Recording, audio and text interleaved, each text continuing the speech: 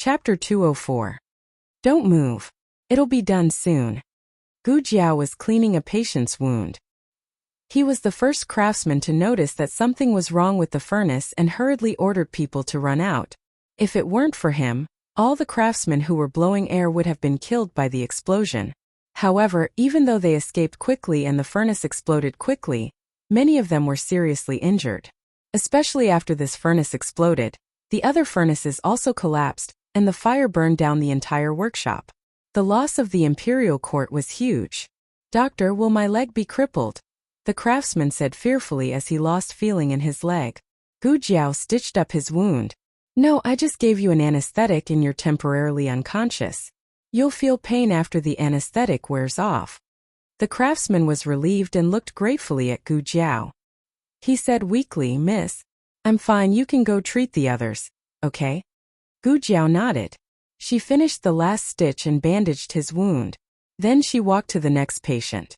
Another patient's back was badly burned. Dr. Song was using the saline Gu Jiao gave him to clean the wound, but the wound was too big. It was Dr. Song's first time dealing with a patient of this level, and he was a little shaky. "I'll do it," Gu Jiao said to him.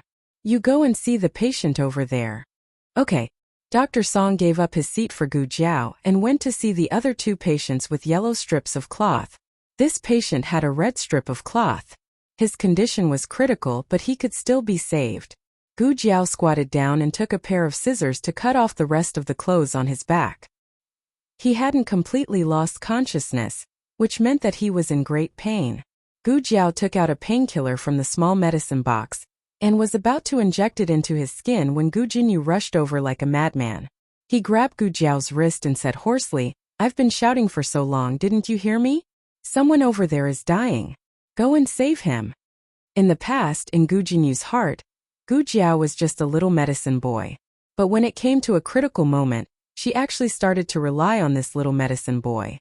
Gu Jiao looked at the hand holding her wrist in annoyance. "Take it away." It was too annoying to say another word. Gu Jinyu said self-righteously, "Aren't you a doctor? How can you leave him in the lurch?" She pointed at the patient lying beside Gu Jiao. "That person's condition is much worse than his. If we don't treat him now, he will die." Of course, Gu Jiao understood the man's condition. She was the one who tied the black cloth on him. He was a dying man, so there was no value in saving him. Saving him would only lead to the deaths of a large number of critically ill patients covered in red cloth. Seeing that Gu Jiao was ignoring him, Gu Jinyu exploded. "Are you going to watch him die? Do you still have a conscience?" Gu Jiao pried open Gu Jinyu's wrist and pricked the patient's arm with a needle. She freed her other hand and gave Gu Jinyu a slap. This was not the small slap she had suffered when she was fighting with Zhuang Mengdai in the small town. Gu Jinyu was slapped to the ground. Her right ear was ringing. The corner of her mouth was also cut. Her forehead hit a broken piece of wood and blood immediately flowed out. Gu Jinyu looked at Gu Jiao in disbelief. Gu Jiao had already given the patient an analgesic injection. She took out a piece of antiseptic dressing and covered the patient's wound. Her movements were very careful. After doing all this, she stood up and looked coldly at Gu Jinyu. "Now that you know he is dying, why didn't you do it earlier? You don't even know how much wind and air volume a furnace can withstand. Who gave you the guts to operate the bellows?" The blood drained from Gu Jinyu's face. Gu Jiao said coldly, "If you are ignorant, then find a place to die of stupidity. Don't come out to harm others." Gu Jiao had already seen the old blacksmith and knew the whole story of the accident. This was originally an accident that could have been completely avoided. The young man had seen everything that had happened between Gu Jiao and Gu Jinyu. "Find out who that girl is." Minister Zhao was about to respond when a hidden guard appeared out of nowhere and nodded. "Yes." Minister Zhao broke out in cold sweat. As expected of His Highness. Even his hidden guards were so elusive. The fire was spreading, and it was not advisable to stay at the scene for long. Minister Zhao also joined the ranks of the injured. Soon Gu Chongqing arrived with a group of guards. The 6 ministries and the Grand Council belonged to different factions. Strictly speaking, the accident at the Ministry of Works had nothing to do with the military camp. But when he heard that the doctor at the Miracle Hall had been requisitioned by the Ministry of Works, He led his personal guards and rushed over. Eldest brother. When Gu Jinyu saw him, it was as if she had seen another life-saving straw.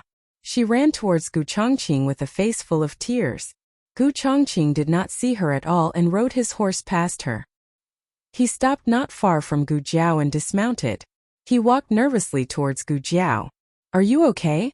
Gu Jiao was changing the dressing for the patient. His injuries were too serious and a piece of dressing was soaked in blood. Gu Chongqing was a man, but he was secretly uncomfortable seeing this scene. He reached out his hand. Give it to me. Gu Jiao shook her head and said to him, there are still a few patients over there. Help move them. Send them to the medical hall? Gu Chongqing asked. Yes. Gu Jiao nodded. Gu Chongqing quickly ordered his subordinates to find wooden planks to carry the patients out. There was another patient who had only sprained his ankle and suffered some superficial injuries. Gu Chongqing directly carried him on his back. He had only taken a few steps when he suddenly felt two gazes that could not be ignored fall on him. He looked over and saw a carriage parked outside the back door. That seemed to be. While he was thinking, there was a rumbling sound from the other end of the ruins.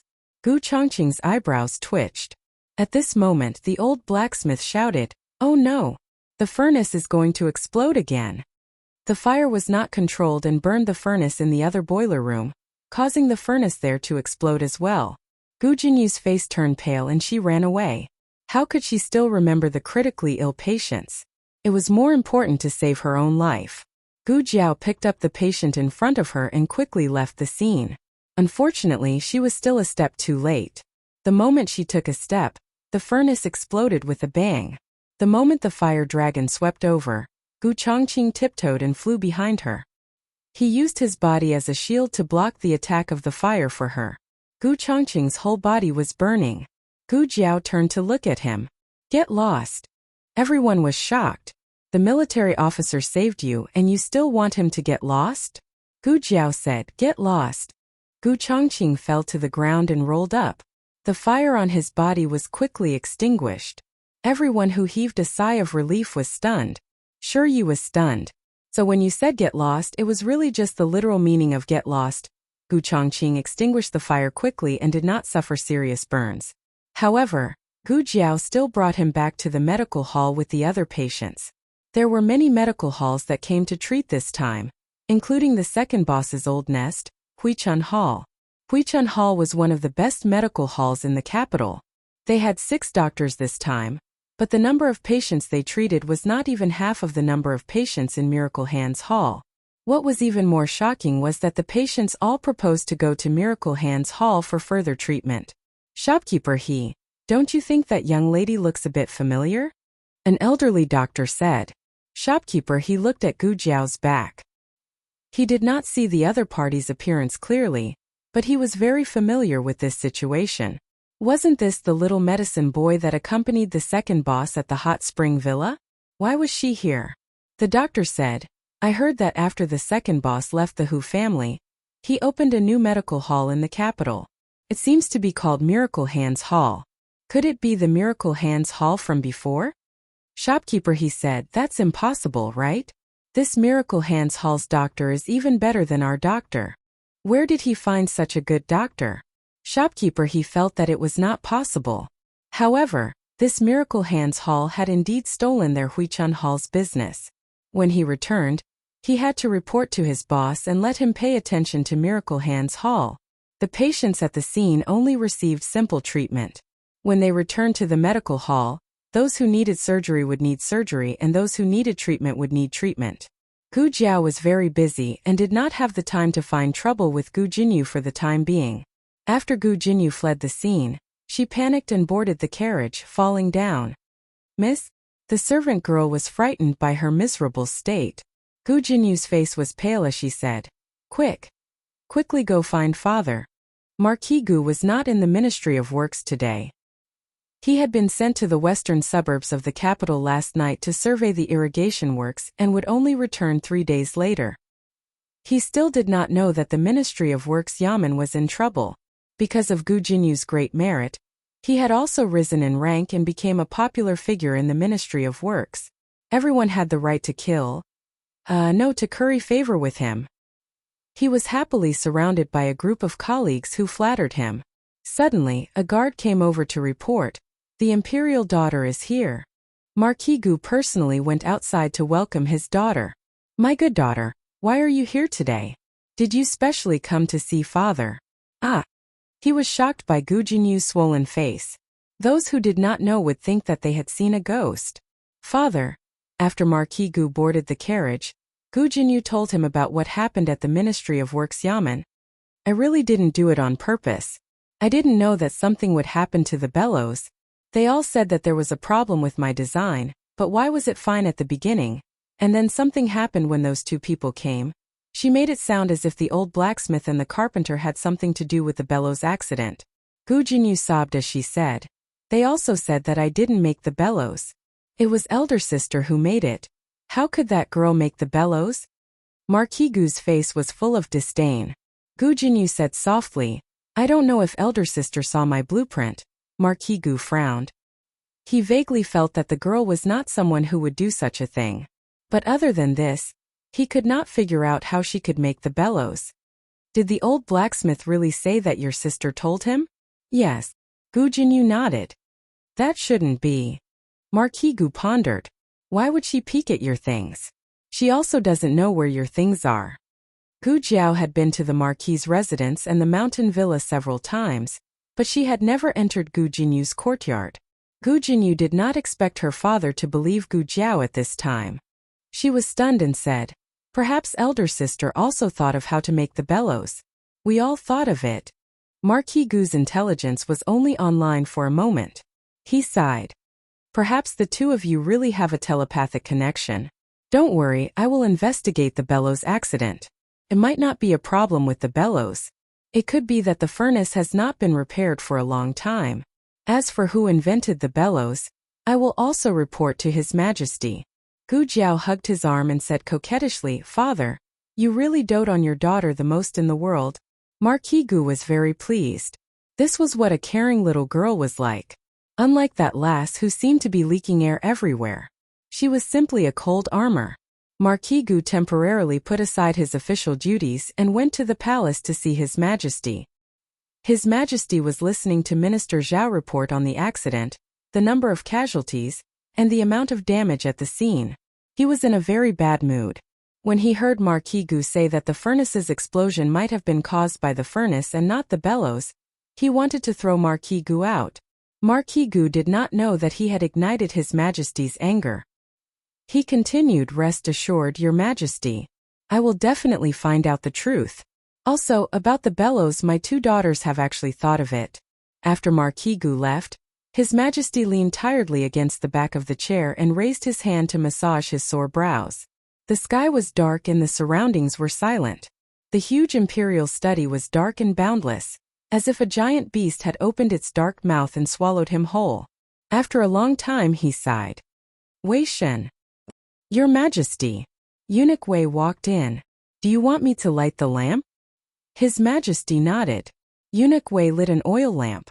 Under the oil lamp, His Majesty's face was haggard and his expression was tired. With such a big matter happening, the one who was most upset was the ruler of a country.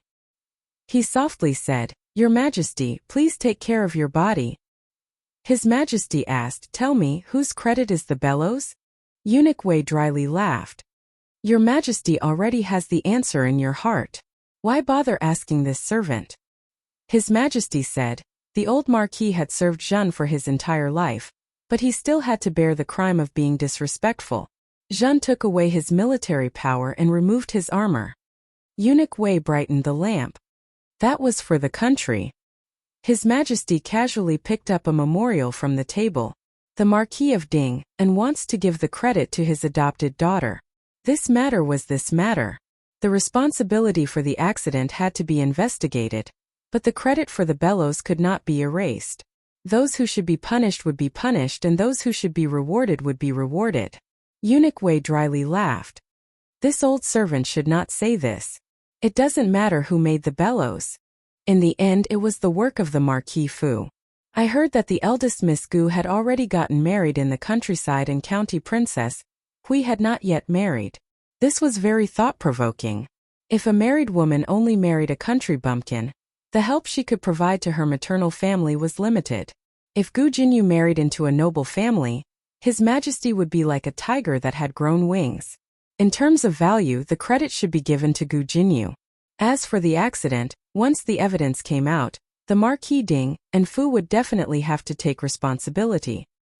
His Majesty hesitated. But wouldn't this be too unfair to the eldest miss? Eunuch Wei earnestly said. Her own father did not feel wronged. Why would your Majesty feel wronged for her? She is destined to be abandoned by the Marquis Fu. She will not be of any help to the Marquis Fu, and will not be of any help to your Majesty. His Majesty gave a self-deprecating smile. Then is Zhan still a wise ruler? Eunuch Wei said. Your Majesty sacrificed one person to save the people from disaster. Why is it unclear? Why is it unkind? Your Majesty! A young pill apprentice called from outside the door. You should take the pill. His Majesty gave Eunuch Wei a look. Eunuch Wei understood and walked to the door with his horsetail whisk. He extended his skinny hand and said in a sharp voice, Give it to me. Yes. The young pill apprentice knelt on the ground and handed the brocade box to Eunuch Wei with both hands. Eunuch Wei took the pill and entered. Your Majesty, don't read the memorials for now. Take the pill. The young pill apprentice stretched his neck. He could not see the scene inside and could only vaguely see His Majesty take the pill from the silhouette in the window. He retreated with satisfaction. Once he left, His Majesty coldly snorted and threw the pill that he had not taken back into the box. With a face full of disdain he said, Get rid of it. Yes. Eunuch Wei received the pill and put it away. Your Majesty. His Majesty's ears did not have a moment of peace before another young eunuch came. Imperial concubine Shu has come to deliver a tonic soup. Venison complete tonic soup. Good. It was another thing to seek favor. The inner palace had more porridge than monks. The monks had not been there for a long time. Which woman could stand it? But His Majesty was also very helpless. Eunuch Wei wanted to laugh but did not dare to. It took him a lot of effort to hold it in. Your Majesty, please bear with it. Didn't that little magic doctor say that you would be free of worries if you did not get sick for 2 years? It has been almost a year. At the mention of the little magic doctor, His Majesty's expression eased a little. He was bored in the palace, so he decided to go out for a walk. He left the palace in plain clothes and only brought Eunuch Wei with him. The master and servant wore the clothes of an ordinary master and a steward and walked openly on the street. There were not many people in the world who had seen the emperor's true appearance, so the two of them were not worried about being recognized. Walking on the streets, looking at the lights of thousands of houses and seeing the people well-fed and well-dressed, the depression in His Majesty's heart finally dissipated a lot. Oh! As His Majesty was walking, a small ball fell over and rolled to his feet. Eunuch Wei was scared and opened his arms. Protect His Majesty. His Majesty looked at Eunuch Wei speechlessly. It's a child. The small ball pulled the hem of the clothes in front of him and stood up. He patted his little butt and looked down. Oh, my shoe. One of his tiger head shoes was gone. That was his most beloved little shizzy. He ran around in a circle but could not find his shoe. He was so anxious that he put his hands on his waist and stamped his feet. His Majesty was amused by his charmingly naive look and could not help but laugh. Little Jing Kong finally noticed the adult in front of him. He looked up at him, thought for a while and said, Handsome uncle, have you seen my shoe? Chapter 205. Handsome uncle, this form of address was too interesting. This was the first time the emperor had been called this. All the flattering words could not compare to this child calling him handsome uncle. This child did not seem to be afraid of him. Although he traveled incognito, he had been sitting on the dragon throne for many years.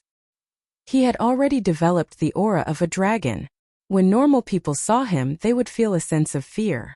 He squatted down. Eunuch Wei stopped him. Master. The emperor raised his hand to stop him, indicating for him to shut up.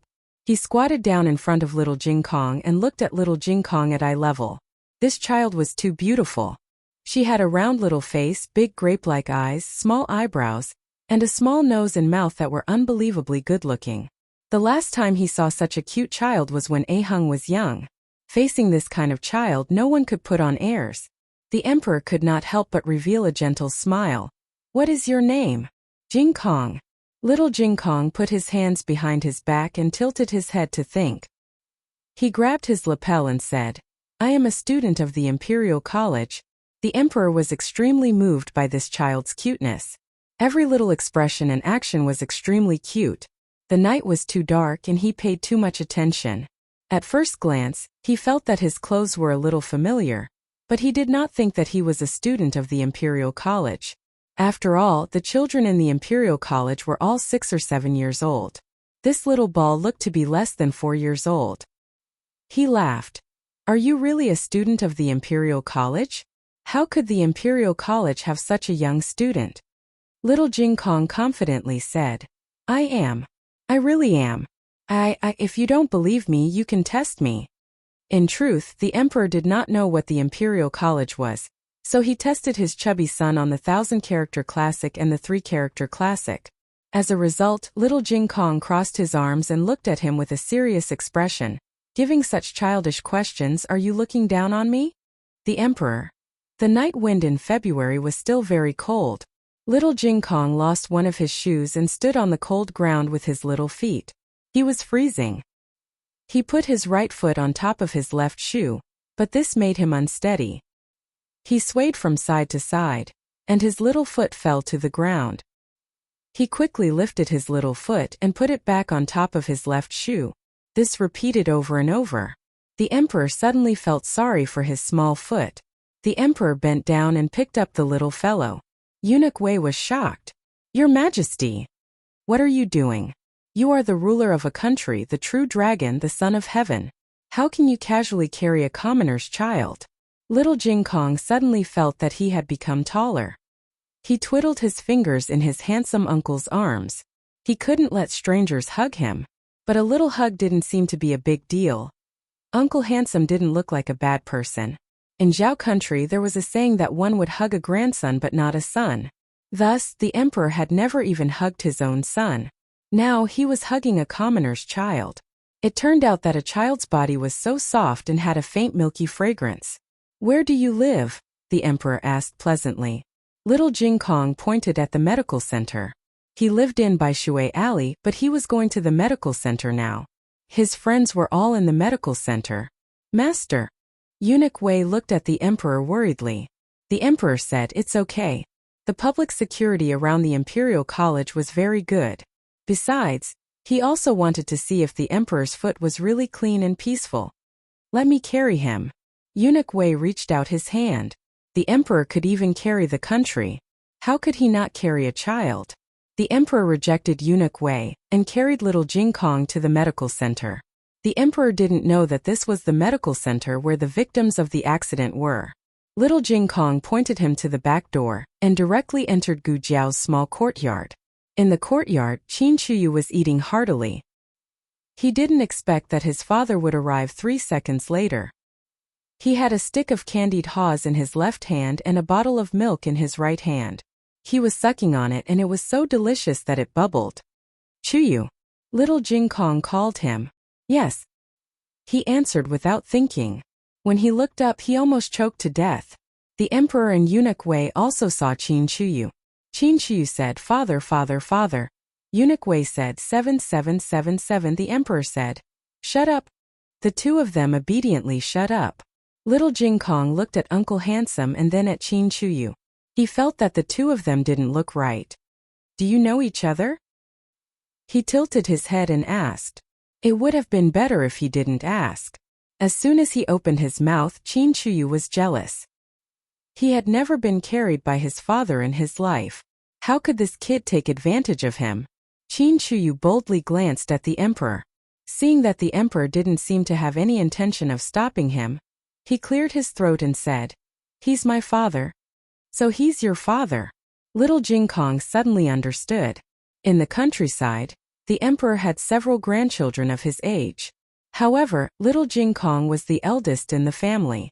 Moreover, he had seen Su Kanji's father. Su Kanji had a son at an old age. Su Kanji's father was older than Chu Yu's father, so little Jing Kong accepted this matter quite well. Little Jing Kong wiggled his little butt and got down from Uncle Handsome's arms. Chu Yu finally saw his feet. It turned out that his father carried him back because he didn't have any shoes. He felt a little better. Little Jing Kong said, "Your father is so good-looking." Chu Yu replied politely, "Your brother-in-law is good-looking too." Little Jing Kong, who didn't think his bad brother-in-law was good-looking at all. Little Jing Kong jumped into Jiao Jiao's room and changed into a new pair of tiger head shoes. Jiao Jiao's courtyard was filled with little Jing Kong's things. From clothes, shoes to toys, everything was available. As soon as the emperor appeared, Chu Yu became extremely nervous. He didn't dare to eat snacks or drink milk. He just stood there like a coward. The two people Chu Yu was most afraid of in his life were his uncle, Marquis Xianping, and the emperor. In fact, neither of them had beaten him before. On the contrary, Empress Xiao would occasionally hit his palm with a ruler when she was angry. The emperor was also quite depressed. At this moment, he really believed that the little fellow was a student of the Imperial College and was even his son's classmate. But how could an 8-year-old child play together with a 4-year-old child? Also, the sky was so dark, but he didn't go back to the palace. However, the emperor didn't embarrass his son in front of outsiders. Soon, Su Kanji came back breathlessly. "Jing Kong, where did you go?" Little Jing Kong ran out and shook his head with his hands on his hips. "I told you couldn't catch up with me. Ha ha ha. Who is he?" Although Su Kanji's father was a court official, he had never seen the emperor. "He's Chu Yu's father," little Jing Kong introduced. "Oh." Su Kanji greeted him politely. "Hello, Uncle Chu." Old man Su only told Su Kanji to play with Chu Yu. He didn't say that Chu Yu was a prince, so Su Kanji naturally didn't know that Chu Yu's surname was Qin. The two children didn't know Chu Yu's identity. It seemed that they had made a real friend. The emperor's expression was not so strict. The three children played for a while more. Chu Yu's servants came to take him back to the palace. They were all scared to death when they saw the emperor. The emperor didn't say anything and was about to take Chu Yu away. Suddenly, a few women's shrill cries came from outside the courtyard. The emperor frowned. "What's going on?" Little Jing Kong sighed. "It's the patients' families. A lot of patients came to the clinic today. They were seriously injured. Their families are very sad." "A lot of patients?" An ominous premonition flashed through the emperor's heart. He gave Eunuch Wei a look. Eunuch Wei understood and went to the front hall to ask around. He didn't know if he didn't ask, but when he did, he was shocked. This miracle medicine hall treated dozens of government laborers and craftsmen who were involved in the accident at the Ministry of Works. Both the upper and lower floors were full. The emperor sent the three children away and let them go inside to eat. After listening to Eunuch Wei's report, the emperor's face suddenly darkened. When Minister Zhao reported the accident to him, he didn't mention that there were so many injured people. "Isn't there only a dozen? Most of them aren't seriously injured." He said that only 2 of them were seriously injured, and they have been properly treated. This was why the emperor had come to Jiangnan to visit incognito. In order to protect their official positions, the news they sent to him had all been filtered. The emperor of a country was blinded and would make the wrong decision. Eunuch Wei didn't dare to say anything. When Minister Zhao reported to the emperor, he already guessed that there were more casualties. The emperor probably guessed it too. However, he and the emperor didn't expect Minister Zhao to hide so much. This was too much. "I'll go and see for myself," the emperor said in a low voice. "You can't, Your Majesty." Eunuch Wei hurriedly stopped him. As a eunuch, he was terrified of those injured people. The emperor, as the emperor of a country, couldn't go and see such a scene. The emperor ignored Eunuch Wei's obstruction and strode out of the courtyard. As soon as he crossed the threshold, he unexpectedly met a strong figure. Military officer Gu? The emperor was surprised. Gu Chongqing came to see little Jing Kong and Gu Chonglin. Gu Chonglin was moved to Gu Jiao's small courtyard because the ward was too crowded. However, he had been lying in the room and didn't come out. Therefore, even little Jing Kong and the others didn't know he was in the courtyard. Gu Chongqing was also very surprised to see the emperor here. Gu Chongqing saluted with his hands folded. "Your Majesty." The emperor's gaze fell on his bandaged left hand and asked, "You also went to the scene of the accident?" Gu Chongqing said truthfully, "Yes, I heard the news on the way and brought a group of people there." The emperor nodded and assumed that he was here to escort the injured people. The emperor asked again, "Is your hand okay?" Gu Chongqing said, "It's not serious. It's just a superficial wound." The emperor looked at him steadily.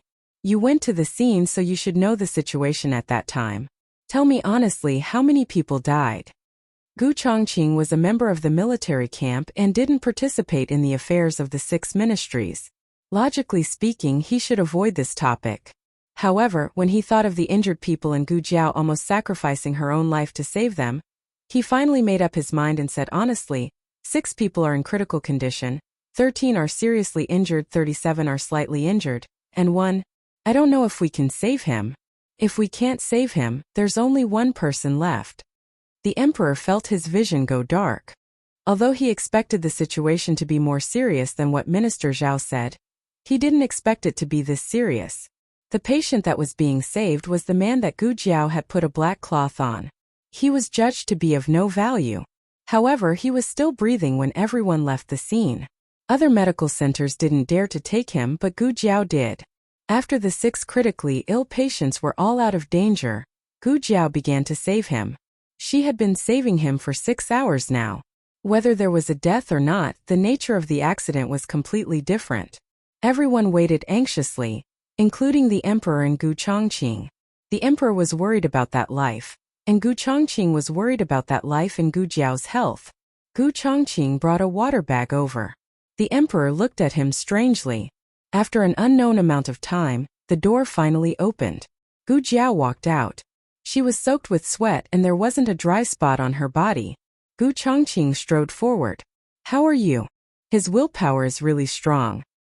He saved his life for the time being, but he hasn't completely passed the danger. At this point, Gu Jiao realized that Gu Chongqing was asking about her. She paused. "I'm fine." She was just a little hungry. Gu Chongqing uncorked the water bag in his hand and handed it to her. "The food is ready. Go and eat something." Gu Jiao nodded and took a sip from the water bag.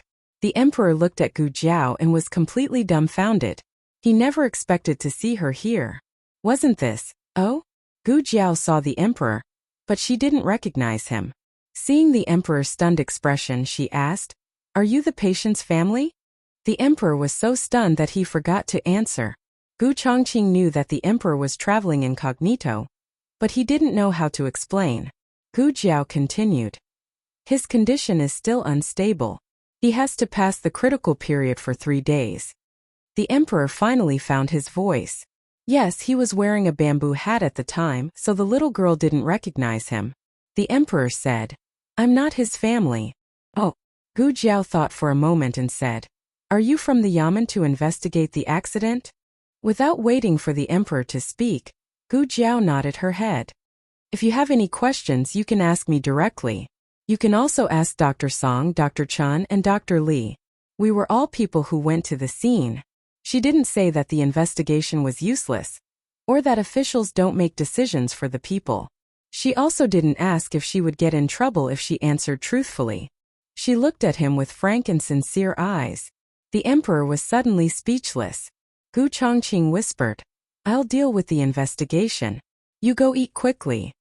Gu Jiao felt that it was feasible and turned around to go to the courtyard. Only when she was far away did the emperor recover from the successive shocks. He remembered the way Gu Chongqing interacted with the other party. It didn't seem like it was the first day they met. He asked, "You know each other?" Gu Chongqing cupped his hands and took a deep breath before saying, "Replying to your majesty, she is this official's little sister." The emperor was shocked again. "Your little sister?" "Your little sister isn't," Gu Chongqing firmly said. "She is my biological little sister." On the carriage back to the palace, Qin Chuyu, who was tired from playing, fell asleep. He lay down next to the emperor. The little fatty's body was curled up like a little bear cub. Eunuch Wei used his hand to stop him from rolling off the bed. The emperor was completely immersed in an indescribable shock. The harvest from this trip was too great. The injured person's condition, the Ministry of Works concealment, and the little godly doctor who treated his venereal disease. And the little godly doctor was actually Marquis Ding An's biological daughter. If that was the case, then the bellows was also her. Marquis Ding An, are you a stupid pig? After the emperor returned to the palace, the first thing he did was to have Minister Zhao roll over to his imperial study and ask him about the true casualties. Minister Zhao wanted to make a final struggle, but unexpectedly, the emperor directly threw the list of injured people in front of him. Seeing the list, Minister Zhao was stunned. Didn't he already issue a gag order? Which brat that wasn't afraid of death had leaked the truth? The people in the Ministry of Works naturally did not have this courage, so the emperor did not have any hopes of starting with the Ministry of Works. He appointed Gu Chongqing. Many of today's patients had been escorted by Gu Chongqing's guards. He knew which medical centers they had been sent to and easily obtained the names of the patients. Among them, the Miracle Hands Hall had taken in the most patients. This included a dying patient and 6 critically ill patients that had been rejected by other medical centers.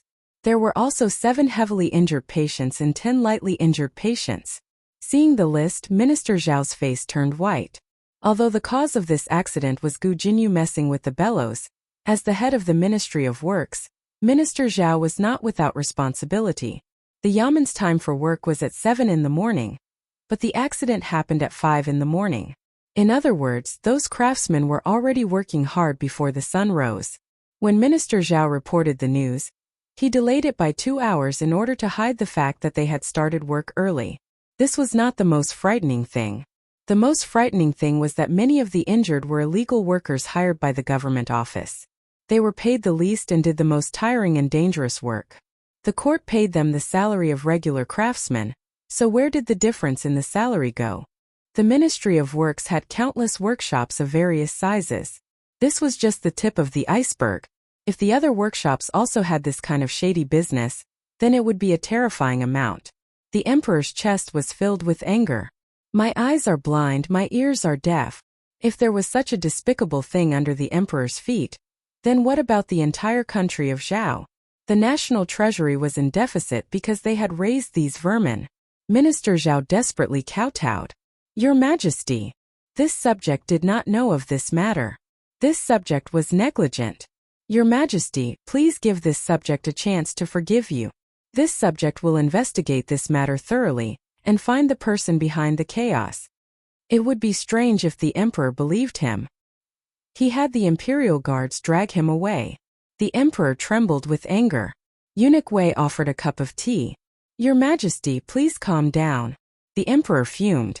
Such a big thing has happened and everyone treats me like I'm deaf. Like I'm blind. How do you want me to calm down? Eunuch Wei sighed. Minister Zhao was actually useful. He had been the Minister of Works for 2 consecutive terms. His merits outweighed his faults. If not for the furnace and bellows incident, he would probably have been promoted next year. But he had run into that Miss Gu. Was it Minister Zhao who was unlucky, or was it all the people related to Gu Jinyu who were unlucky? Eunuch Wei helplessly shook his head. Thinking of something, he asked, Your Majesty, about Princess Hui. Yes, there was still this problem. The emperor's head hurt. He pinched his sore brows. Summon her into the palace tomorrow. Early the next morning, Eunuch Wei went to the Marquis Fu and summoned Gu Jinyu into the palace. Gu Jinyu had learned her lesson and was more careful today. On the way to the imperial study, she secretly stuffed a heavy pouch into Eunuch Wei's hands. She warmly said, Eunuch Wei, why did Your Majesty summon me today?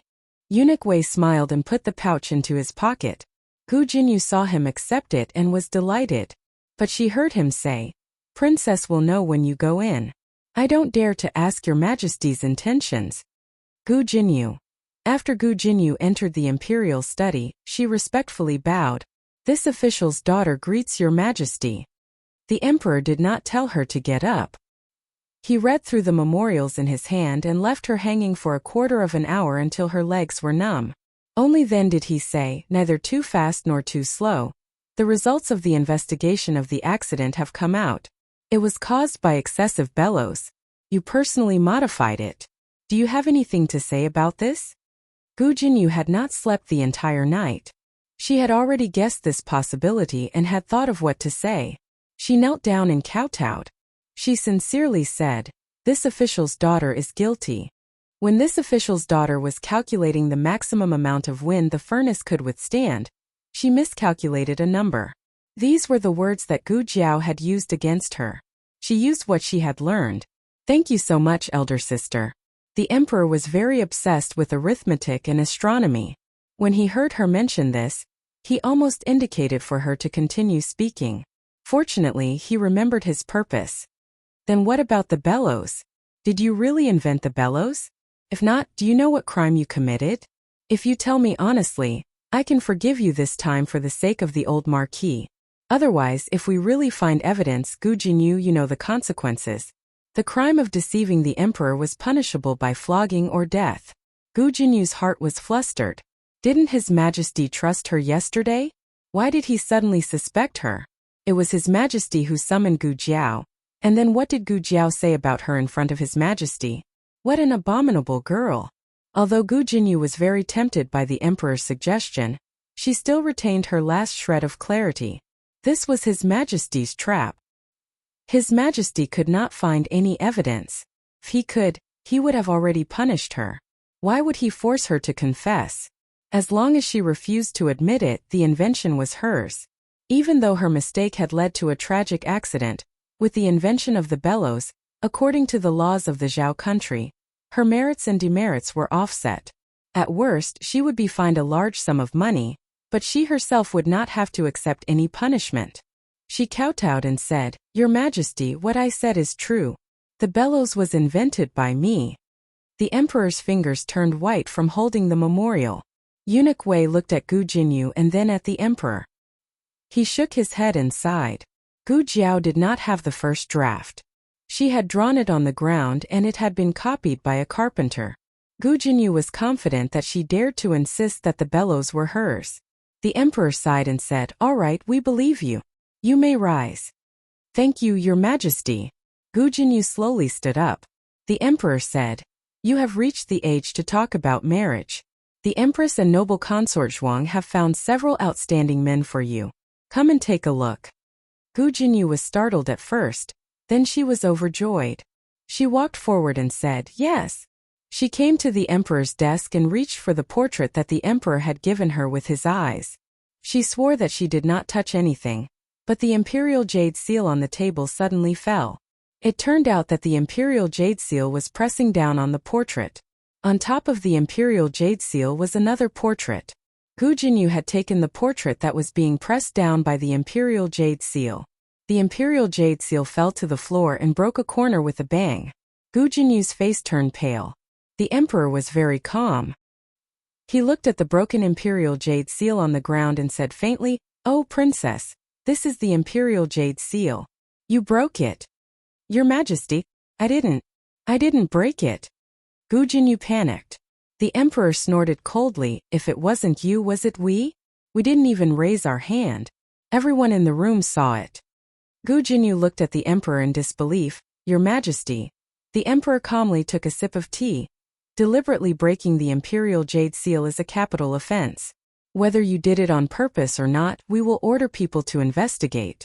Go to the prison and reflect.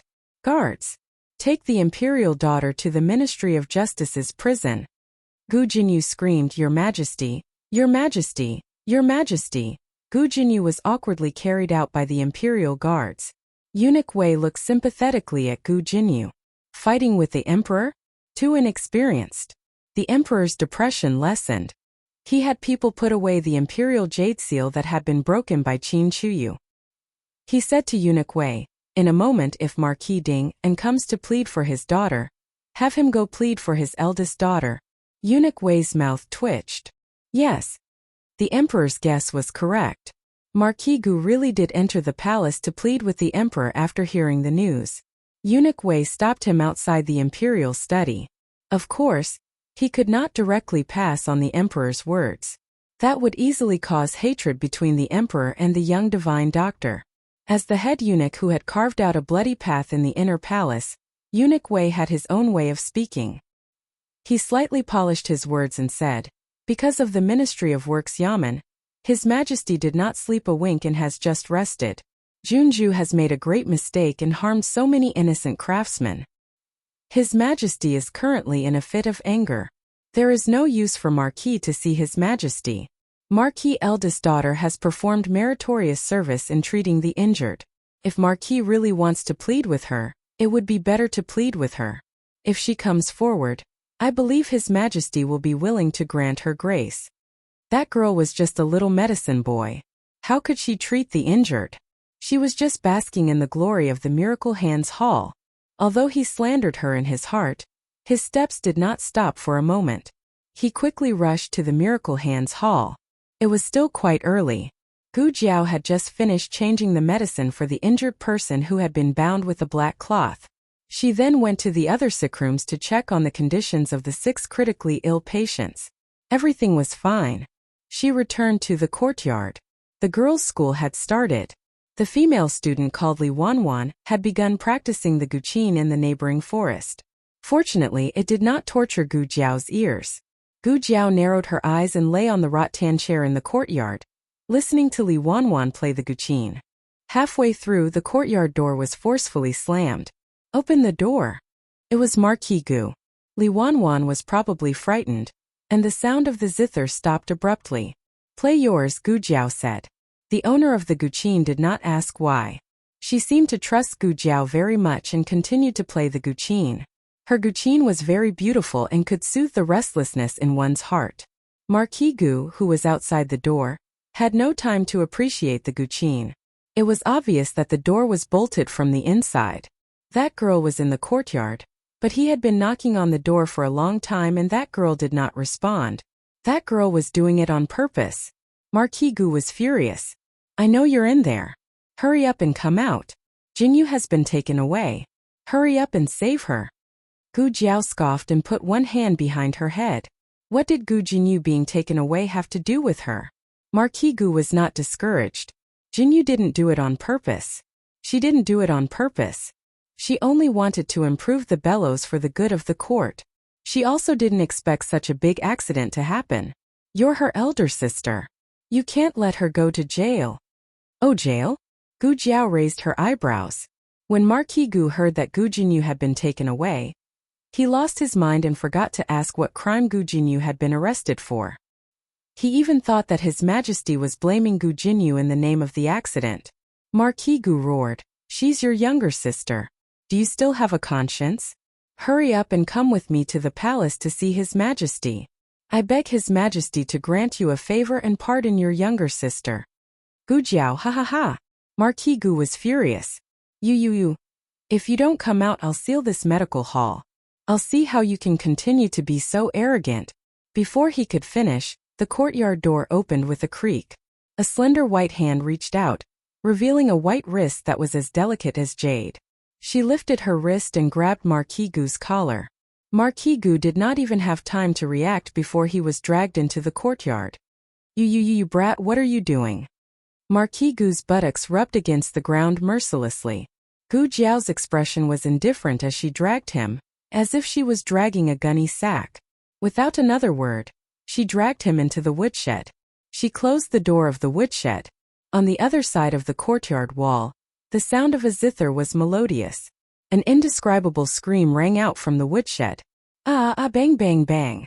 Dong dong dong. Ka. Don't hit my face. The sound of the zither was melodious and mellow. When the last note was played, a certain someone in the woodshed had also finished punching his last fist. Gu Jiao opened the door and walked out of the woodshed, feeling refreshed. The sunlight shone in and shone on Marquis Gu's bruised and swollen pig head. He was like a puppet whose strings had been cut, leaning against the wall soullessly and sitting on the ground. Marquis Gu felt wronged. Boo-hoo. I said I don't like to be hit in the face.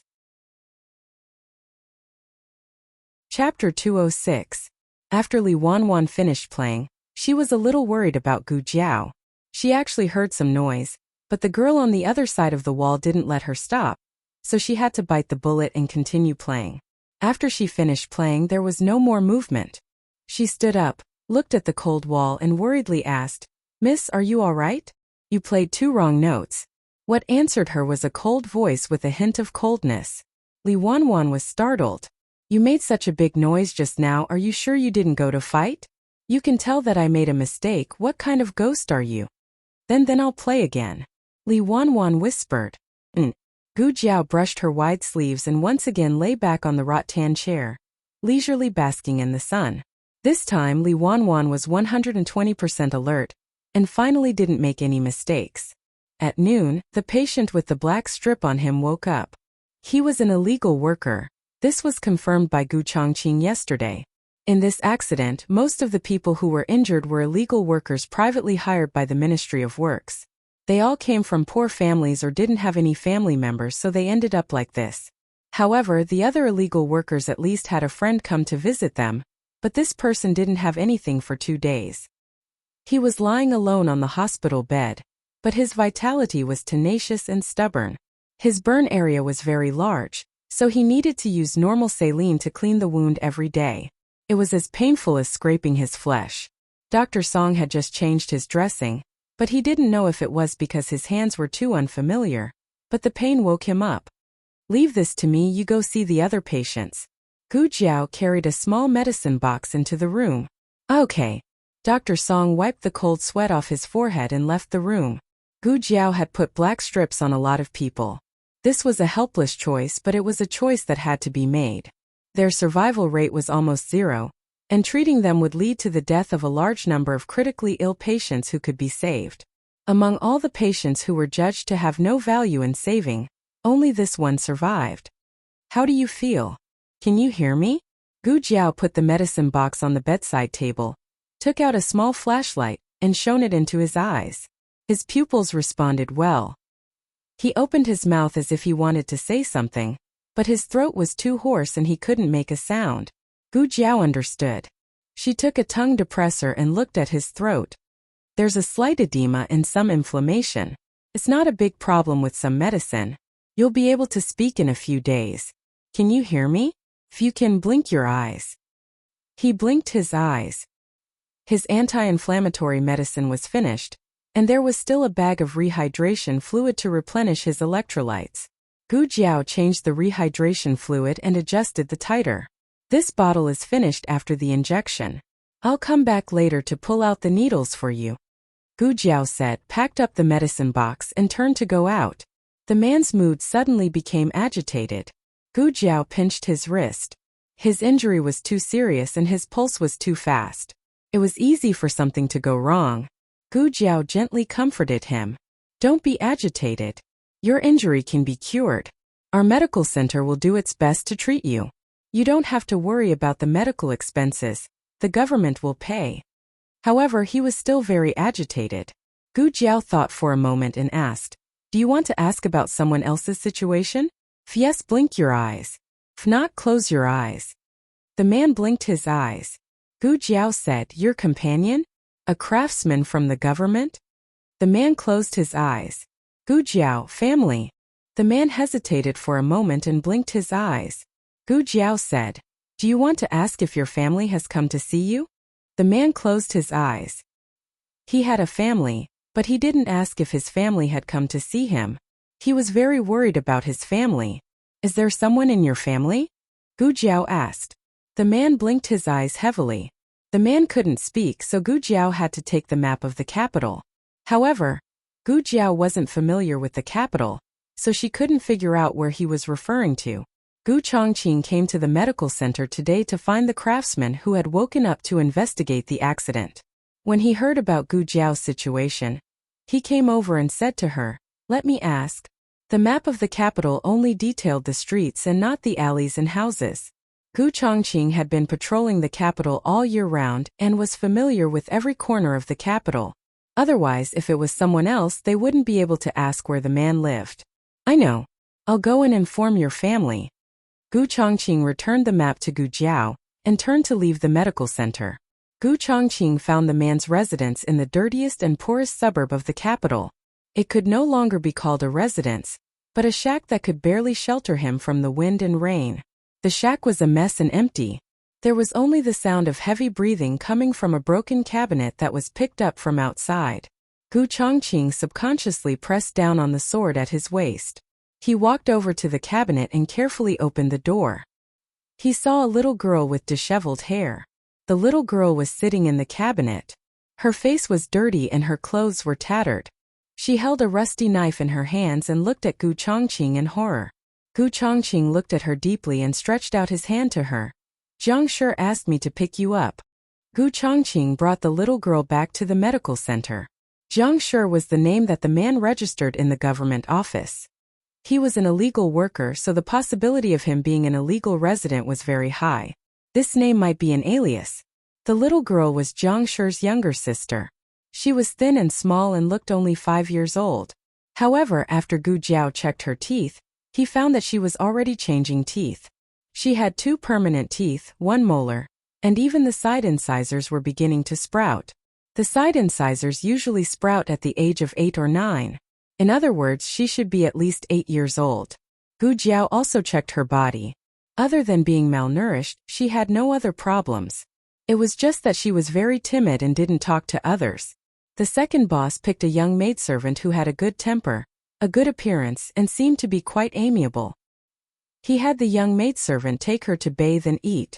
He also bought her a few new clothes out of his own pocket. The second boss also arranged a separate room for her, but she didn't want to stay there. She wanted to stay with her brother. Xiao Sanzi, make a bamboo bed for her, the second boss ordered. Okay.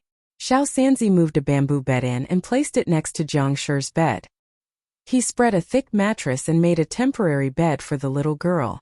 The little girl sat on the bed and looked at her brother from time to time.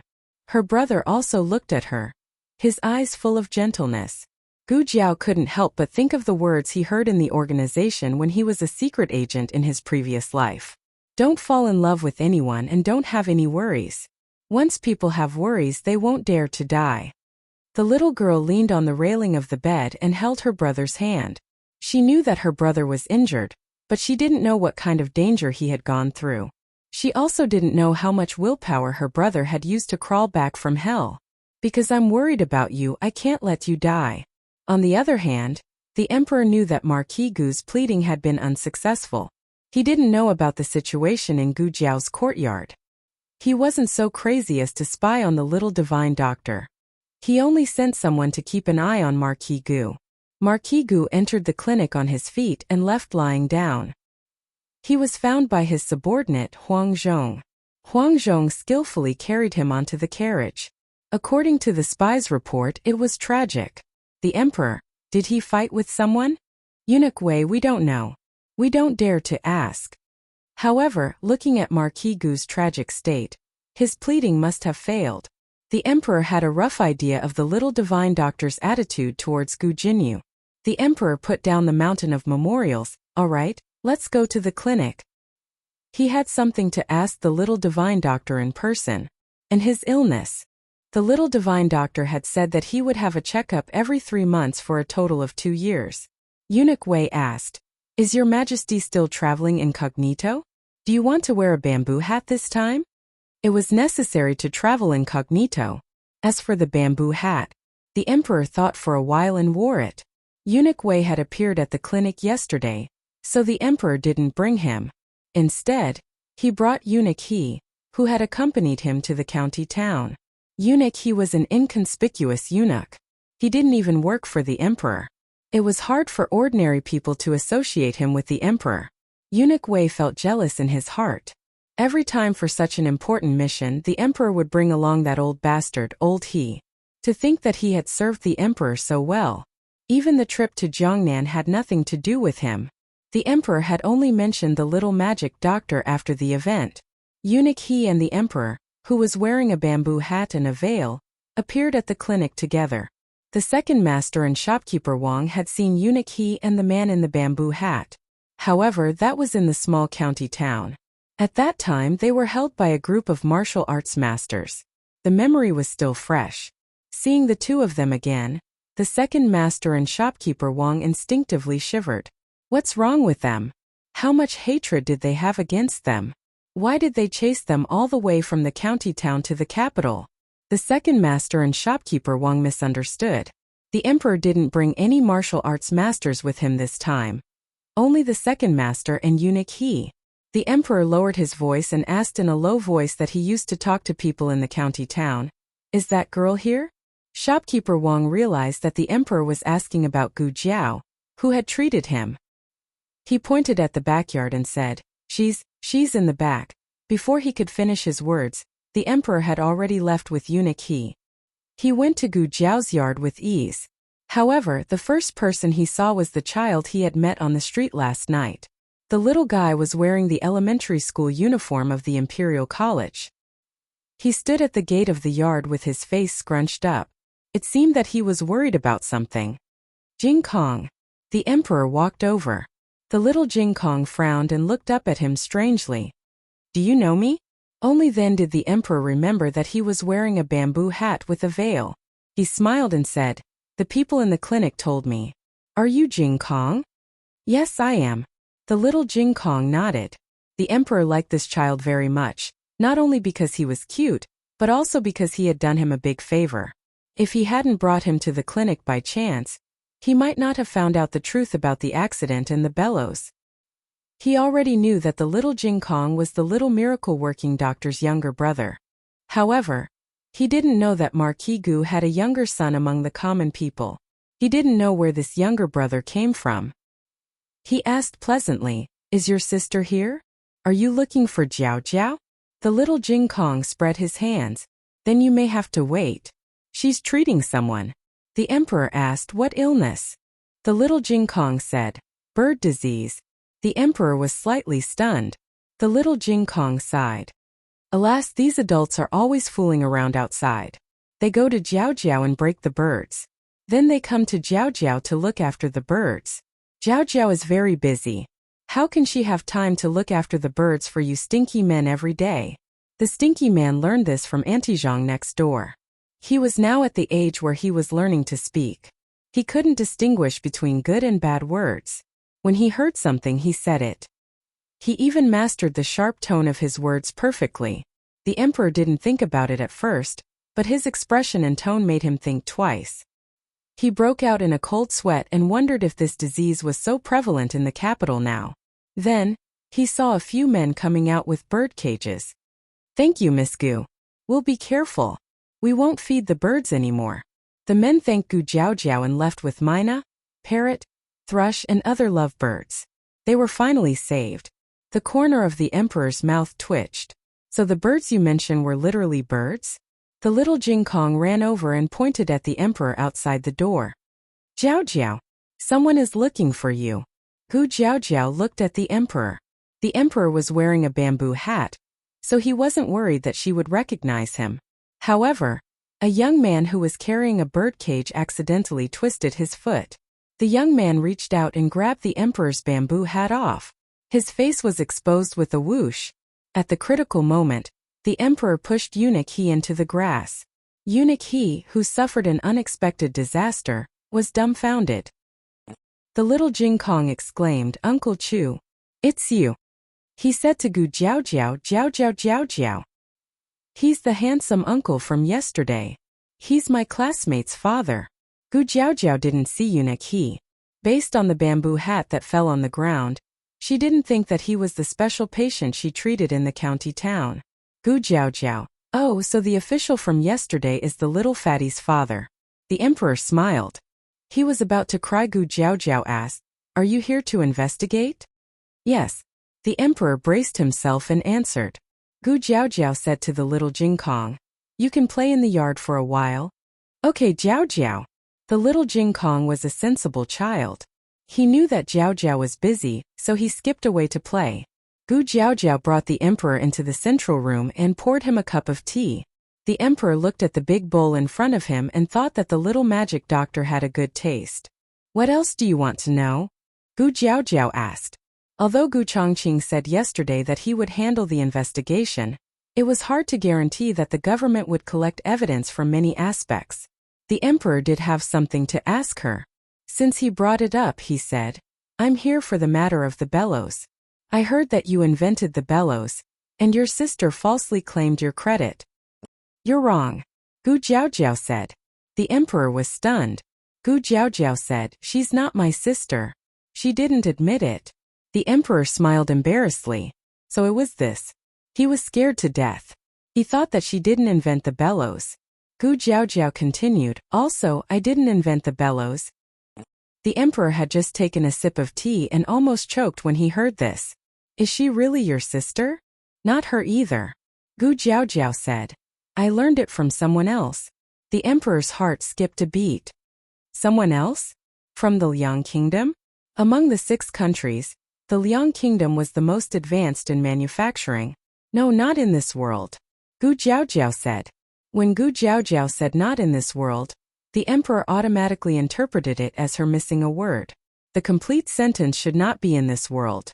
The emperor's thoughts were one level deeper than the Marquis of Ding, and he had seen Gu Jiaojiao's medical skills. Gu Jiao was definitely not a normal country girl. Of course, the emperor could not guess that Gu Jiao was a soul that came from another world. He only thought that Gu Jiaojiao had met a hidden expert and was taken in as a disciple. Only that expert had already passed away. If the emperor thought this, it was not bad. It would save Gu Jiaojiao the trouble of explaining. The emperor suddenly smiled. You girl, you really aren't greedy for credit. Gu Jiaojiao did not have any interest in these so-called credits. Her original intention was to have her ironwork come out as soon as possible. Is there anything else to investigate? She asked. The emperor hesitated a bit and took a deep breath. He smiled and said no. He stood up and left. Gu Jiao lightly opened her mouth. You're not going to see a doctor? The emperor turned his head. Gu Jiao pointed at her own small medicine box. You've been staring at my medicine box. Could it be that you don't want to see a doctor? In truth, the emperor had only looked twice. When he came, he looked once. When he left, he looked once. If it was any other girl, they definitely would not have noticed. Otherwise, why would he say that she was amazing? The emperor cleared his throat. Cough, it's not a big matter. It's just that I kicked off my blankets in the middle of the night and caught a cold. I have a headache and a fever. Gu Jiao, take off your pants. Emperor, hey. Wait, it seemed like something was wrong. When Gu Jiao opened the small medicine box, she found that there was an extra syphilis test paper inside. The patients in the medical hall did not need this. There were no visible lesions on the surface of their bodies. They were the same as normal people. But after being together for a few days, she had gradually figured out the pattern of the medicine box. There would not be anything in the medicine box that she did not need, other than those random birth control items. So, there was only one possibility: this person was a healer. In order to further confirm her diagnosis, Gu Jiao took his blood and tested the titer with the test paper. It was true. Seeing that he had recovered well, the emperor raised his eyebrows and said proudly while tying his pants, You're wrong. I don't have this problem. Gu Jiao took off her gloves. Come back for a checkup in 3 months. The emperor. Okay. The emperor went back to the palace in high spirits. He did not know why, but it seemed that every time he came to the small and quiet courtyard of the medical hall, he would be in a good mood. It was as if all his troubles would disappear as soon as he came out of the courtyard. On the way back, he thought a lot about the young magic doctor and Qin Chuyu. When he sent Qin Chuyu to the Imperial College, it was because he found that he was spoiled by the Empress and the people in the palace. He already had 6 sons and the crown prince. It did not matter if Qin Chuyu was successful or not. So, he just left it up to fate to let Qin Chuyu study. The most important thing was to change his personality. But Qin Chuyu was classmates with the young magic doctor's younger brother. Now that she thought about it, Qin Chuyu had actually changed recently. The number of times he cried had decreased, and the number of tyrannical deeds had decreased as well. Yesterday he casually flipped through his homework. At that time he was hiding something and did not pay much attention to it. Now that he thought about it carefully, his handwriting seemed to have improved. His thoughts seemed to have run away. The emperor pulled his thoughts back and began to think about the young magic doctor. It was one thing for the little divine doctor to not care about the merit, but it was another thing for the merit to be falsely claimed by others. He had originally intended to give Gu Jinyu a light punishment on account of the old duke's dedication to him despite his age. But now, he would let her stay in the yamen. Also, there was the reward for the young magic doctor. The emperor thought for a long time and felt that it was too vulgar to be worthy of the young magic doctor. She also did not care about the false reputation. The emperor swore that he would choose gifts for the concubines of the 6 palaces. After 2 hours of careful selection, the emperor finally chose a suitable gift for the young magic doctor. The emperor asked Eunuch Wei to go to the medical center and give the gift to the young magic doctor. Eunuch Wei said with a pleasant expression, "My master went to the palace to see His Majesty and told His Majesty about Mississippi. His Majesty said that the credit for the bellows belongs to Mississippi, miss.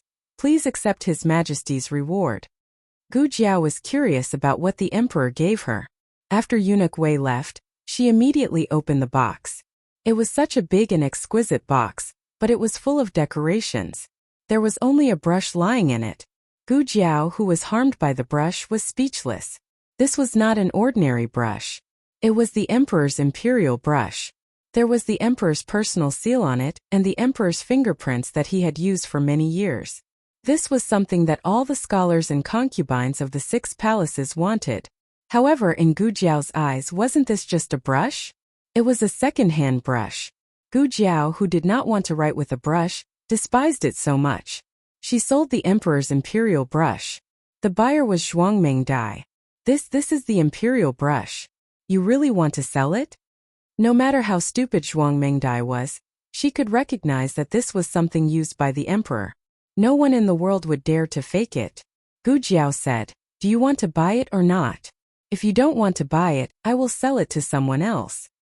"Who said I don't want to buy it?" Zhuang Mengdai grabbed the brush. "Name a price."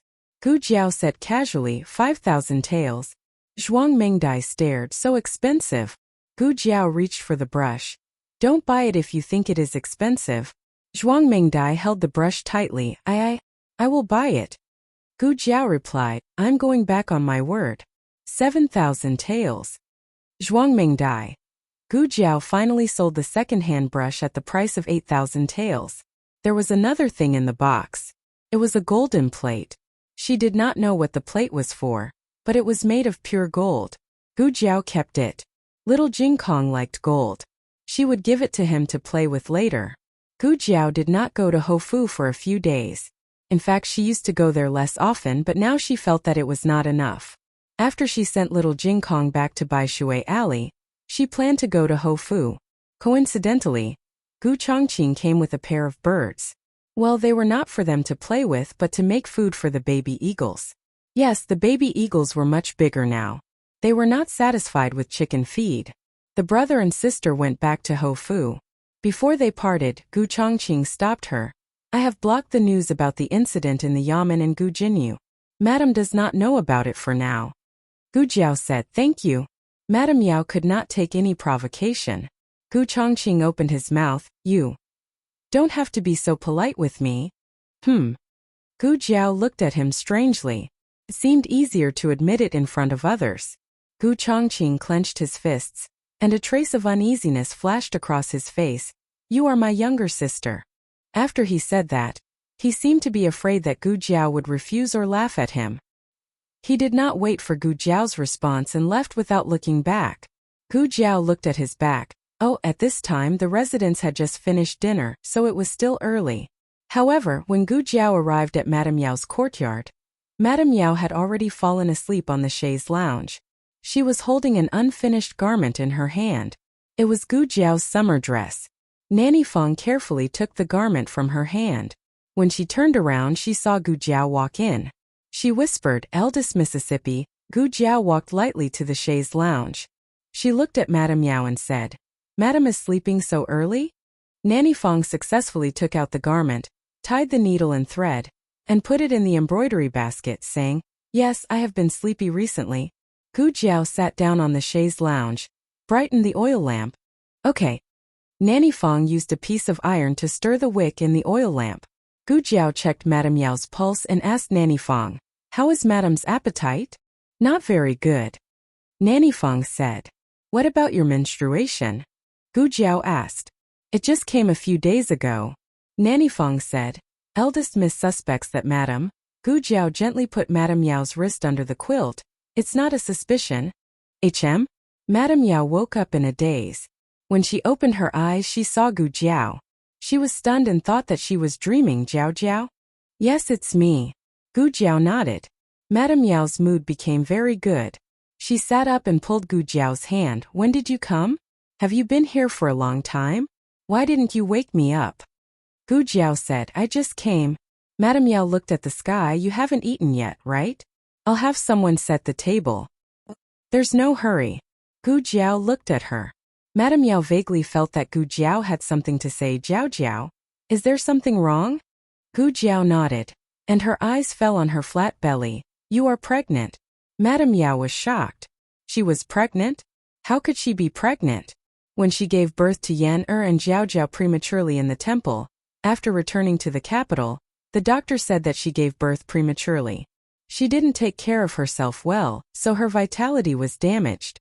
It would be difficult for her to get pregnant again in this life. Madame Yao looked at her belly in disbelief. Madame has been taking medicine. Will there be any problems? Nanny Fong thought of Madame Yao's antidepressants. Gu Jiao shook her head. It's fine. She had already changed her medicine to vitamin and calcium tablets. Nanny Fong put her hands together. Ba. Bodhisattva bless you. Madame Yao still found it hard to digest this fact. It wasn't that she didn't like this child, but she looked at her belly and then looked at Gu Jiao. A trace of anxiety flashed through her eyes. Jiao Jiao, do you want a younger brother or sister? Gu Jiao seriously thought about it and nodded. After learning that she was pregnant, the first thought that flashed through Madame Yao's mind was whether Jiao Jiao and Yan could accept it. If they didn't accept it, then it meant that she didn't give them enough love. She didn't have the right to have another child. Yan will also like it, Gu Jiao said. How do you know?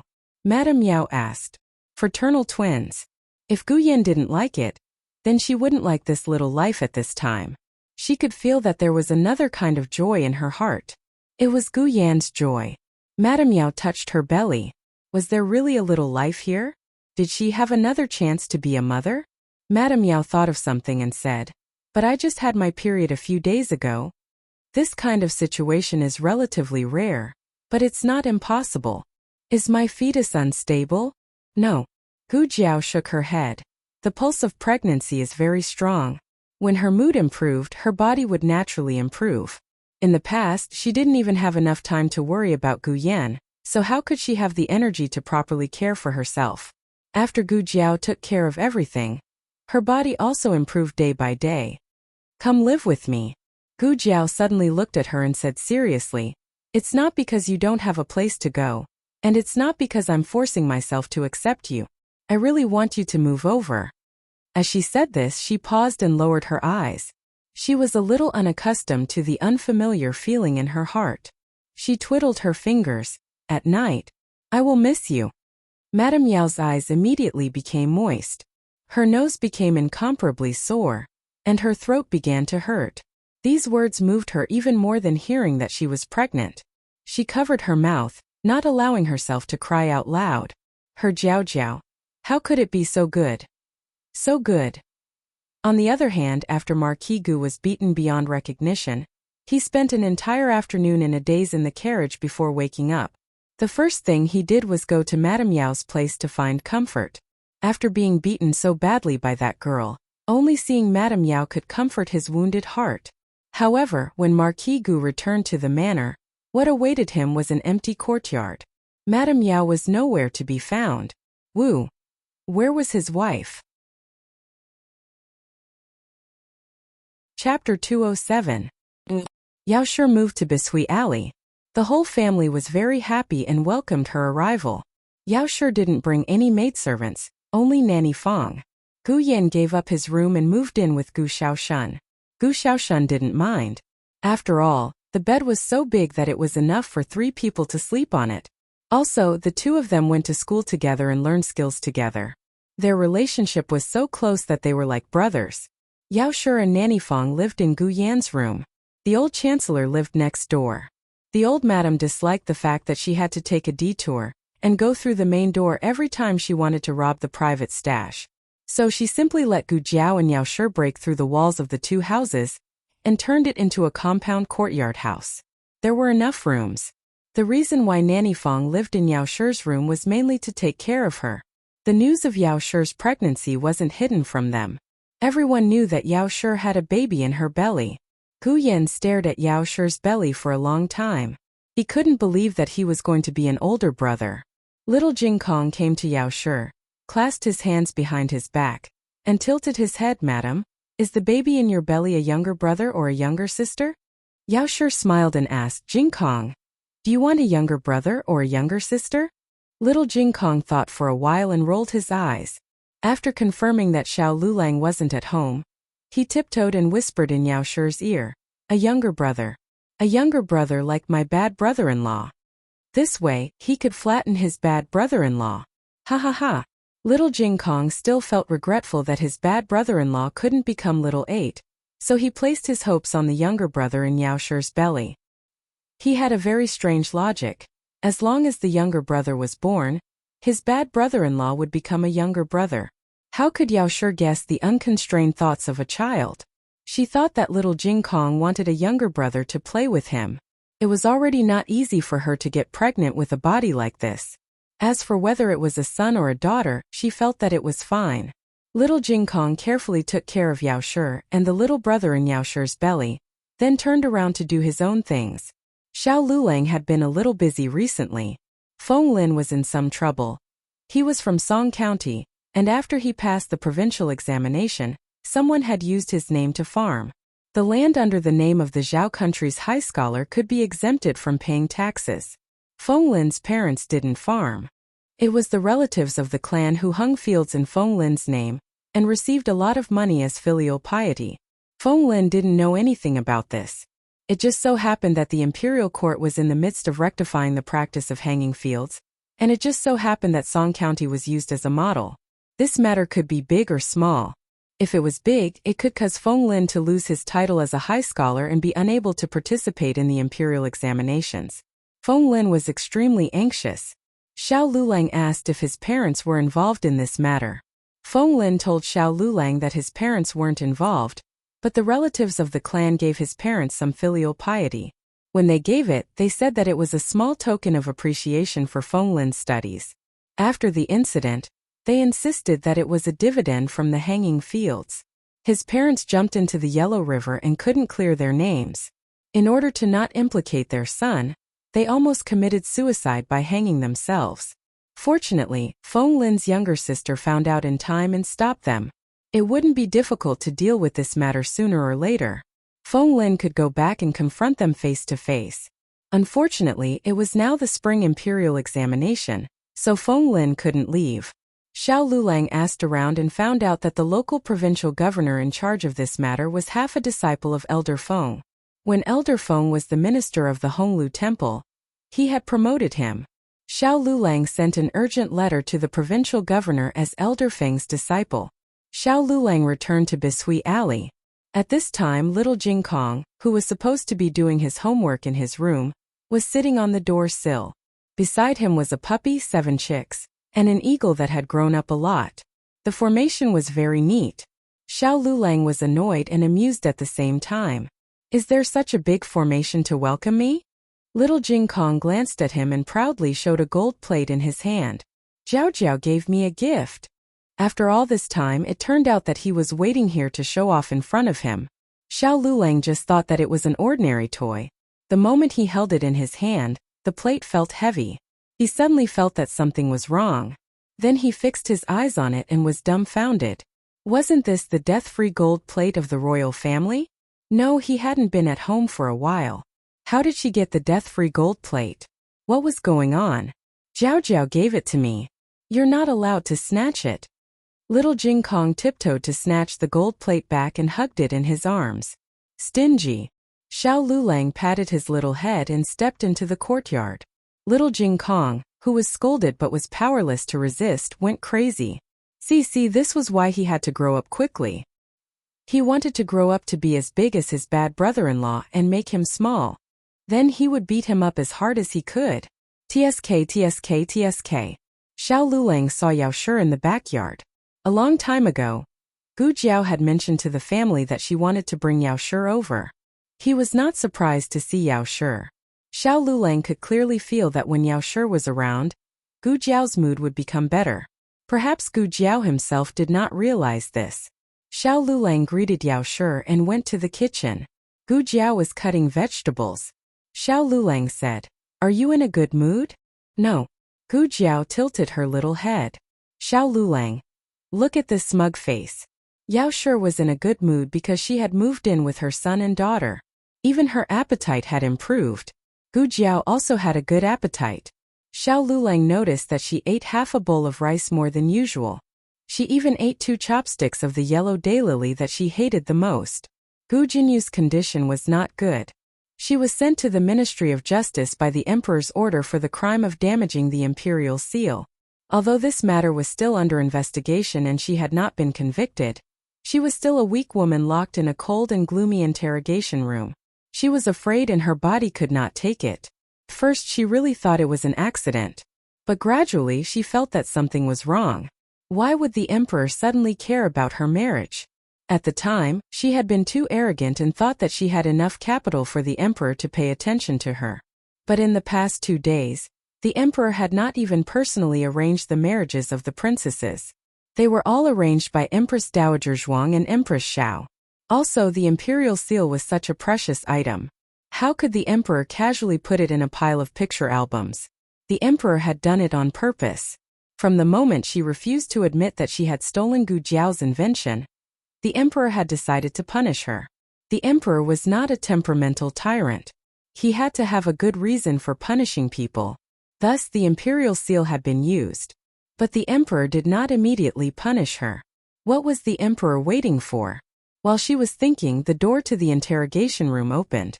Eunuch Wei walked in. Gu Jinyu looked at him excitedly. "Eunuch Wei, you're here. Did His Majesty send you here?" "I really didn't do it on purpose. I didn't know where the imperial seal was. Help me say a few good words in front of the Emperor." Eunuch Wei smiled faintly and sighed. "Look at what the princess is saying. I'm just a servant.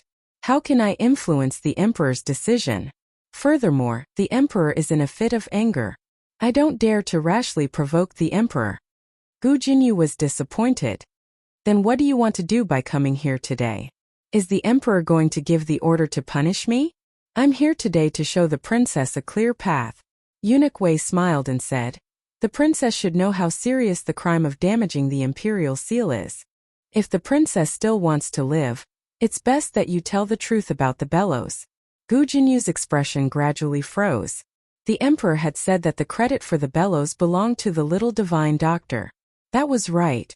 He could not allow anyone to snatch it away even if he did not announce it to the public. Especially when this person had slandered the little divine doctor for stealing her inspiration. She simply did not know what she was talking about. Eunuch Wei smiled coldly and said, "That's all I have to say. The princess is on her own. However, I have to remind the princess that the Emperor's patience is limited." After Eunuch Wei left, Gu Jinyu slumped into the chair dejectedly. How did it become like this?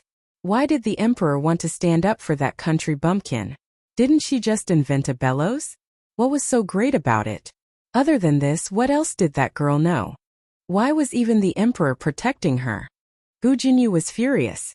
However, she was now in prison and had no way out. In the middle of the night, her personal maid came once. She had the maid enter the palace to beg Consort Shu. The Emperor had already expected that Consort Shu would come to plead for Gu Jinyu. These few days, he had been staying with Empress Xiao with Qin Chuyu. Although Empress Xiao doted on her youngest son, he was always present. She could not do anything to the Emperor even if she wanted to. Empress Xiao looked at the little fatty who was engrossed in eating fruits. Her expression was indescribable. "Your Majesty, are you still bringing little Qi over tomorrow?" The Emperor. "Yes, I've been doting on him recently." Qin Chuyu, who was completely unaware of the situation, was speechless. In the blink of an eye, it was the end of February. In a few days the results would be released. The capital's examinees did not even enjoy their meals. Outside the examination compound, examinees could be seen waiting for the results to be released. After more than 10 days of grading and isolation from the world, the work in the inner hall was nearing its end. "This is the last batch of papers." The vice president placed the last stack of papers in front of the president. The president rubbed his sore eyes and said, "Let's end the grading here for today. Everyone please go and rest. We should be able to finish grading tomorrow." After grading, the apricot roll would be released in the afternoon. All the graders stood up with sore backs and walked out of their seats. They saluted the president. "Farewell, sir." The moon was dark and the wind was strong. Everyone had fallen asleep. Gu Jiao also lay on the bed in the east room. The weather at the end of February was still a little chilly. She was small and had a big temper, so she was not afraid of the cold. She covered herself with the quilt and fell into a deep sleep after a while. Then she started dreaming again. Oh. Chapter 208. She dreamed that Xiao Lulang lived up to everyone's expectations and got first place. It was the biggest upset in the history of the spring examination. No one expected that an unknown country bumpkin would be able to defeat In Junwang and win the Hui Yuan. Those people who had spent a lot of money on In Junwang's first place all cried to death. Gu Jiao made a huge profit. 1,000 taels became 11,000 taels. The neighbors also made a lot of money. Gu Jiao felt strange when she dreamt of this. Oh, her husband was unlucky this time? It turned out that she was happy too early. Xiao Lulang was indeed an upset this time. However, Royal Prince An didn't even make it to the bottom. It was the biggest upset this year. With Royal Prince An's intelligence, it was unbelievable that he didn't even pass the examination to be a tribute scholar. Royal Prince An didn't believe it himself. He went to the Ministry of Rights to check his exam papers. However, he found that his exam papers were missing. The emperor ordered a thorough investigation. In the end, it was found that a transcriber had tampered with Royal Prince An's exam papers. Gu Jiao didn't know who ordered him to do this in her dream. If other people encountered this, they could only sigh that they were unlucky. However, with the power of the Zhuang family, they wouldn't allow Royal Prince An to be wronged like this. In addition, many examinees went to the examination compound to question his results. After some consideration, the emperor restarted the examination. The examination was restarted. The Cool Breeze gang made a new bet. This time there were more people who bet on Xiao Lulang. Everyone found this dark horse. Not many people bet on him to get first place. However, the number of people who bet on him to be in the top 3 reached an incredible amount. In order to get this huge amount of money, the Cool Breeze gang went to Xiao Lulang and tried to bribe him to fail the examination. However, they were rejected by Xiao Lulang. Seeing that the soft approach didn't work, the Cool Breeze gang tried the hard approach. However, they were all resolved by Xiao Lulang. In terms of a battle of wits, Xiao Lulang never lost. Of course, when it came to luck, he had never won. On the day that Xiao Lulang entered the examination hall, his carriage collided with another examinee's carriage. He was severely injured and did not successfully enter the examination hall. As for Royal Prince An, his situation wasn't any better than Xiao Liulang's. On the day of the exam, there was a problem in the examination hall. The exam didn't start until noon, and now it was late at night. However, Royal Prince An had night blindness. He couldn't see at night, so he didn't finish the test paper. In the end, he also had a miserable ending. After waking up from the dream, Gu Jiao sat on the bed in a daze. Am I that unlucky?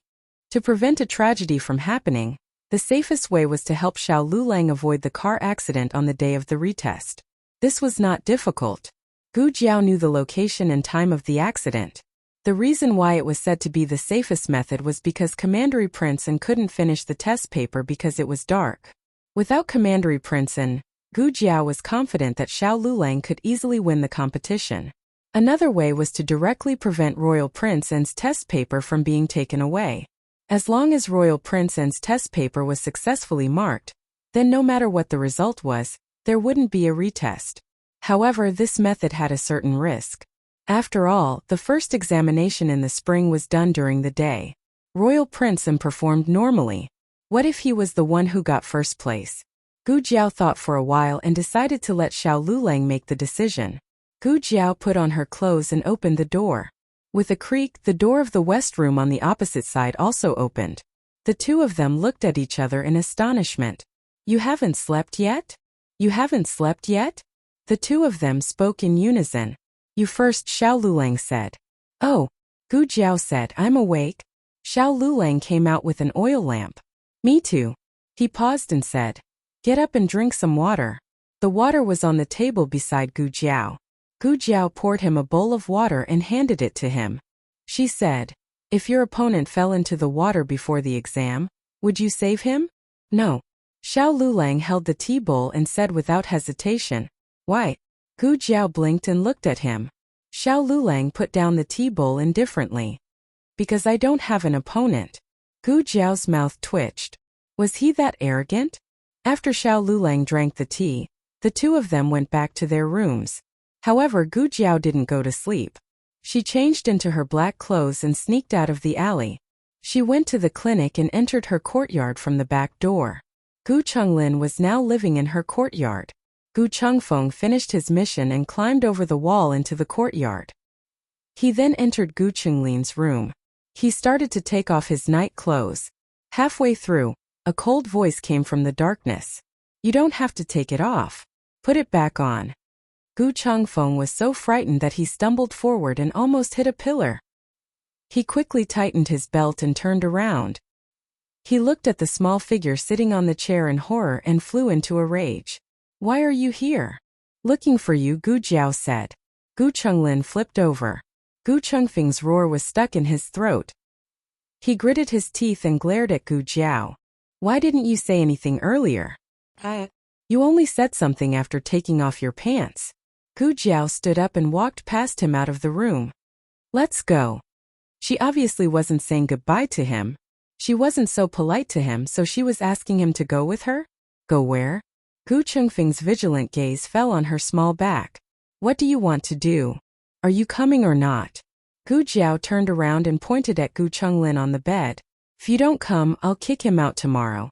Gu Chengfeng gritted his teeth. "You win." Gu Jiao walked forward and waved her hand behind his back. "Don't worry. There's a reward. I won't mistreat you." Tomorrow was the day the results would be released. They had to find Royal Prince Anne's exam paper before the results were released and put it in the last pile of unmarked exam papers. Thanks to the rules of the Imperial Examination Court, all the officials in the inner hall were not allowed to step out of the inner hall before the results were released. They had to eat, drink, and go to the toilet inside. Therefore, even though the copying supervisor had taken Royal Prince Anne's exam paper, he didn't have the chance to take it out and deal with it. "Why did you bring me here?" Gu Chengfeng stood under the walls of the Imperial Examination Court and asked. Gu Jiao raised her eyebrows and looked at him from head to toe. She had an expression that said, "Don't you know what you're doing?" Gu Chengfeng was so angry that he trembled. He clenched his fists and squeezed out a few words from between his teeth. "Steal what?"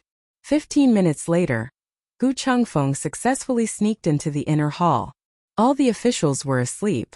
Only the patrolling Imperial guards were vigilant around the hall. Gu Chengfeng went through the rooms one by one. The copying officers were all men. They were about the same age. As for their appearance, it was dark. Who didn't have a nose and two eyes? However, to be able to become the #1 thief in the capital, Fei Shuang had his own way of identifying people. He quickly found the copying officer whose appearance and figure matched Gu Jiao's description. Gu Jiao didn't say where he hid the exam paper. This part didn't exist in the dream. Gu Chengfeng looked up and down and finally found Royal Prince Anne's exam paper in his shoe. It was no wonder no one found it when he hid it in his shoe. Gu Chengfeng had covered his face. But that smell. Gu Chengfeng resisted the urge to vomit. He used 2 fingers to pick up Royal Prince Anne's exam paper. There were 2 sets of exam papers. One was written by Royal Prince Anne himself. The other was written by the copying officer. Gu Chengfeng first put the black paper into the file. Then, he put the red paper into the last stack of exam papers waiting to be marked. Of course, he couldn't just put it in like this. This was because the last stack of exam papers was the best exam papers selected by the previous copying officers. They all had the grades they had marked. Royal Prince Anne's red paper was hidden from the start. Therefore, no one had marked it yet. Gu Chengfeng had to imitate the other copying officer's handwriting. He randomly marked a few A's. Needless to say, it was quite convincing. These days, one couldn't be a thief without some talent. After doing all this, Gu Chengfeng left the examination hall. Gu Jiao covered her nose and looked at him with disdain. "You stink." Gu Chengfeng, yes, I stink. Who the hell am I doing this for? Where's the reward?" Gu Chengfeng reached out his hand coldly. Gu Jiao flicked her finger and a copper coin flew out. It landed right in Gu Chengfeng's palm. Gu Chengfeng looked at the lonely copper coin in his palm and almost cursed it out loud. He took the risk of being beheaded to enter the examination hall and touched the exam papers. In the end, he only got a copper coin? A copper plate. Gu Jiao turned her small body and put her small hands behind her back. She walked back confidently and majestically. No need to thank me. See you later. Gu Chengfeng wanted to vomit blood. The next morning, the copying officer woke up and found that the exam papers in his shoes were gone. He panicked. He was worried that one of his colleagues or the Imperial Guards had found out. He waited in fear for someone to pick him up. Unexpectedly, the whole morning passed and no one seemed to know about this. On the contrary, when he went to mark the exam papers, the hall was filled with an indescribable stench. After careful inspection, the stench came from one of the exam papers. How come he didn't notice that the exam papers were so smelly yesterday? In order not to affect the CEO's judgment of the exam papers, the CEO handed the exam papers to a copying officer. Copy it again. Oh, yes. The one who was assigned to copy it was another copying officer. He copied the exam papers obediently. At noon, all the exam papers were marked. In the afternoon, the inner hall was opened.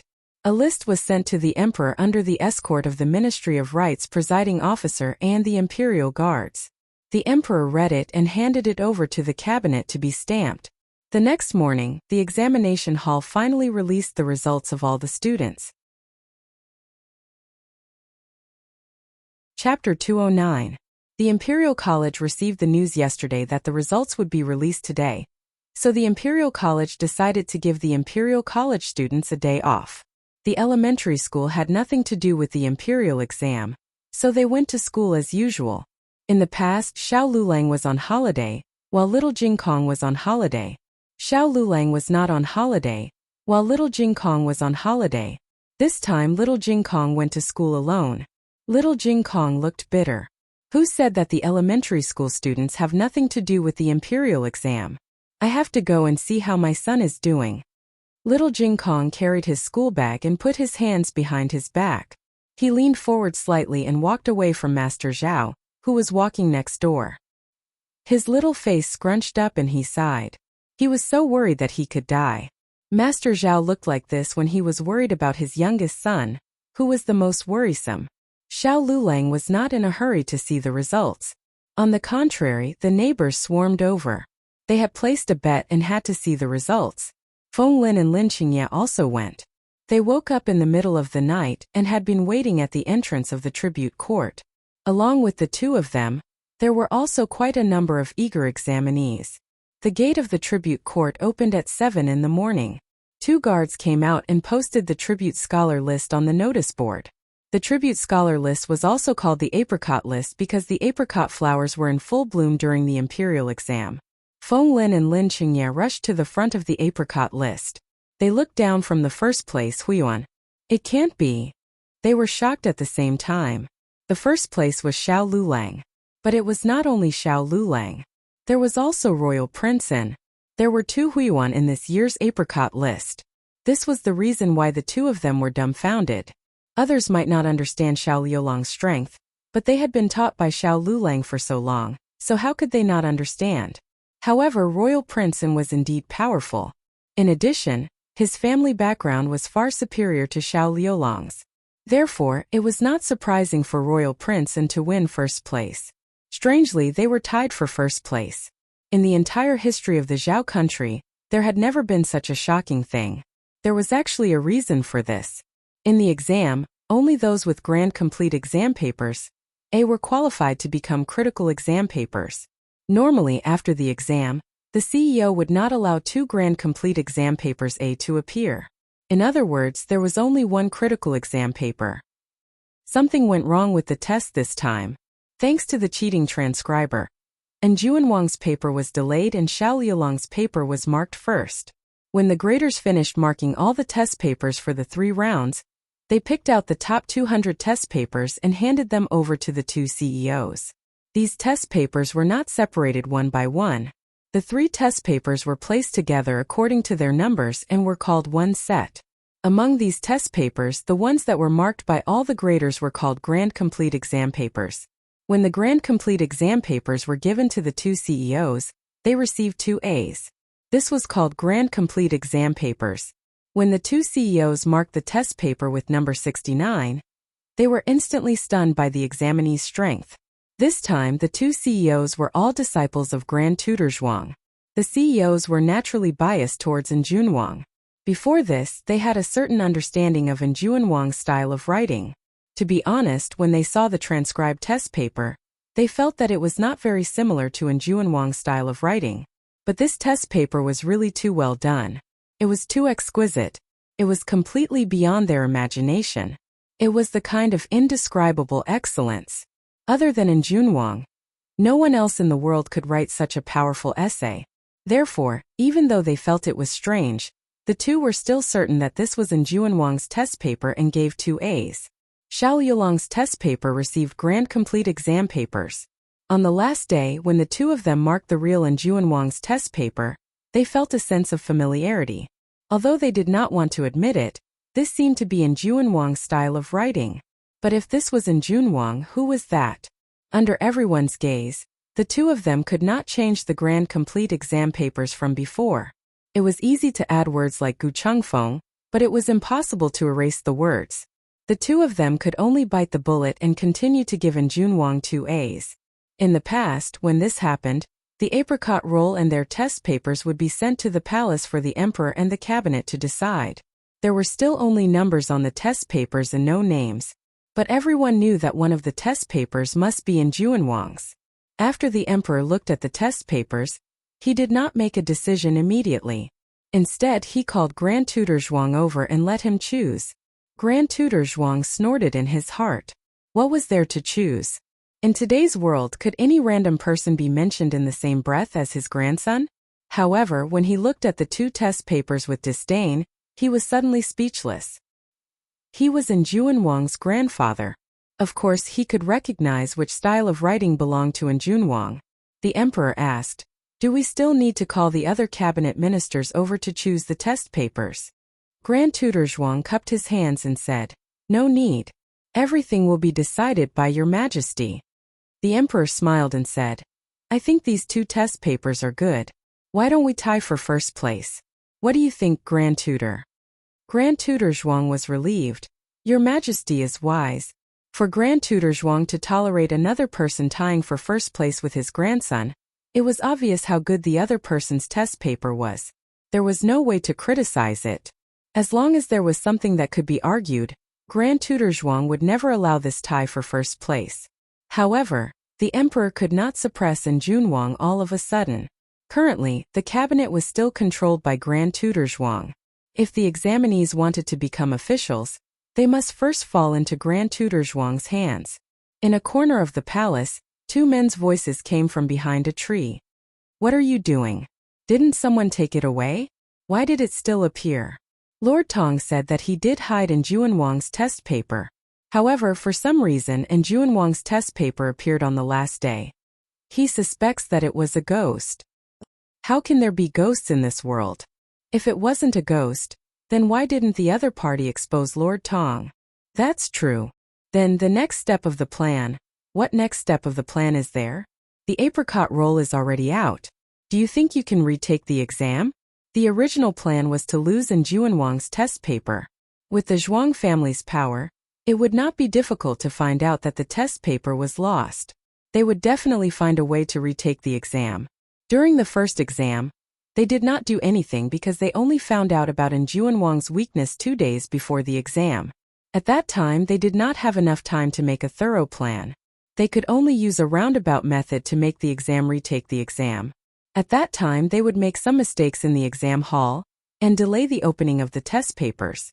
Njun Wang would not be able to see it at night and would naturally fail the exam. What a pity!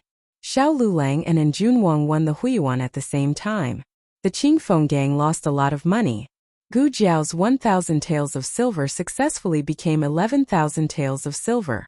Happy! The neighbors in Baishui Alley all bet on Xiao Lulang getting first place. He did get first place.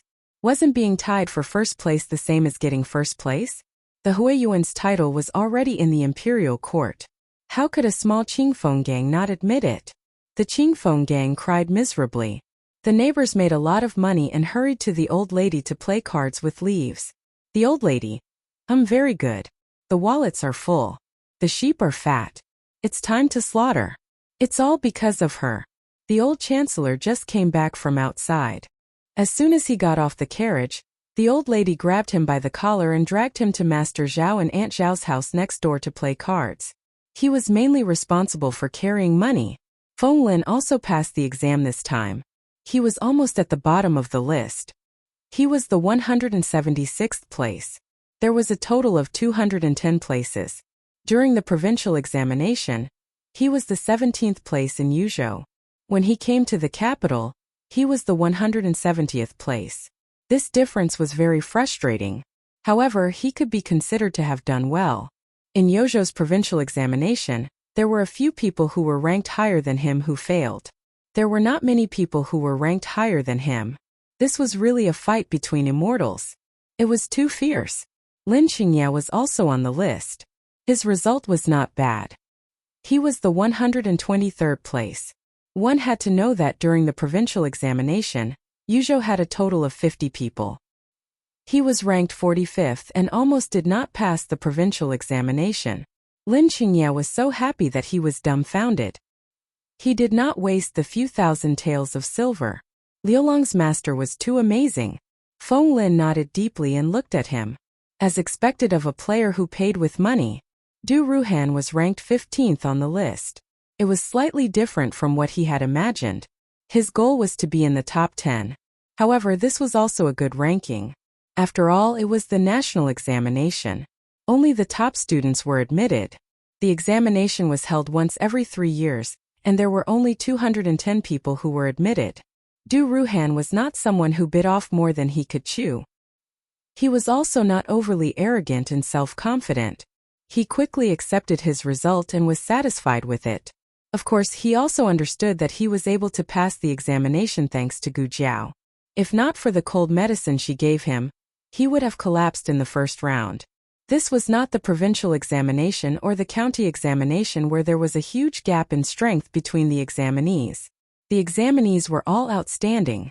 If one did not do well, they would often be left behind by more than 10 places. It could be the gap between the top and bottom of the list. That night, Du Ruhan carried many bags of things to Jadewater Alley. Ever since the news of Xiao Lulang passing the provincial examination spread out, the doorstep of the house was almost broken by people. Feng Lin and Lin Qingya also came. Thus, when he saw Du Ruhan, Xiao Lulang was not too surprised. It was just the things in his hands. Xiao Lulang saw that he was almost unable to carry them and said politely, "It's just the provincial examination. There's no need to make such a big fuss, Jiaonyang. I'm here." Du Ruhan excitedly ran into the house. He was exactly the same type as Feng Lin. Xiao Liulang's face darkened. Just like in Gu Jiao's dream, Xiao Lulang broke the biggest dark horse in the history of the spring examinations. Because of Royal Prince and Xiao Liulang's first place was even more valuable in the eyes of the public. He was tied with Royal Prince and for first place. How heaven-defying was this poor boy? This news spread much faster than the explosion at the Ministry of Works. In just a day, the news had spread throughout the capital.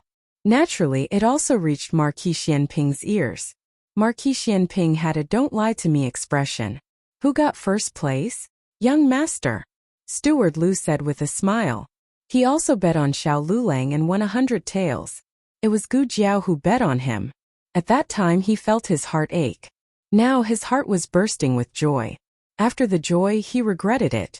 Why didn't he bring an extra 180 taels of silver that day? Marquis Xianping's handsome face was full of suspicion. He was that amazing? He gave birth to another genius son? He kept feeling that something was wrong. Aya, why can't you give birth to a smart son? Isn't the young Marquis very smart? Marquis Xianping still had some self-awareness. Xiao Heng was smart not because he took after him. If he took after him, then he would be an uncouth old man. Xiao Heng took after his mother. He was smart, refined, meticulous, and knowledgeable. So who did this illegitimate son take after? Chunyun's mother? Chunyun's mother was a gentle and kind woman, but she didn't have this kind of brain. Marquis Xianping said with a serious expression, "Call those old antiques over. Also, bring me Xiao Liulong's test papers." All of the examinees' test papers were archived in the Ministry of Rights. Normal people wouldn't be able to get their hands on them. However, Marquis Xianping was not a normal person. Sometimes he wasn't even human. Steward Liu obtained Xiao Liulong's handwritten ink scroll. Chongjing also found a few old scholars with grizzled hair and beard who walked unsteadily. Marquis Xianping had them compare Xiao Liulong's test papers with Xiao Hing's test papers. The two people's test papers stunned all of the old scholars. Was this written by the same person? Marquis Xianping asked in a deep voice. No. One look and you can tell it's not. The old scholars all shook their heads. Are you sure? Marquis Xianping looked at them suspiciously. Marquis, if we can't even tell the difference between a person's literary talent, then we've lived in vain all these years. Not only are the two people's handwriting different, but their way of writing and thinking are also completely different. One was the day and the other was the night. Xiao Heng's test papers made people feel like they were bathing in the spring breeze, and their minds were clear. Xiao Liulong's test papers were like ice and snow, cutting into people's hearts.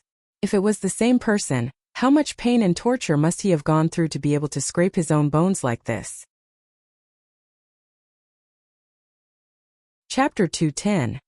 Marquis Xianping decided to personally meet Xiao Lulang. Where does he live? Marquis Xianping asked Steward Liu. Clearwater Alley. Steward Liu told him the specific address of Xiao Lulang and Gu Jiao. Marquis Xianping rode a carriage to Clearwater Alley. It was Chongjing who drove the carriage. Xiao Lulang was admitted to Huiyuan. Today the alley was especially lively. The entrance of the alley was blocked by carriages. Marquis Xianping's carriage couldn't enter. He sighed. He didn't know that it was so difficult to meet an illegitimate child. Marquis Xianping abandoned the carriage and walked on foot. Chongjing followed behind him. The two men entered the alley one after the other. They didn't need directions to know which house belonged to the little illegitimate child. The door was wide open and people came and went from time to time. Marquis Xianping suddenly said to Chongjing, "Find a place to squat. No matter what happens later, don't come over." Chongjing, "Oh." Marquis Xianping then went to Xiao Lulang and Gu Jiao's house. His original intention was for Chongjing to find a place to quietly wait. But Chongjing was a person who got full marks for execution. He found a small corner and stuffed his hands into his sleeves. He looked like a peasant and squatted facing the wall. When Marquis Xianping arrived at the house, a group of guests had just left. Xiao Lulang was about to close the door when a large hand pressed against it. Xiao Lulang opened the courtyard door to take a look. Marquis Xianping. Very good, no expression at all. Every day, Xiao Lulang became calmer in dealing with matters. He calmly glanced at Marquis Xianping and said, "Is there something you need?" With this cold attitude, if he really was Xiao Heng, Marquis Xianping's heart would burst with anger. Marquis Xianping took a deep breath and said, "Are you?" "No." Xiao Lulang interrupted him rudely.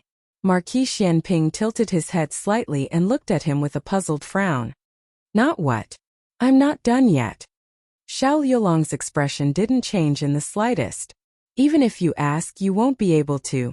Marquis Xianping's breath was stuck in his chest. Xiao Lulang removed his hand from the door.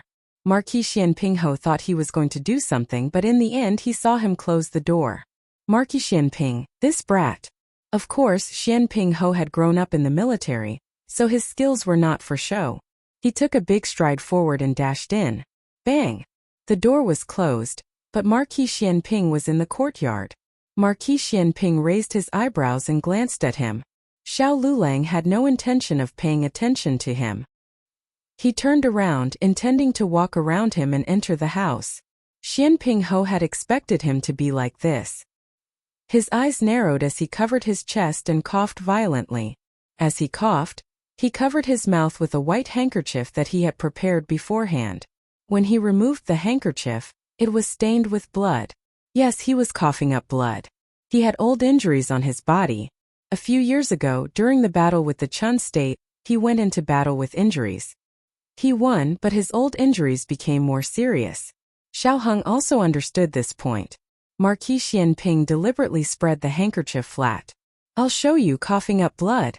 However, Xiao Lulang didn't even look at it. "Can't even do this?" Marquis Xianping gritted his teeth and directly fell to the ground. In terms of shamelessness, if Marquis Xianping claimed to be second in the entire capital, no one would dare to claim to be first.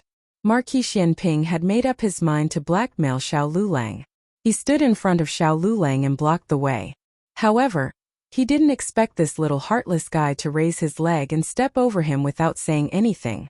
Marquis Xianping was speechless. This wasn't the scariest thing. As soon as Xiao Lulang left, little Jing Kong ran over. Little Jing Kong looked at Marquis Xianping, who had fallen to the ground. "Oh, someone fainted here. Isn't this the handsome uncle I saw at the courier station last time?" Xiao Lulang. "Yes, treat him." Little Jing Kong. "Oh, but how should I treat him?" Xiao Lulang. "Treat him the way Jiao Jiao treats him." Little Jing Kong tilted his head and thought for a while. Then, he squatted down and used his little hands to press on Marquis Xian's chest. This was how Gu Jiao treated patients. He imitated it very well, and his movements were also very standard.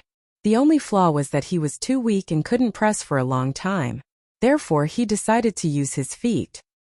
He kicked off his shoes and jumped onto Marquis Xianping's body. Marquis Xianping's body tensed up. "What the hell?" Little Jing Kong stepped on his chest, trembling. Marquis Xianping. "Little brat, you're a bit heavy." Xiao Lulang calmly watched Marquis Xianping's scam. Marquis Xianping had to continue with his act. "Oh no, it's useless." Little Jing Kong jumped onto the ground. "I'm going to perform mouth-to-mouth resuscitation on you." Marquis Xianping. "What do you mean?" Little Jing Kong opened his mouth, took a deep breath and pouted. "Let go of that, Lord, let me do it." Auntie Lu, who lived next door, ran over while holding her dress. Marquis Xianping trembled all over. He opened his eyes and sat up. "I'm done." Auntie Lu's face darkened. Marquis Xianping failed and left gloomily. However, he was lucky enough to meet the old chancellor the moment he walked out of the alley. The old chancellor had just come out of Master Zhao's house. He didn't expect Marquis Xianping to appear here. He saw a tall figure from the corner of his eye and didn't take it seriously. Until Marquis Xianping called, "Chancellor Hua?" The familiar voice and address made the old chancellor's eyebrows twitch. He stopped and looked at him in astonishment. Marquis Xiao? Although the old chancellor's official rank was not as high as Marquis Xianping's, he was older than Marquis Xianping. Besides, he was Xiao Heng's teacher. Therefore, he was closer to Marquis Xianping than other people, but not too close. He didn't belong to Marquis Xianping's camp. To be exact, he didn't join any camp. The differences between him and Empress Dowager Zhuang were old grudges and had nothing to do with Marquis Xianping and the emperor. Therefore, he didn't call him Marquis Xianping like Grand Tutor Zhuang. Nor did he call him Marquis like a trusted aide. Marquis Xianping asked suspiciously, "Why are you here, old chancellor?" The old chancellor was about to say that he was passing by when old Madame Zhao's voice came from Master Zhao's house. "Hurry up. It's only a few steps. Why are you so slow when you're going home to get something?" The old chancellor's heart skipped a beat.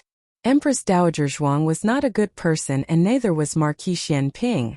Marquis Xianping had always wanted to get rid of Empress Dowager Zhuang. Of course, the two families were at odds with each other, but there was another very important reason. Empress Dowager Zhuang had once poisoned Xiao Heng. When Xiao Heng was only 5 years old, he entered the palace to pay respects to the emperor and empress. As a result, he was poisoned by Empress Dowager Zhuang and almost died on the spot. Whether or not there was a misunderstanding, it was unknown. Either way, ever since then, Marquis Xianping and Empress Dowager Zhuang's grudge was formed. If he found out that Empress Dowager Zhuang was here, perhaps she would immediately lose her life. Empress Dowager Zhuang definitely put on airs in the imperial palace. She always had a reserved, noble, elegant, cold and domineering tone. It definitely wasn't this sloppy tone. Marquis Xianping actually didn't hear it. But the content was thought-provoking. Marquis Xianping squinted his eyes. Chancellor Hua actually lives here? Living next door to Aheng's house? The old chancellor's heart skipped a beat, but his expression didn't change. I'm no longer the imperial chancellor. Marquis Xianping sneered. Old slippery fellow, don't change the topic. Do you live next door to Aheng?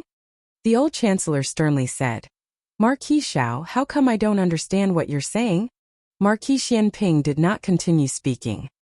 He patted the old chancellor's shoulder with a look that said this, then turned and left. But before he took a few steps, he suddenly stopped. Slightly tilting his head, he quietly laughed. I just mentioned Aheng, but you weren't sad in the slightest. The old chancellor inhaled sharply. Who said that Marquis Xianping only knew how to fight and had no brains? This guy was really crafty when he wanted to. It was all because he distracted that demon empress. If he wasn't thinking about how to prevent Marquis Xianping from discovering him, how could he have made such an oversight? Marquis isn't me. How do you know I won't be sad? He felt that he could still make up for it. Is that so? Marquis Xianping laughed ambiguously. This time, he really didn't continue speaking. Chongjing, let's go. Oh. After squatting for half an hour, his legs were numb from squatting. With his legs crossed, he limped out. Marquis Xianping looked at him with disdain. What's wrong with you? You took too big a step and pulled your balls? Chongjing. Only Xiao Lulang and the old chancellor understood Marquis Xianping's little episode. The others just thought that he was a guest who came to visit. When Gu Jiao came back from buying groceries, little Jing Kong told her that he saved someone. Gu Jiao thought that he was a guest and joked with him. Little Jing Kong put his hands behind his back and looked at Gu Jiao with a mischievous look. Quickly, praise me, praise me, praise me. Jing Kong is really great. Gu Jiao praised him. Little Jing Kong tilted his head and said cutely, is it just a verbal reward, Jiao Jiao? Gu Jiao gave him a small kiss. Little Jing Kong was so happy that he jumped and shook his head. He was so cute. Gu Jiao's heart almost melted. With a smile on her lips, she went into the kitchen to prepare dinner. Some guests saw that little Jing Kong was so cute and hurriedly waved at him, wanting to tease this little Jing Kong. Unexpectedly, little Jing Kong ended the business in a second. He put away the cute expression on his face and put on a serious and old-fashioned expression. He put his little hands behind his back and walked back to his small west room like Uncle Zhao. Everyone. Chapter 211. The whole family was happy that Xiao Lulang was admitted to Hui Yuan. The old chancellor didn't say anything, but the smile in his eyes couldn't be hidden. Even though he thought that with his disciple's ability, there was no doubt that he would be admitted to Hui Yuan, it didn't stop him from being happy. He cooked a few more dishes for dinner, and the whole family had a hearty meal. The old lady gave Xiao Lulang a big red envelope. She also gave Gu Jiao the money she won from playing cards with Yi Zi today. Her grandnephew had a hard time taking the exam, and Jiao Jiao had a harder time taking care of this brat. Xiao Lulang accepted the red envelope and turned to give it to Gu Jiao. Cough, household expenses, he said seriously. Oh, Gu Jiao accepted it. The money earned by Qing Fenggang wasn't as good as the money given by her husband. Are there any more exams? Gu Jiao asked. There are. Xiao Lulang said. There will be a second exam at the end of March, and the court exam in April. The so-called second exam was actually more like a roll call exam. It didn't have much meaning, and it didn't count towards the results. It was said that it was to compare handwriting and prevent people from cheating in the spring examination. The court exam was the next highlight. The court exam was personally presided over by the emperor, and the 9 ministers were invigilators. All the examinees sat under their eyes and answered the questions. One could imagine the pressure. In the previous dynasty, the court exam only lasted for 1 day. In this dynasty, in order to better select talents, the exam was changed to 1 day of examination paper and 1 day of face-to-face examination. But not all examinees had the opportunity to take the face-to-face examination. Basically, only the outstanding examinees in the first round of examination could be summoned by the emperor to be personally examined by him. Of course, if the emperor was willing, he could casually pick someone to answer the questions in the first round of examination. This was a test of the examinee's psychological quality and improvisation. Some examinees were very knowledgeable, but they were too timid and couldn't perform well in the court exam. Therefore, their current ranking didn't mean that they could achieve the same results in the court exam. Xiao Lulang also encouraged Feng Lin and Lin Qingye in the same way. He wanted the two of them to focus on the examination. You won't be able to pass? Gu Jiao asked. That won't happen, Xiao Lulang explained patiently. The court examination didn't have a ranking system. In other words, as long as one passed the examination, one would have a chance to become a grand scholar. However, grand scholars were also divided into different levels. The top 3 in the court examination were called the first-rank scholars. There were the Zhuangyuan, the Banyan, and the Tanhua, and they were bestowed the title of scholar. The second rank was bestowed with the title of Jinshi, while the third rank was bestowed with the title of Jinshi. First and second place grand scholars were considered official grand scholars. Third place grand scholars were said to be equivalent to grand scholars, but in reality they still failed to make the list. Giving a grand scholar title was a consolation for those who failed the list. It was unlikely that those who failed the examination would be able to develop themselves in the capital. At most, they would be able to become a county magistrate of the 7th or 8th rank. First-place grand scholars could directly enter the Hanlin Academy. Second and third-place grand scholars would take another court exam. Those who passed were called Shuji scholars. Shuji scholars would study for 3 years and pass the exam to enter the Hanlin Academy. The Hanlin Academy was the place where the talents of the Zhao country were stored. There was a saying, only grand scholars could enter the Hanlin Academy. Those who weren't in the Hanlin Academy couldn't enter the imperial cabinet. The Hanlin Academy was the place that all examinees dreamed of going to. In reality, entering the Hanlin Academy didn't mean that one would have a meteoric rise. The Hanlin Academy also had its exams and rules. That was a story for later. Gu Jiao pondered for a moment.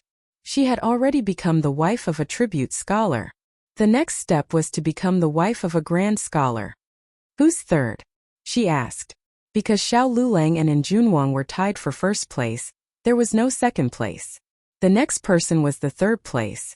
The third place tribute scholar was a classmate of Xiao Liulang's with the surname Chao. He was 30 years old this year. He wasn't a native of the capital. Back in his hometown, he had made a name for himself at a young age.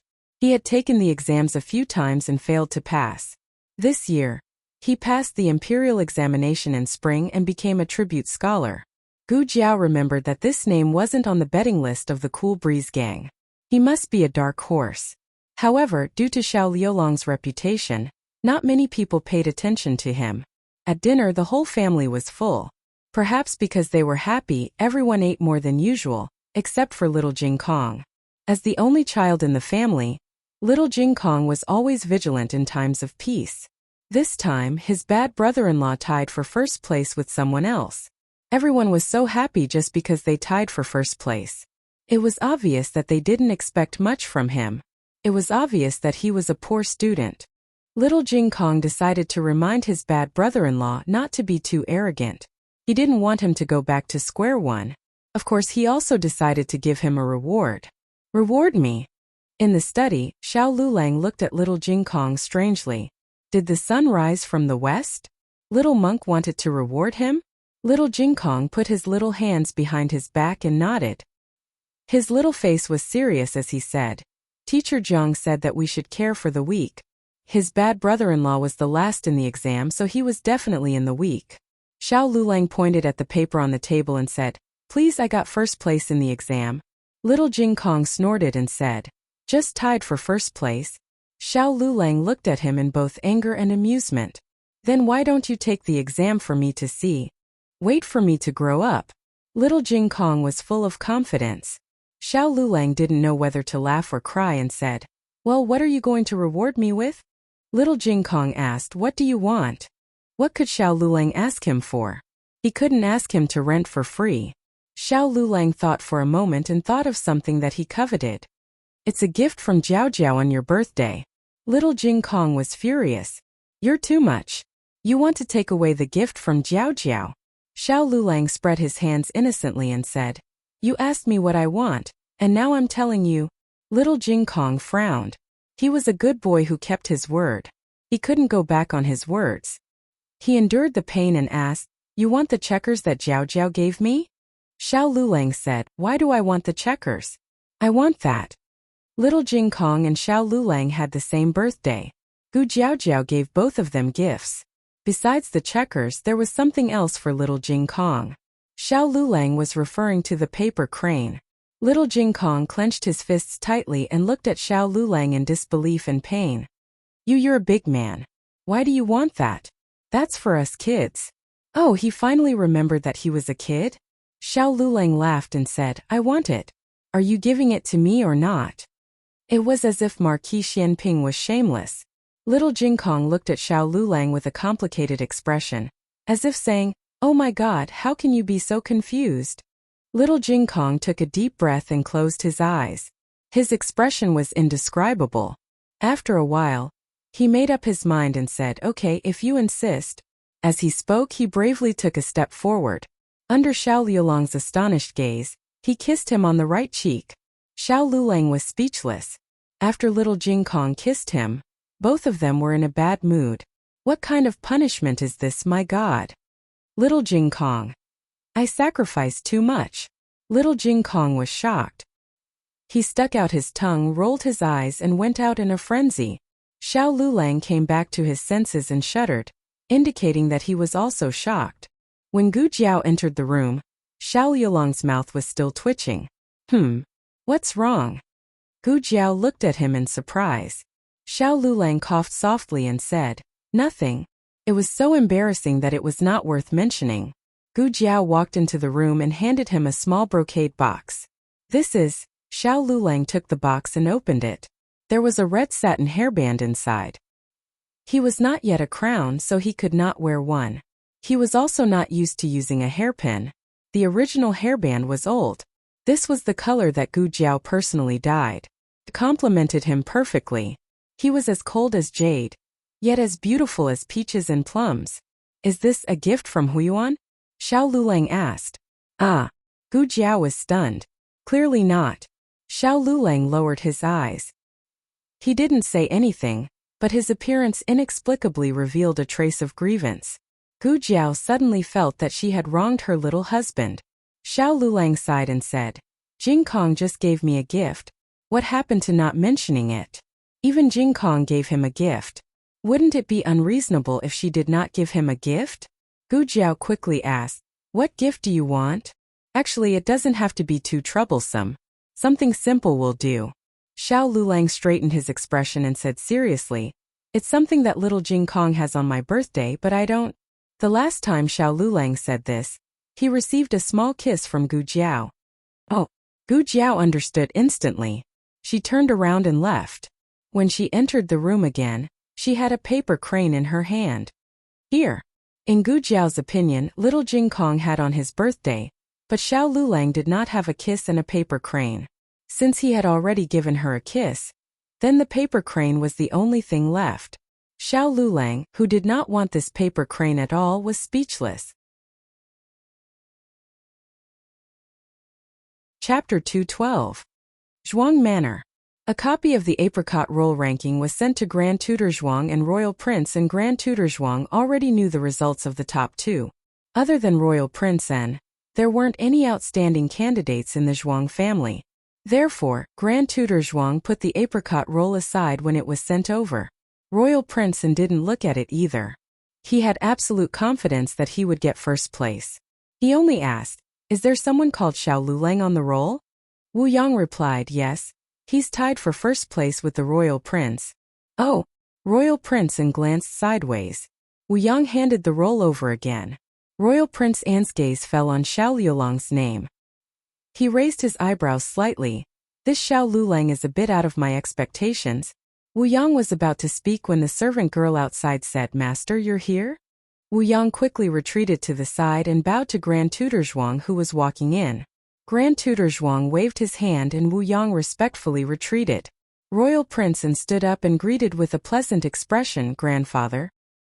Grand Tutor Zhuang replied in a low voice. Royal Prince N walked around the desk and waited for Grand Tutor Zhuang to sit down on the chair with the official's hat before sitting down on another chair. A maidservant served the tea and then quickly left the room. The room was so quiet that only the sound of Grand Tutor Zhuang sipping his tea could be heard. Royal Prince N asked, Grandfather, why haven't you rested yet? I came to see you. Grand Tutor Zhuang put down the hot tea in his hand and looked at him with a serious expression. Have you seen the apricot roll? Royal Princeton nodded. I just saw it. Grand Tutor Zhuang said. That Xiao Lulang is your classmate in the Imperial College? Yes. Royal Princeton nodded again. Grand Tutor Zhuang had been in the bureaucracy for many years. He could recognize shocking information with just a glance. He looked at his grandson suspiciously. You know him?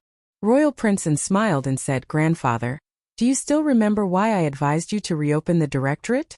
Grand Tutor Zhuang furrowed his brows. You said that the Empress Dowager lives in the home of an examinee. As long as that examinee enters the Imperial College, the Empress Dowager will also be brought to the capital. Could it be this person? Royal Princeton said, That's right, it's him. Grand Tutor Zhuang's eyes turned cold. Royal Princeton said, Grandfather, don't get angry. He doesn't know Grandaunt's identity. I speculated that my grandaunt had accidentally fainted in front of his house when she was stranded in that village. Someone in his family who knew medicine recognized my grandaunt's leprosy. They were afraid that they would be sent to Leprosy Mountain, so they hid my grandaunt and even treated her. It can cure leprosy? Grand Tutor Zhuang expressed his doubts. Royal Princeton said, I've seen Grandaunt. Her leprosy has indeed been cured. Grand Tutor Zhuang didn't believe that there was anyone in the world who could cure leprosy. Compared to this, he was more willing to believe that there was a mistake in the information from the beginning. Perhaps the Empress Dowager didn't have leprosy at all. Just looked like it. Royal Princeton didn't refute Grand Tutor Zhuang's guess. This wasn't important. The Empress Dowager had been cured. They only had to wait for them to deploy the situation in the capital, and for the Empress Dowager to regain her memory. Then their Zhuang family would be able to rise again. Grand Tutor Zhuang said in deep thought, This examinee isn't simple. Royal Princeton didn't care and said, It's just a huiyuan. Grandfather, you don't have to take it to heart. I didn't put much effort into this exam. This was the truth. He really didn't put in all his effort. Xiao Lulang must have put in all his effort. Even so, to be able to tie with him for first place was still Xiao Liulang's ability. Royal Princeton had never met anyone who could compete with him since he was young. Although the young Marquis of Zhaodu was famous in his opinion, it was only because he didn't meet him. If he didn't go to Chang country to be a hostage for almost 10 years, who knows who would be the #1 genius in Zhaodu? Royal Princeton continued, I plan to take this person for my own use. Grandfather, please don't touch him. It would be best if he could take him for his own use. After all, he knew too much. If he joined another camp, it would be disadvantageous for the entire Zhuang family. Grand Tutor Zhuang made a sound of agreement and said, If you say so, then I won't touch him for now. However, you have to understand that you can't lose to him again in the court exam. The Zhuang family didn't want a random jinshi. They wanted the #1 jinshi. I understand. Royal Princeton was confident of victory. He smiled faintly and said, I will do my best in the court exam. Grand Tutor Zhuang had said everything that needed to be said. This grandson of his always made him worry less. He didn't say anything else and got up to leave. He suddenly thought of something and turned around. In the darkness, his seemingly turbid eyes revealed a shrewdness and sharpness that even young people couldn't compare to. Do you have a sweetheart? Royal Princeton was startled. Grandfather, why do you say this? Grand Tutor Zhuang said, You aren't young anymore. Your aunt said that it's time to choose a marriage for you. Royal Princeton's eyes trembled slightly. I haven't turned 20 yet. What's the rush? In the country of Zhao, when a man turned 20, he would be considered an adult. Large families usually married after 20. Grand Tutor Zhuang said, I'm not telling you to get married now. First, I wanted to ask for a marriage with Imperial daughter Hui for you, but something happened to her. Your aunt has given up on this idea. If you have a girl that you like who is of equal status and has good looks, then tell your aunt. An image of a small figure wearing blue clothes carrying a basket flashed through Royal Prince Anne's mind. His expression did not change as he said, No. Grand Tutor Zhuang turned and left the room. Royal Prince Anne gave a small sigh. Of equal status? Marquis Ding and Fu seemed neutral, but the old Marquis and Marquis Xianping were the emperor's left and right arms. She and he would never be of equal status. As for her looks, he did not care about her looks, but his aunt would not allow him to marry a girl with a disfigured face who had been married before. Ha! Royal Princeton laughed at himself. What's the point of asking me?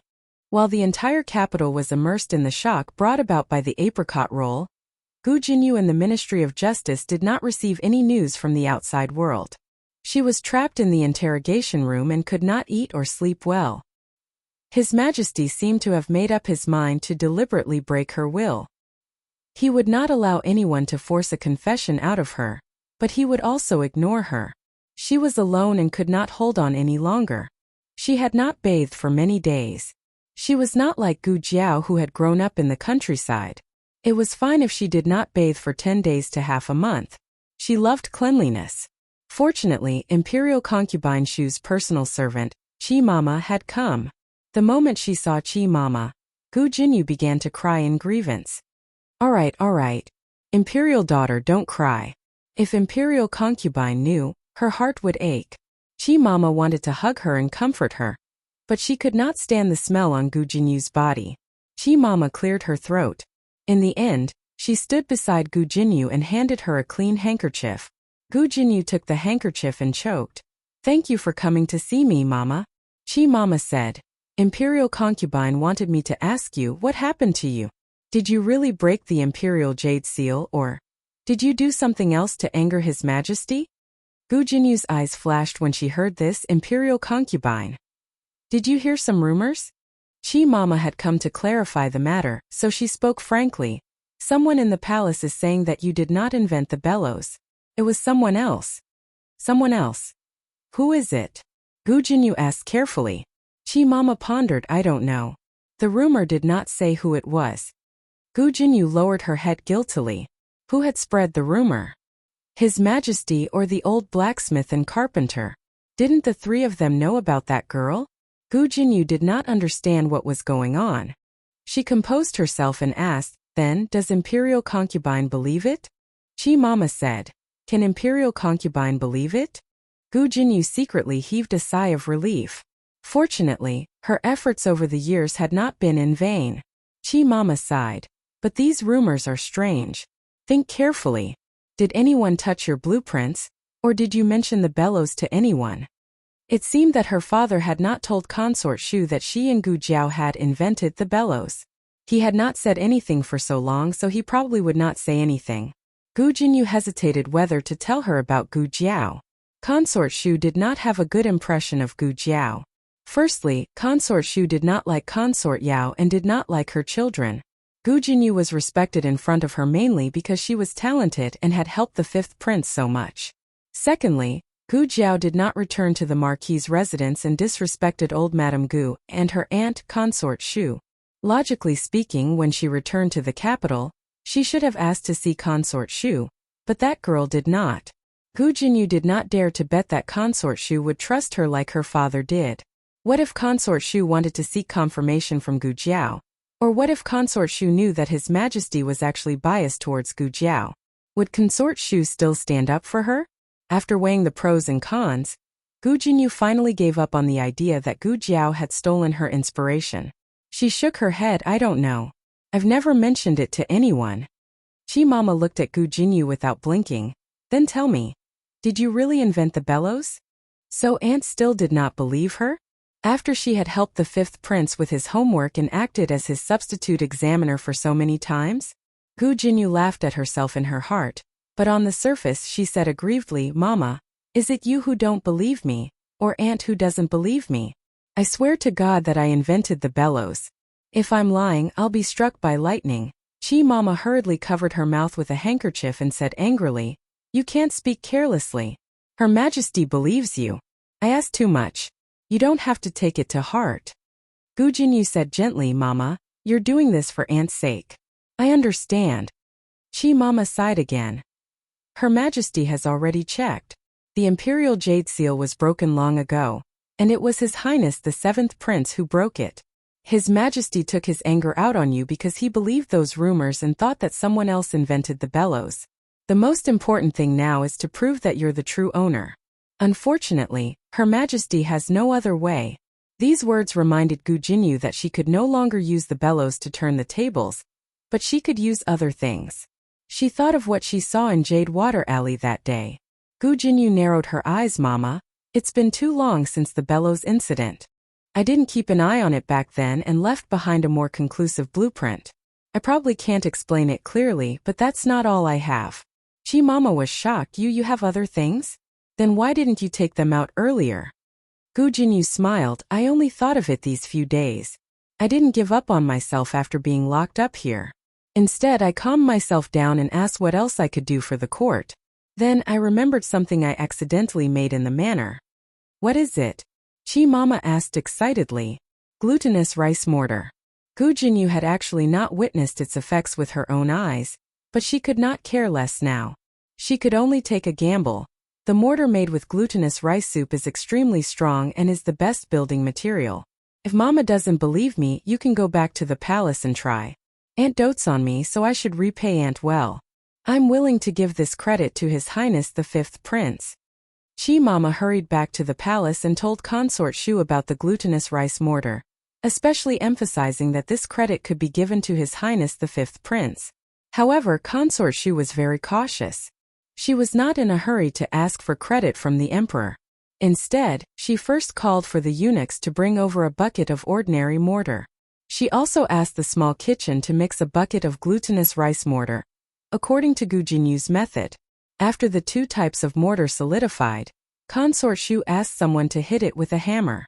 Ordinary mortar shattered with a single hit, but glutinous rice mortar was as hard as a rock. Consort Shu smiled in surprise. Where's His Highness the Fifth Prince? Quick! Hurry and call him back for this consort. I want to see the emperor.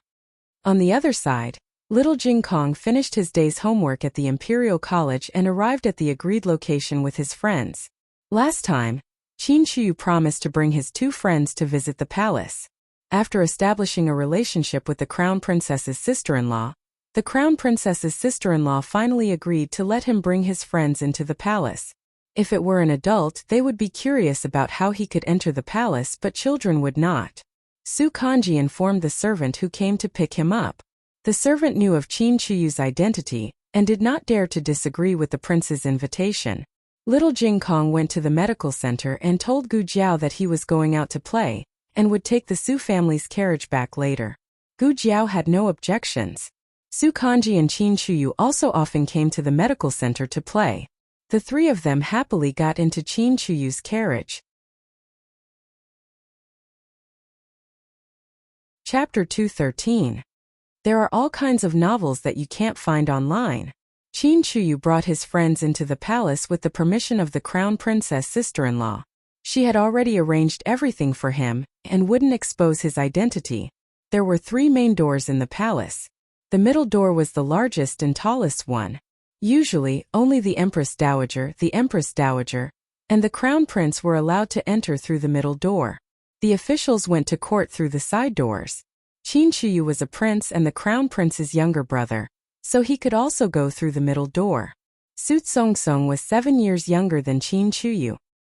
He had never been to the palace, but he knew that his father went to court through the side door every day. When he entered through the middle door, he instantly felt that he could brag to his father when he went back. Little Jing Kong didn't understand this. He only felt that the palace was so big. Even the door was so big. It was like a giant monster with its mouth wide open. They walked into the monster's stomach. It was quite refreshing. The carriage drove all the way in and stopped outside the East Palace. The East Palace was the Crown Prince's bedroom. Normal princes weren't allowed to live in the East Palace, but Qin Shuyu was young. He could live wherever he wanted. The emperor didn't restrict him too much. Qin Shuyu jumped off the carriage first, followed by his two friends. Before picking up his friends, Qin Shuyu had already planned this trip with the help of the Crown Princess sister-in-law. They couldn't go to the Empress Dowager's bedroom, but they could play in the East Palace. Then they could play hide-and-seek in the Imperial Garden, and go boating in the Imperial Liquid Pond. The servants had also been instructed not to come out and be an eyesore. Qin Shuyu took the lead and walked on the small path in the East Palace.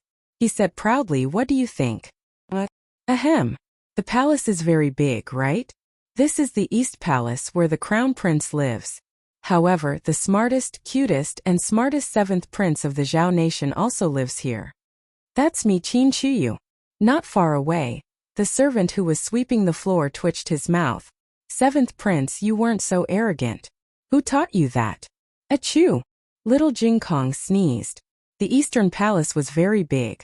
There was a main hall, 2 side halls, and several small courtyards. One of the small courtyards was Qin Chuyu's personal space. The Crown Princess had people make a swing, a rock garden, and a wooden horse for him. Qin Chuyu was already tired of playing with them. Su Kanji also had these at home, and there were even more varieties than Qin Chuyu. The truth was that in order to prevent the princes from being distracted, there were actually fewer toys in the palace than there were among the commoners. Su Kanji was not too envious. Little Jing Kong was even less envious. The swing that his master made for him in the temple would swing from one end of the mountain to the other. There was also climbing. He and Jiao Jiao had climbed real mountains. What was so good about climbing a small fake mountain? Let's build a house, Little Jing Kong said. Recently, Little Jing Kong was obsessed with architecture. Su Kanji nodded. Although he was 7 years old, he also wanted to play with mud. Qin Chuyu, who actually wanted to dig a fake mountain cave with his friends, said, "All right." Qin Chuyu went to the small woodshed to get 3 buckets and 3 small shovels. He happily went to dig mud. The palace servants' mouths twitched. Was it really appropriate for a prince to dig mud with others? Why don't we report this to the empress? This is too ridiculous, a young palace maid said. The young eunuch thought about it. The crown princess did not want them to interfere with the 7th prince, but digging mud was indeed too ridiculous. If the empress blamed them, the crown princess would be fine, but they, as servants, would be in trouble. With this thought, the young eunuch decided to go to Cunning Palace. After Consort Shu returned to the palace from the Ministry of Justice's prison, she immediately called a few eunuchs and had them boil a pot of glutinous rice soup according to Gu Jinyu's method. She also brought a bag of mortar that was usually used to build walls. After mixing the two evenly, Consort Shu ordered people to bring a few green bricks and paste them with glutinous rice mortar.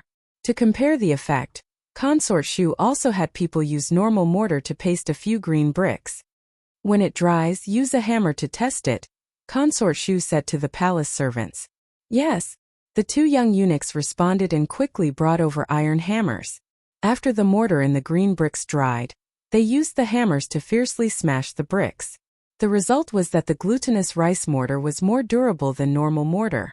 No one knew if it had more long-term effects, but in terms of toughness, the glutinous rice mortar was far better than normal mortar. Consort Shu was not a lady of the boudoir. She had been in the palace for so many years. How could she not know how much benefit this mortar would bring to the Zhao kingdom?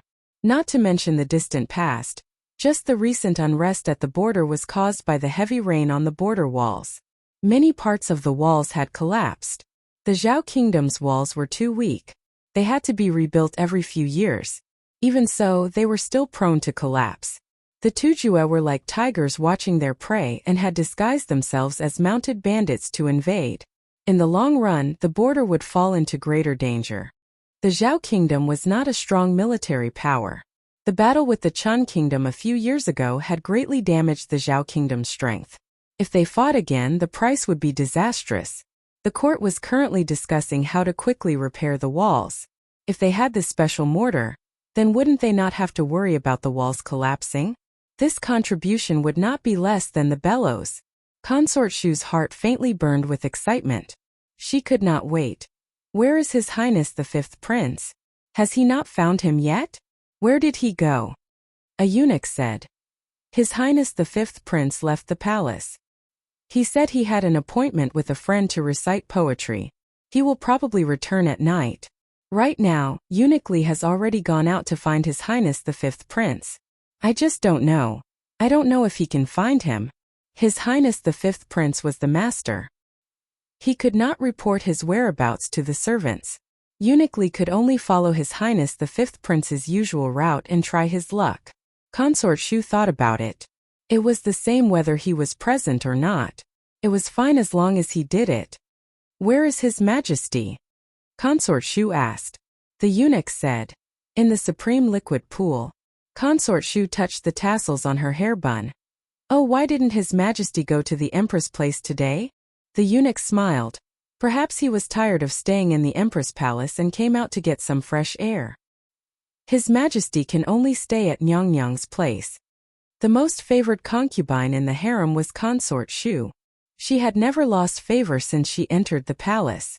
It was only after His Majesty returned from Jiangnan that he became obsessed with alchemy, and would not be close to women for a short period of time. In the past, His Majesty would rest in her palace for 5 or 6 days every month. Consort Shu heard this and smiled faintly. Okay, let's go. Yes. The eunuch gave a meaningful look to the servant and took a bucket of glutinous rice mortar to the supreme liquid pool. The weather was fine. When Consort Shu arrived at the pavilion of the supreme liquid pool, the other concubines also came. There was nothing unexpected. His Majesty had not come to the harem for so long. Who would not suddenly appear like a fly eyeing the crack in an egg? What surprised Consort Shu was that the Empress and noble Consort Zhuang were also there. These two people did not need to compete for favor in the harem. What's more, His Majesty had been to the Empress Cunning Palace for the past few days. Why would she come out at this time to compete with the other concubines? Consort Shu was not here to compete for favor today, so she did not mind there being more people. She stepped forward and saluted the Emperor and Empress Xiao. Your Majesty, Empress. Empress Xiao seemed to be in a good mood and smiled at her. The Emperor raised his hand. Rise. Consort Shu and noble Consort Zhuang saluted. Noble Consort Zhuang stood up and slightly returned the salute. After that, Consort Yu and the other concubines all saluted Consort Shu. Consort Yu automatically gave up her seat, and Eunuch Wei went to bring another chair for Consort Yu. Consort Shu was not in a hurry to sit down. Instead, she stood in front of the Emperor and said with a smile, Your Majesty, this concubine has something to offer Your Majesty. Oh! The Emperor stopped drinking his tea. Consort Shu asked the eunuch to bring a few separated and glued green bricks. Everyone looked at these green bricks and could not help but reveal a surprised expression. The Emperor was baffled. Consort Shu wants to offer me bricks? Consort Shu covered her face with a handkerchief and laughed. It's not bricks, it's the mortar in the bricks. She narrated how the fifth prince came up with the idea of using glutinous rice to make mortar last night. After that, she stood in place with a smile, waiting for the Emperor's praise. However, the Emperor did not. The pavilion suddenly fell into a strange silence. Everyone, including Empress Xiao and the other concubines, looked at her with a different expression. Consort Shu did not understand what had happened. She looked at Empress Xiao, noble Consort Zhuang and the others. You, what's wrong? Empress Xiao frowned slightly. Noble Consort Zhuang covered her face with a handkerchief and laughed. Consort Shu looked at noble Consort Zhuang with a serious expression. Noble Consort, what are you laughing at? Noble Consort Zhuang could not help but laugh. She pointed to a bucket at Consort Yu's feet and said, Are you talking about this mortar? Consort Shu was startled.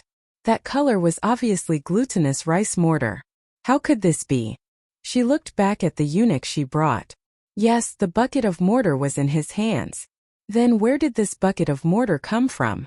As soon as this thought flashed through her mind, she heard a small sound. She turned her head and found that on the bridge of the imperial liquid pool, 3 little guys were squatting on the wooden bridge and making mortar. The 3 of them were having fun, not knowing that they were being watched by the Emperor and the other concubines. The cause of the incident was when the eunuch of the Eastern Palace secretly reported to Empress Xiao that Qin Chuyu was playing with mud. Empress Xiao almost fainted when she heard that her precious son was squatting on the ground and rubbing mud like a wild child in the countryside. She angrily went to find her son, but unexpectedly, the 3 of them were no longer in the Eastern Palace. After searching for a long time, she finally found him near the Qinjing Hall. At that time, Qin Chuyu and his friends were carrying small buckets to paste the emperor's wall. Empress Xiao looked at the messy coiling dragon stone wall of the Qinjing Hall and almost collapsed on the spot. What are you doing? Little Jing Kong was using a small brush to paste the wall. He turned around and said to her, "The wall is cracked. Paste it." Gu Jiao always repaired the roofs and walls for the neighbors, so little Jing Kong had long been itching to do it.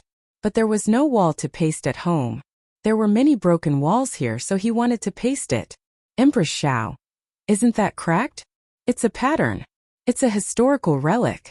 It was passed down by the Emperor Taizu, and it was said that it blocked a landslide for him.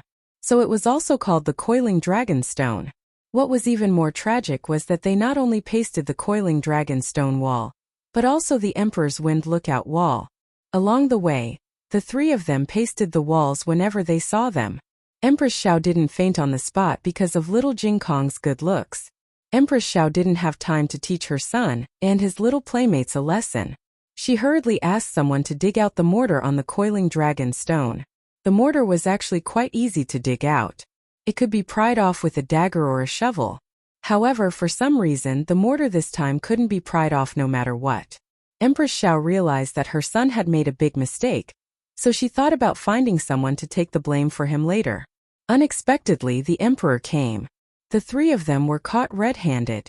Empress Xiao was scared to death. Unexpectedly, the Emperor didn't punish the three children. Of course, the Emperor didn't want to punish the little miracle-working doctor's younger brother. Although he looked at the pasted Coiling Dragon Stone, his dragon balls were also very painful. But soon he found that there was something wrong with the mortar. Strictly speaking, it wasn't simple. How could there be such a strong mortar? Little Qi didn't have the brain, so the Emperor skipped over Qin Chuyu and asked little Jing Kong and Su Yangyang, the youngest son of the Minister of War, "Where did you get the mortar?" Little Jing Kong tilted his head and said, "We made it ourselves." The Emperor was quite surprised. "You know how to make this?" Little Jing Kong said seriously, "Jiao Jiao always makes it. I've learned it." The Emperor looked at little Jing Kong, and then looked at the pasted Coiling Dragon Stone. Suddenly he laughed like a fool. Empress Xiao seriously suspected that he had gone crazy. After that it was now.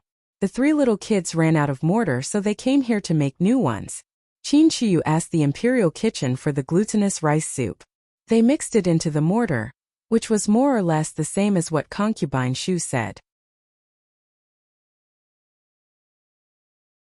Chapter 214. Consort Shu had not expected this outcome. Didn't Gu Jinyu say that she had invented it? How could a 4-year-old child know how to do it? Noble Consort Shuang didn't mind watching the fun and said, "Noble Consort Shu, could it be that Xiao Wu secretly learned other people's skills and then claimed credit as her own?" Imperial Concubine Shu felt guilty and her face turned red. What is Imperial Concubine saying? How could little Five do such a thing? Noble Consort Shuang smiled faintly. Could it be that they secretly learned from Xiao Wu? Empress Xiao said seriously, "Be careful with your words, Imperial Concubine. I heard it just now. That child said that his family already knew how to do it." Imperial Concubine Shu braced herself and said, Little Fifth also knows how to do it." Noble Consort Shuang said, "That's not what you said just now.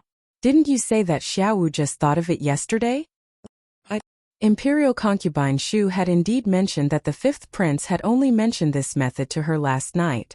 Noble Consort Shuang said again, "Could it be that Xiao Wu mentioned to little Qi that little Qi taught the child, but the child lied and said that his family taught him?" Empress Xiao said seriously, "Last night, little Qi came back from the Imperial College and stayed with me. His Majesty was also there. After that, His Majesty sent little Qi to the East Palace. Imperial Consort, tell me, how will little Qi meet Xiao Wu? Why would Xiao Wu tell little Qi about this?" There was such a big age gap between the two of them, and they weren't very close. The fifth prince would never tell Qin Chuyu about this. Qin Chuyu was a child. What did he know? Noble Consort Shuang bowed. Chunxia misspoke. Noble Consort Shuang wasn't speaking for Consort Shu. And Empress Xiao also understood. The Emperor looked at Consort Shu with a complicated expression. To be honest, the Emperor doted on Imperial Concubine Shu very much. There were always new people coming and going in the palace, but Imperial Concubine Shu was always the most favored one. There was no other reason. Imperial Concubine Shu was charming and beautiful. She also knew how to coax people. She was a rare flower that understood words very well. However, what happened today had crossed the Emperor's bottom line. The Emperor was already furious that Gu Jinyu had falsely claimed credit but had no evidence. He was most annoyed by people who stole credit. Of course, the Emperor was a person who relied on evidence. The Emperor said, Do you have evidence to prove when Xiao Wu first made this kind of mortar? Xu Fei was speechless. The emperor continued. He can't have imagined it out of thin air. You have to do it before you believe it, right? Concubine Xu was completely speechless. The emperor called Eunuch Wei over. Go and ask that child. When was the first time his family made this? Yes. Eunuch Wei walked away with small quick steps. After a while, he turned back and said to the emperor, reporting to your majesty. He said that many of their neighbors' walls were made of this kind of mortar paste. They had it since last month. The emperor gave Eunuch Wei a meaningful glance. Eunuch Wei understood and turned around to call over a few palace experts, telling them to make a trip to Jadewater Alley. The imperial concubines had originally come to see the emperor, but now they were here to see imperial concubine Xu. Imperial concubine Xu had been in the palace for many years, but she had never been so embarrassed. Gujinyu, you really tricked me. Not long after, the palace experts returned to the palace. One of them said to the emperor, reporting to your majesty, there is indeed the same kind of mortar. This time the evidence was conclusive. The child's family made the mortar first. Then the question was, how did the fifth prince know about the mortar? Did he think of it himself, or did he steal it from someone else? Empress Xiao couldn't help but ask Concubine Xu, what exactly is going on? Concubine Xu was extremely regretful. If she had known earlier, she wouldn't have fallen for Gu Jinyu's trick and come to claim this credit. Now how could she cover up her lie? It would have been fine if the fifth prince hadn't been involved, but he had. Noble consort Zhuang smiled faintly. Why don't we call the fifth prince over and ask him? No. She hadn't finished discussing with Xiao Wu yet. If she called Xiao Wu over at this juncture, wouldn't she be exposed on the spot? But what concubine Xu was afraid of happened. Imperial father? Imperial mother? Why are you here? The fifth prince had returned to the palace and was rushing over with large strides. Imperial mother, I heard that you were looking for me for an urgent matter. He walked into the pavilion and saw Empress Xiao and the others seated. He cupped his hands and greeted them one by one. Imperial mother, you look terrible. The fifth prince looked at concubine Xu strangely. Everyone was sitting, but concubine Xu was standing in the middle of the pavilion, looking like she was being interrogated. The fifth prince frowned. What happened? Concubine Xu gave him a look. Empress Xiao pointed to a bucket of mortar and asked, Xiao Wu, do you recognize this? Concubine Xu desperately gave him a look. The fifth prince didn't see it. He looked at the mortar and asked with disgust, what is this dirty thing?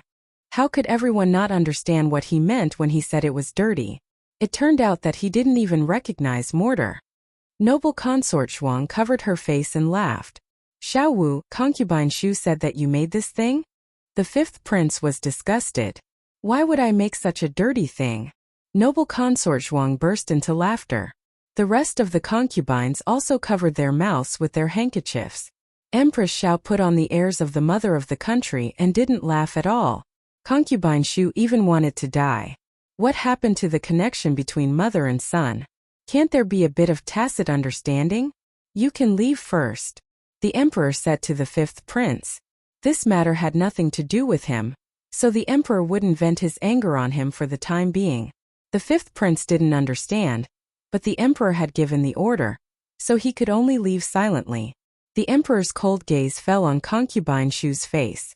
What the hell is going on? Why don't you tell the truth? There were witnesses and material evidence. It was impossible for concubine Xu to exonerate herself. After entering the palace for so many years, this was the first time she had been slapped in the face in public, and one of them was her son.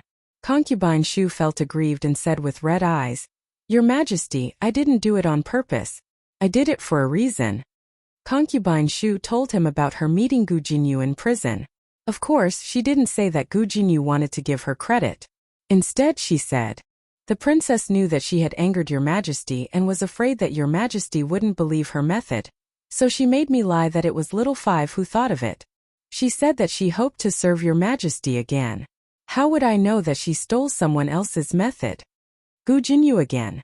She plagiarized the little miracle doctor's things again. This was great. He was worried that he couldn't find evidence for the bellows, but Mortar delivered the evidence to his door. The emperor looked at concubine Shu. So, concubine Shu was also deceived. From the beginning to the end, she was the only one who committed the crime of deceiving the emperor? What could concubine Shu do? Admit that she almost deceived the emperor? In order to protect herself, concubine Shu had to admit that Gu Jinyu deceived the emperor.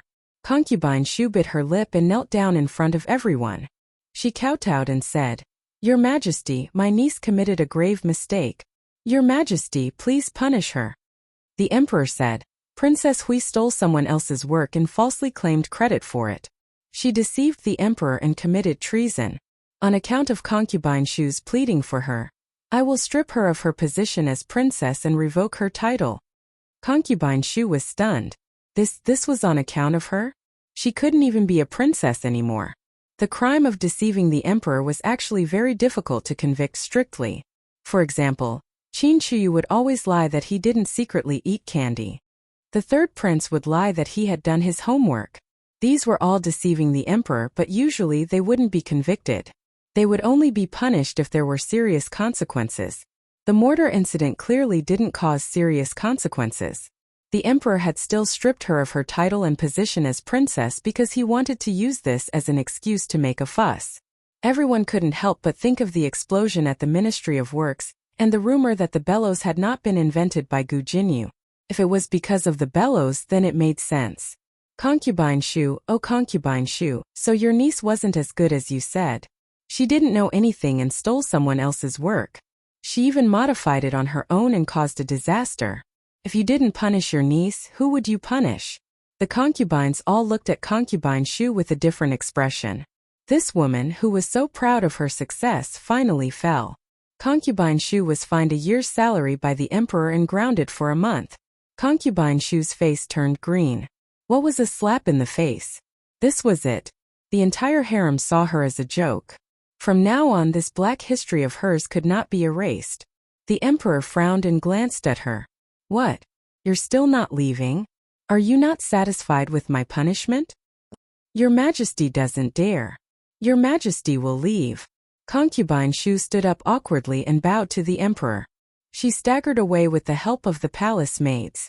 She had only taken a few steps when the emperor suddenly called out to her. Concubine Shu. Concubine Shu was overjoyed. She turned her head back with tears in her eyes, hoping that the emperor would comfort her. After all, she had also been implicated. Unexpectedly, the emperor only said coldly, "Have Xiao Wu come to the imperial study. I want to test him on his homework." Concubine Shu immediately froze.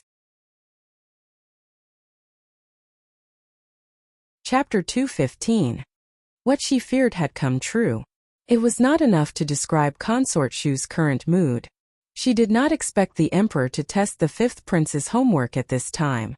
The emperor was very busy every day, and did not have much time to test the prince's homework. The eldest prince and the crown prince were the most concerned about it. One was his eldest son, the other was his legitimate son. For someone like the fifth prince who was not the legitimate heir or not, the emperor would at most check his essays.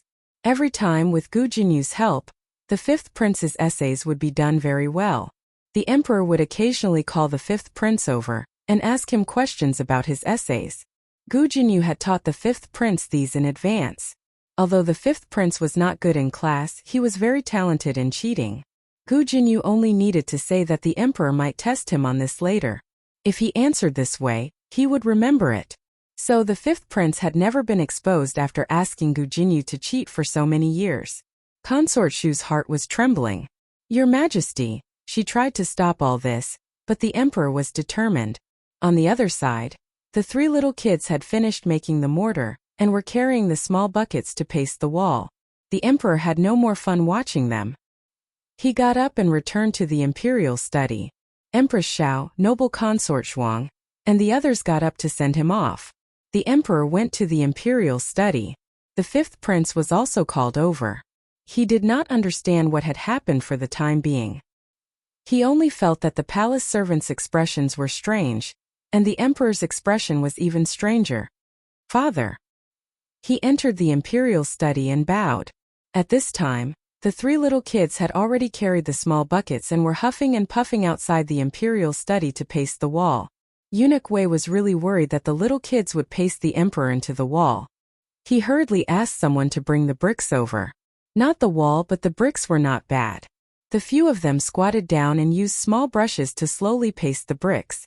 Little Jing Kong was the most serious, but because he was too young, he did not control his strength well enough, so he was the worst at it. The second best was Su Kanji. He was not very good at it. Qin Chuyu was the only one who was truly good at hiding behind walls. At first, Qin Chuyu played along with his two friends, but after a while, he realized that he was the best at pasting and gradually found joy in pasting walls. I can be a painter in the future, Qin Chuyu said proudly. Little Jing Kong agreed wholeheartedly. That's right, you're the best. Su Kanji also nodded in agreement. Eunuch Wei's body trembled, and the horsetail whisk in his hand fell out of fright. Little ancestor, you're a prince. Is your dream to be a painter? Can't you be a little more mature? In the royal study, the fifth prince's shock was no less than Eunuch Wei's. However, his shock did not come from his brother, who was going to be a tile painter, but from the emperor's soul interrogation. The emperor recited a passage from Mencius. It is not that the city walls are not high, the pond is not deep, the military revolution is not firm, the rice grains are not plentiful, the land is not as good as the people. What's behind it? The fifth prince said, It's. Little Jing Kong shook his head and pasted bricks. As the saying goes, the people of the country don't use the boundary of the border. The country doesn't use the dangers of the mountains and rivers. The world doesn't use the advantages of the military revolution. A just cause enjoys much support, while an unjust cause enjoys little support. With little support, one's relatives will support him. With much support, the world will follow. With the world's support, one's relatives will support him. Therefore, if a gentleman does not fight, he will definitely win. The 4-year-old's voice was crisp and a little childish. The entire royal study fell silent. The emperor glared at the fifth prince and said, It's easy for a man to speak. The fifth prince couldn't answer. Little Jing Kong said, You can't blame me. The emperor said, I'm only concerned about the country. Little Jing Kong said, You can't listen to me wholeheartedly. He wasn't competing with the fifth prince for an answer. He just heard it and said it out loud. Just like when he listened to music, he would hum the next line when he heard the first line. That was all. The emperor was furious. He pointed outside the window and said, Listen, listen, listen. You're worse than a 4-year-old. Qin Chuyu asked Little Jing Kong strangely, What were you reciting just now? Little Jing Kong spread his hands, I don't know. I heard it from the big brothers in the Imperial College. The 4 books and 5 classics were compulsory for the imperial examinations. Students in the Imperial College often recited them, so Little Jing Kong memorized it after hearing it a lot. Qin Chuyu said, Why can't I remember it? The emperor gave the fifth prince a few more arithmetic problems, but the fifth prince didn't know any of them. The emperor was furious. Aren't these the problems you did before? You just changed the numbers. The fifth prince trembled in fear and didn't even dare to breathe loudly. It was basically confirmed that the fifth prince had faked his knowledge. If it wasn't for Imperial concubine Shu making such a fuss, the emperor would not have suspected the fifth prince. If he dared to take credit for the fifth prince, then was his previous knowledge also adulterated? Who did your homework in the past? The emperor asked in a low voice. At first, the fifth prince wanted to clench his teeth, but he couldn't withstand his father's pressure. He stammered, Cousin. The emperor was furious. It was Gu Jinyu again. The emperor was so angry that he laughed. He had been wondering where Gu Jinyu had learned her ability to claim credit for herself at the drop of a hat. Now it seemed that she had been influenced by others since she was young. Her talents had been taken away by others, so she had taken other people's things. What was this called? A crooked stick will have a crooked shadow. The emperor suddenly felt terrible about the good things that concubine Shu had. But his son was his biological son, so he couldn't really leave him alone. After the third prince was conferred the title of Rui Wang, the eldest prince was also conferred the title of Prince Ning. The fourth prince and the fifth prince weren't young anymore. There were officials in the court who wrote that it was time for them to be conferred the title of prince. Just this morning, he had already drafted the titles for his 2 sons. But now the emperor felt that it wasn't enough. Actually, the fourth prince's knowledge wasn't fake. The emperor was just hurt by the fifth prince, so he suddenly became suspicious of the fourth prince. Should he test the fourth prince's knowledge? Or even if he passed the test, should he test his character? The emperor thought about it 1,000 times, but in the end he only said one thing. The matter of conferring the title of prince could be discussed later. Hence, the fourth prince, who didn't do anything, was implicated and had no chance of being conferred the title of prince. The fourth prince was really annoyed. Who did he offend? Where could he go to reason with him? Little Jing Kong spent a beautiful afternoon in the palace. In order not to expose his identity, Qin Shiyu didn't say that he was staying in the palace. He only said that he would go back with his father later. A child wouldn't be so suspicious. Then see you tomorrow. Little Jing Kong said goodbye to Qin Shiyu, got into the Su family's carriage with Su Tangtang, and left the palace. When the Su family's carriage sent little Jing Kong back to the medical center, it was already a little late. There weren't many patients in the medical center today, so Gu Jiao waited for little Jing Kong in the lobby. Little Jing Kong was actually very tired. Su Tangtang had already fallen asleep on the bed. Little Jing Kong's eyelids were fighting, but he forced himself not to fall asleep. The carriage arrived at the medical center. Gu Jiao would take a look at every carriage that stopped in front of the medical center. This time was no exception. She saw that it was the Su family's carriage, so she got up and walked out. Little Jing Kong didn't jump down so she could guess what was going on. She got into the carriage and held little Jing Kong in her arms. Little Jing Kong was pecking at the rice like a jiao jiao. As he pecked, he felt that his body was light. He looked at Gu Jiao in a daze and called out softly, "Jiao Jiao?" "Yes, it's me."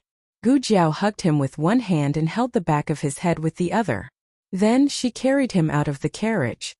"Be careful." The coachman brought over a footstool. "Thank you." Gu Jiao thanked him and carried little Jing Kong back to the medical center. Little Jing Kong lay in Gu Jiao's arms. His little head rested on her shoulder and he fell asleep. Gu Jiao freed one hand to take the small basket. A slender, jade-like hand reached out. "Let me do it." He put Gu Jiao's small medicine box into the basket, then carried the small basket on his back. He reached out to carry little Jing Kong again. Little Jing Kong, however, seemed to have sensed something. He frowned and grabbed Gu Jiao's clothes tightly, refusing to let go. "It's okay. I'll carry him," Gu Jiao said to Xiao Lulang. Xiao Lulang said, "Okay." Gu Jiao asked strangely, "It's so late. Why are you here? The medical center isn't busy today." "I'm just passing by," Xiao Lulang said seriously. Gu Jiao said, "Oh, is there anything else?" Xiao Lulang asked. "No. Let's go home," Gu Jiao said briskly. "Okay," Xiao Lulang responded, but soon felt that something was wrong. Home? Since when did he recognize that place as his home? Gu Jiao stepped out of the door and found that Xiao Lulang didn't follow her. She looked back at him and asked, "Aren't you going home?" Xiao Lulang opened his mouth and said, "I'm going home." Xiao Lulang walked out with his crutch. Gu Jiao waited for him to come over, then walked side by side with him to Clearwater Alley. The street was noisy and people were coming and going. Xiao Lulang walked to the outside and blocked the pedestrians who might bump into him. As he walked, he silently looked at her beside him. When he first met her, she was just a silly girl. Now she was slim and elegant. Her face was still the same, but it was as if she had changed into another person. He had said that he would leave. However, she didn't know when it started. Perhaps it started from the moment she insisted that he go to Tianxiang Academy, or perhaps it was from the moment she wanted to send him to the county examinations regardless of everything. Step by step she had walked to this day. He couldn't do such a childish thing like asking for a gift again. He couldn't have a heart, he couldn't have a home, he couldn't have any more worries. Creak. Gu Jiao pushed open the door to the courtyard. Xiao Lulang said almost reflexively, "You're in the wrong place. This isn't our home." After saying this, he was stunned. Gu Jiao turned her head and smiled. "I know. I'm giving Master Zhao some cough medicine." Her smile was as clean as the snow at the peak of the heavenly mountain. Xiao Lulang was dazzled. The next day, the news of the emperor stripping Gu Jinyu of her title and position as princess spread through the streets and alleys. Everyone in the tea houses was discussing why Gu Jinyu had been severely punished by the emperor. "I heard that she broke the imperial jade seal. His Majesty punished her in a fit of anger. That's not what I heard. Then what is it? Do you know about the furnace accident at the Ministry of Works? That furnace was modified by her. It could only use 2 bellows, but she insisted on using 6. In the end, the furnace exploded. She modified it just because she said so. Didn't the officials at the Ministry of Works review it? So that's where the problem lies. She only provided the plan. It's up to the Ministry of Works whether to use it or not. The Ministry of Works Inspection Department is the main culprit. There's another reason why she was punished.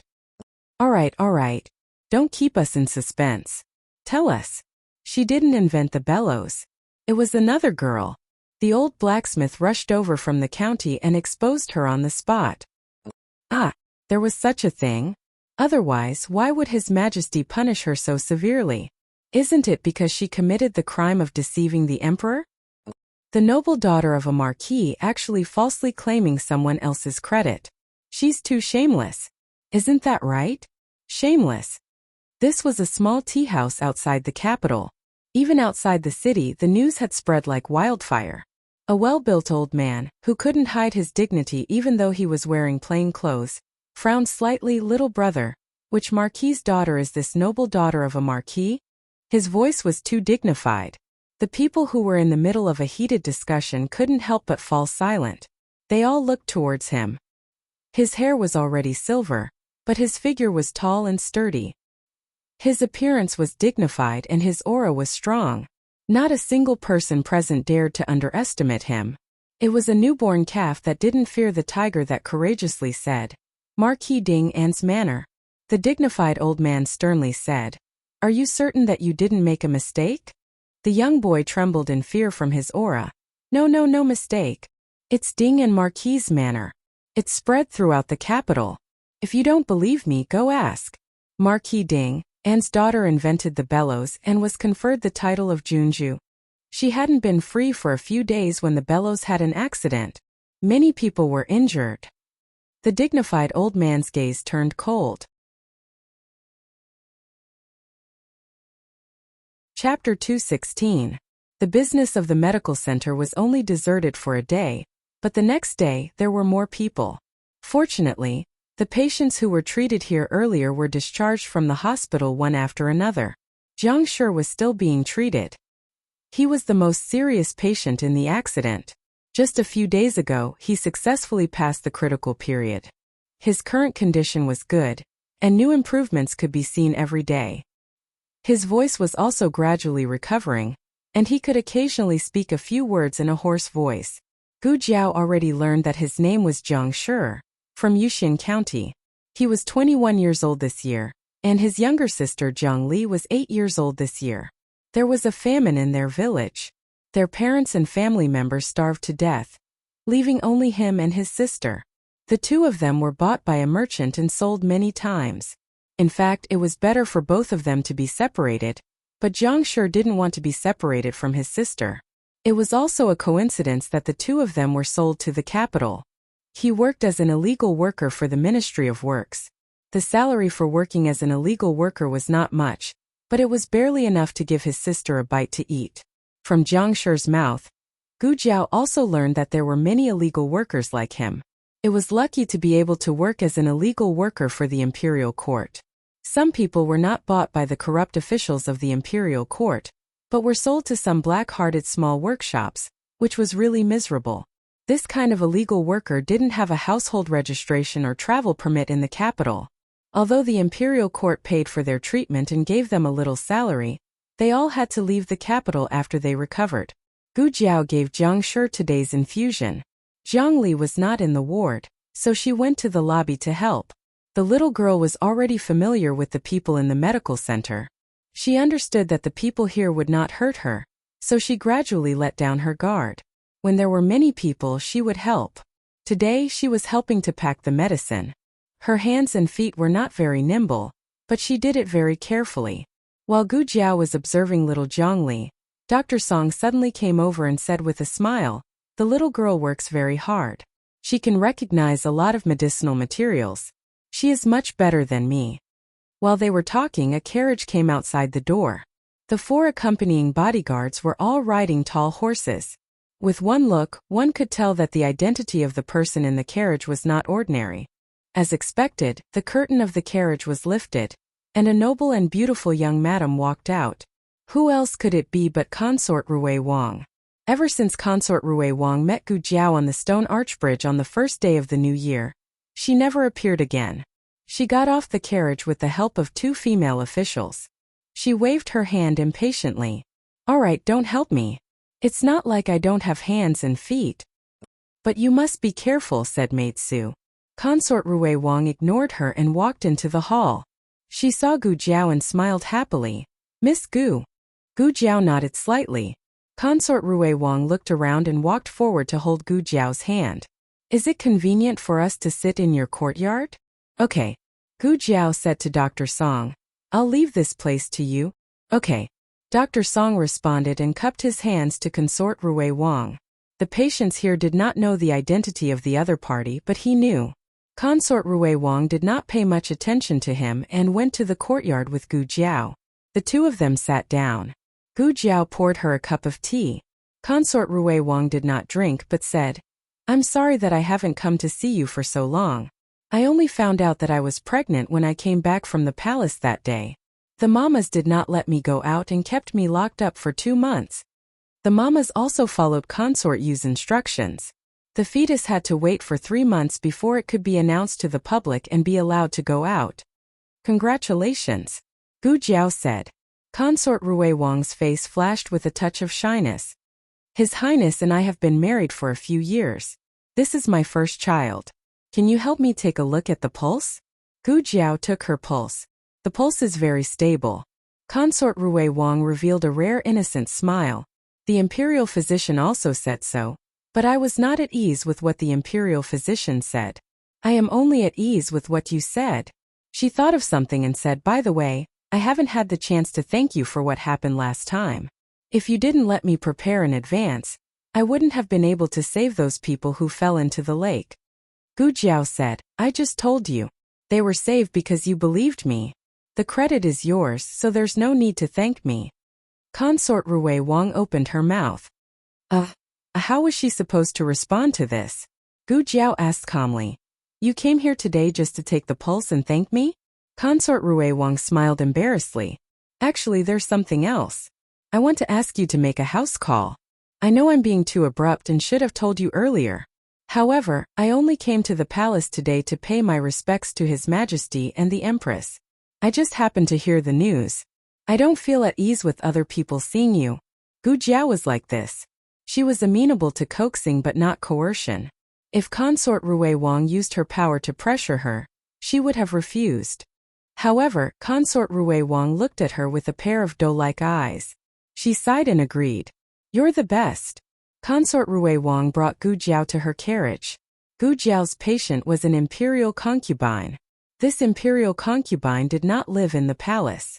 Instead, she lived in a nunnery near Puji Temple. She also had to cross the river. The cable bridge had been repaired. The only way for the carriage to pass was through the stone arch bridge. The carriage stopped outside the nunnery. The 2 got off the carriage. Consort Rui Wang had the maid wait outside while she brought Gu Jiao into the nunnery. This nunnery was not big, and there were not many nuns. They only saw 2 nuns in total. "Is the imperial concubine here?" Consort Rui Wang asked. "Yes. Princess, this way please." A young nun brought Consort Rui Wang and Gu Jiao to a meditation room in the backyard. There was a suppressed cough coming from the meditation room. Consort Rui Wang's heart tightened. She lifted her skirt and walked over. "Imperial concubine, are you all right?" In front of the bed, an old mama bowed to Consort Rui Wang. "Princess." Consort Rui Wang sat down by the bed and held the coughing person's skinny hand. "How did you get so sick?" "Cough cough. What are you doing here?" "I'm fine. It's an old illness." "Cough cough." She coughed violently. Gu Jiao walked in with a small basket on her back. Her gaze fell on the other party. It was an old woman who was cultivating with hair. She was about the same age as her grandaunt. Her elegant face showed her beauty when she was young. "This is..." The other party looked at Gu Jiao. Imperial concubine, this is my friend. Her surname is Gu. And she's very skilled in medicine. She's here to treat you. Consort Rui Wang said and looked at Gu Jiao. Miss Gu, this is Consort Jing. Gu Jiao nodded. She did not have the habit of bowing to others. Consort Jing was a nun, so she did not care about this. She covered her face and coughed twice. Then she said to Gu Jiao, since you're Qianqian's friend, you don't have to be so formal. I'm not an imperial concubine anymore. You can just call me Abbess Jing. And Gu Jiao took the old concubine's pulse and checked her body. Abbess, did you have asthma before? Grand concubine Jing was quite surprised that such a young girl could diagnose her asthma so quickly. But at her age, she wouldn't be surprised by such a thing. She said, I had it before. It's an old illness and it's the worst in spring. Can it be cured? Consort Rui Wang looked at Gu Jiao. It's hard to cure, but it can be controlled. Gu Jiao opened the medicine box and took out some asthma medicine and spray for the old concubine. She told her how to use them and some taboos in daily life. The old concubine thanked Gu Jiao. Consort Rui Wang and the old concubine talked for a while, and only left reluctantly when the old concubine felt sleepy. After getting into the carriage, Consort Rui Wang sighed. The old concubine is too pitiful. What's more, the old concubine was admired by the emperor. The emperor's birth mother came from a humble background. She was only a palace maid and had no right to raise a prince. The emperor was adopted by the old concubine as soon as he was born. At that time, the old concubine was only concubine Jing. She was promoted to consort Jing after giving birth to a little princess a few years later. Consort Jing was a gentle and magnanimous woman. She never fought for favor in the imperial harem, nor did she stir up trouble. Perhaps it was because of her temperament that Empress Dowager Zhuang liked her. She gave up so many princes and made her adopted son the emperor instead. However, she did make a sacrifice.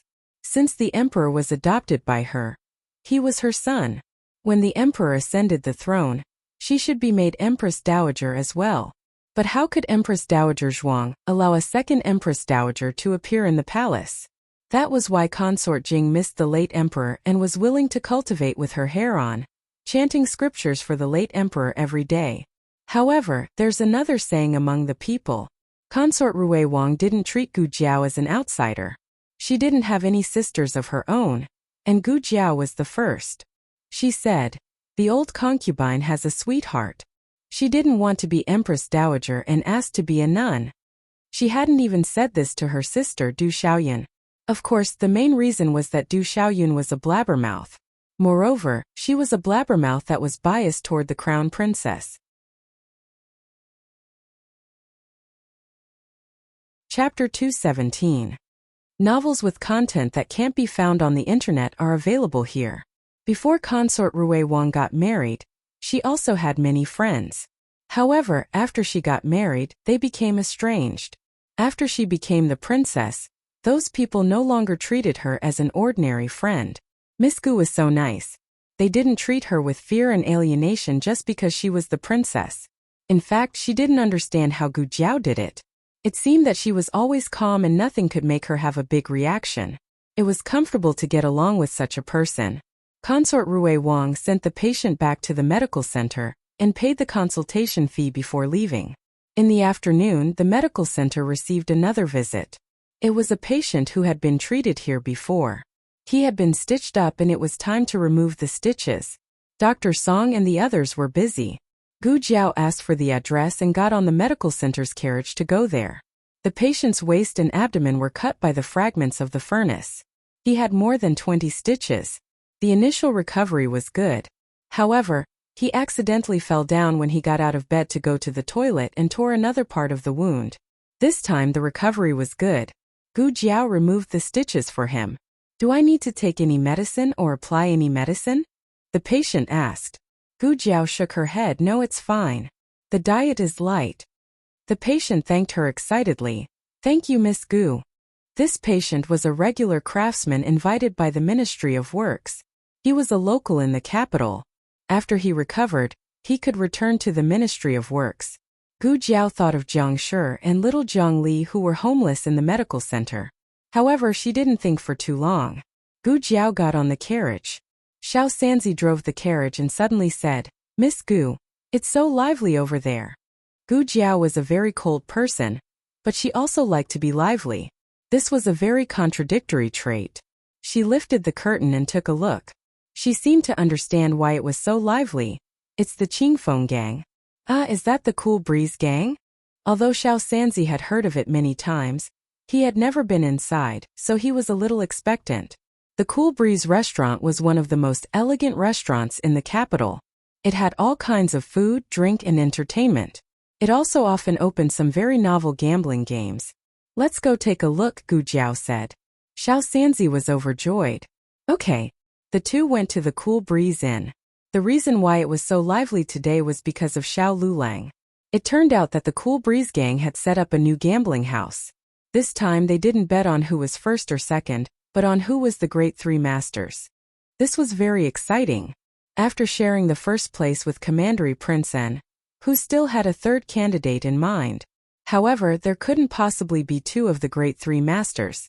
The Cool Breeze gang had said that if there were two of them, they would pay double. Of course, it was impossible for there to be two of them. This was not a baseless guess. Someone had gone to the palace to ask around. The emperor would not allow there to be two of them. So the question was, who should they bet on? Of course it's Commandery Prince N. Do you still need to ask? A scholar in his 30s said, Commandery Prince N has been first in every imperial examination. If he can get first place in the palace examination, he will be the great three masters. Xiao Lulang came from a small county. The difficulty of the imperial examination is not comparable to the imperial examination in the capital. Moreover, his performance is not stable. I heard that he didn't do well in the college examination. He didn't even get the lesser three masters. Do you still dare to bet on him? Everyone felt that it made sense. Although he was considered to be the best in the county, what was he in the capital? Don't look at how he shared the first place with Commandery Prince N. It was just a fluke. The cabinet ministers must have sympathized with him because he came from a poor background and was able to write good essays. Otherwise, what would happen? Would he be able to compete with Commandery Prince N? Crazy. In the end, most of the people bet on Commandery Prince N. Only a few adventurers gritted their teeth and bet on Xiao Lulang. In order to attract more desperate gamblers, Qingfeng gang did not hesitate to hang the greater three masters list in the most prominent position in the main hall. Commandery Prince An's name was first on the right side. Xiao Lulang was second. But the two people's bets were as different as heaven and earth. Commandery Prince An's name was filled with gold ingots. Xiao Luolang's name only had a single silver ingot. A gold ingot represented 1,000 taels. A silver ingot represented 100 taels. Gu Jiao sold the emperor a second-hand brush for 8,000 taels. She used 3,000 taels to go to the Zhouzhuan Medical Center and the new pharmaceutical factory. She still had 5,000 taels left. She did not have the banknotes with her, but she had the bank's cards. She walked into the main hall. I want to bet. On the other side, Commandery Prince N was also betting in the side room of Qingfeng gang. He did not reveal his identity, but he had a noble aura, so the shopkeeper did not dare to neglect him. The shopkeeper politely asked, Young master, are you betting on the greater three masters list? You can bet on Commandery Prince N. He will definitely win. Commandery Prince N was not interested in betting on himself. He tapped the table lightly with his finger. I heard that you have the flower hairpin roll here. Yes, we do. The shopkeeper was surprised. He did not expect him to ask about the flower hairpin roll. Recently, because of Gu Jinyu, the flower hairpin roll was also affected. Some people suspected that Qingfeng gang did not check the background of the people on the roll and caused them to lose money blindly. Actually, the results were not out yet. But everyone thought that Gu Jinyu had no chance. Those who bet on her regretted it so much that their intestines turned green. Now Zhuang Yueshi was far ahead of the other competitors on the flower hairpin roll. The shopkeeper thought that he had also bet on Zhuang Yueshi. Commandery Prince N took out a thick stack of banknotes and placed it on the table. He said lightly, all on eldest Miss Gu. The shopkeeper was dumbfounded. Commandery Prince N placed his bet on Gu Jiao. When he went downstairs, he saw Gu Jiao holding her cards and placing her bet on the big 3 yuan. 5,000 taels Xiao Lulang. Commandery Princeton, who was shot in the heart. After placing her bet on her husband, Gu Jiao saw a string of shiny gold ingots under her husband's name. She left with satisfaction. Just as she was about to step into the carriage, she heard a gentle voice behind her. What a coincidence, Miss Gu. Gu Jiao turned around. Seeing that it was Commandery Princeton, she asked calmly, "What's the matter?" Commandery Princeton thought of her bet just now and did not know whether to laugh or cry. "Miss Gu, do you have so little confidence in me?" Gu Jiao was confused. "What did you say?" "Place your bet." Commandery Princeton pointed at the big 3 yuan list in the hall. "Oh." Gu Jiao thought for a while and said, "If you have confidence in yourself, you can place your bet. I have already placed all my money." Commandery Princeton. "That's not what I meant." "Forget it, I don't know what I mean either. If there's nothing else, I'll leave first. Goodbye." Gu Jiao turned around and was about to get into the carriage. "Wait." Commandery Princeton stopped her. Gu Jiao turned around and stared at him. "Commandery Princeton, can't I look for you if there's nothing else?" Gu Jiao, "No." Commandery Princeton took a deep breath. "To treat my illness." Wu Yang, who was not far away, gasped. "My lord, didn't you say that you don't trust her? You slapped yourself in the face so quickly?" Gu Jiao said calmly, "Come to the medical center." Commandery Princeton smiled gently. "Okay." The 2 of them sat in their own carriages and returned to the medical center. When Gu Jiao brought Commandery Princeton into the medical center, the second boss and shopkeeper Wang, who were checking the accounts at the counter, were stunned. What was going on? Who was this wild man? Did Jiao Jiao cheat on their family? Other than Gu Chongqing, Gu Jiao had never appeared with another man other than Xiao Lulang. However, Gu Chongqing was her biological brother, and this man was not. Gu Jiao walked in front. She might not have noticed it herself, but the way he looked at her was different from how he looked at others. It was a look that only men understood. As if he noticed the 2 of them sizing him up, Commandery Princeton said politely without losing his status, "I'm here to see a doctor." The second boss was stunned. "See a doctor? Are you looking for Xiao Gu?" "Xiao Gu?" Commandery Princeton's lips curled up and he could not hide the smile in his eyes. "Yes, I'm looking for Xiao Gu." The second boss realized that he had said something wrong. He and Xiao Gu were close friends, so he could call her Xiao Gu. Why did you, a patient who came from nowhere, also call her Xiao Gu? The second boss was not convinced. Commandery Princeton put a silver ingot on the counter. "The consultation fee." The second boss, "Please come in." "Shopkeeper Wang, I despise you." Commandery Princeton followed Gu Jiao into the consultation room. Gu Jiao noticed his night blindness the first time she saw him. However, she still asked him formally, "Have a seat. Where do you feel uncomfortable?" Commandery Princeton sat down. "My eyes." Gu Jiao looked at him and signaled him to continue. Commandery Princeton hesitated and finally told the truth. "I can't see at night." Gu Jiao asked again, "Other than not being able to see, do you feel any other discomfort?" "No." Commandery Princeton shook his head. "How long have you been in this condition?" Gu Jiao asked. Commandery Princeton thought for a while. "It slowly appeared the 2nd year after I went to Chan State. The doctor saw me and said that I should have been poisoned. However, he never found out what kind of poison it was." "This has nothing to do with poisoning." Gu Jiao asked about his vision again. Commandery Princeton said, "It's too far. I can't see clearly." Gu Jiao pointed at the words on the wall. "What about this?" Commandery Princeton shook his head. He was also nearsighted. Gu Jiao made a judgment in her heart. Gu Jiao opened the small medicine box and took out a small flashlight that was smaller than her palm. She needed a slit lamp to check the fundus of his eyes. Unfortunately, the small medicine box couldn't take out such a large device for the time being. She could only use her eyes to check. Gu Jiao was a doctor. When she treated people, she didn't care about gender. She stood up and stood in front of Commandery Princeton. She bent down slightly. "It might be a little bright later. Don't move." "Okay." Commandery Princeton agreed. He was much more obedient than Lu Yisheng. He did whatever the doctor asked him to do. If the doctor didn't ask him to move, he would definitely not move. Gu Jiao liked patients who cooperated. Gu Jiao opened his eyelids with one hand and used the small flashlight to check his eyes. Commandery Princeton didn't know what she was holding in her hand. He only felt that it was very bright and he couldn't see anything. The tip of his nose was filled with her fragrance. Okay. Gu Jiao finished checking his eyes and took back the flashlight. She sat back on her chair and asked him about his eating habits before and after he went to Chan State. She found that he was very careful in Chan State and didn't dare to eat many things. This caused problems with his intake of nutrients. This kind of night blindness was easy to cure.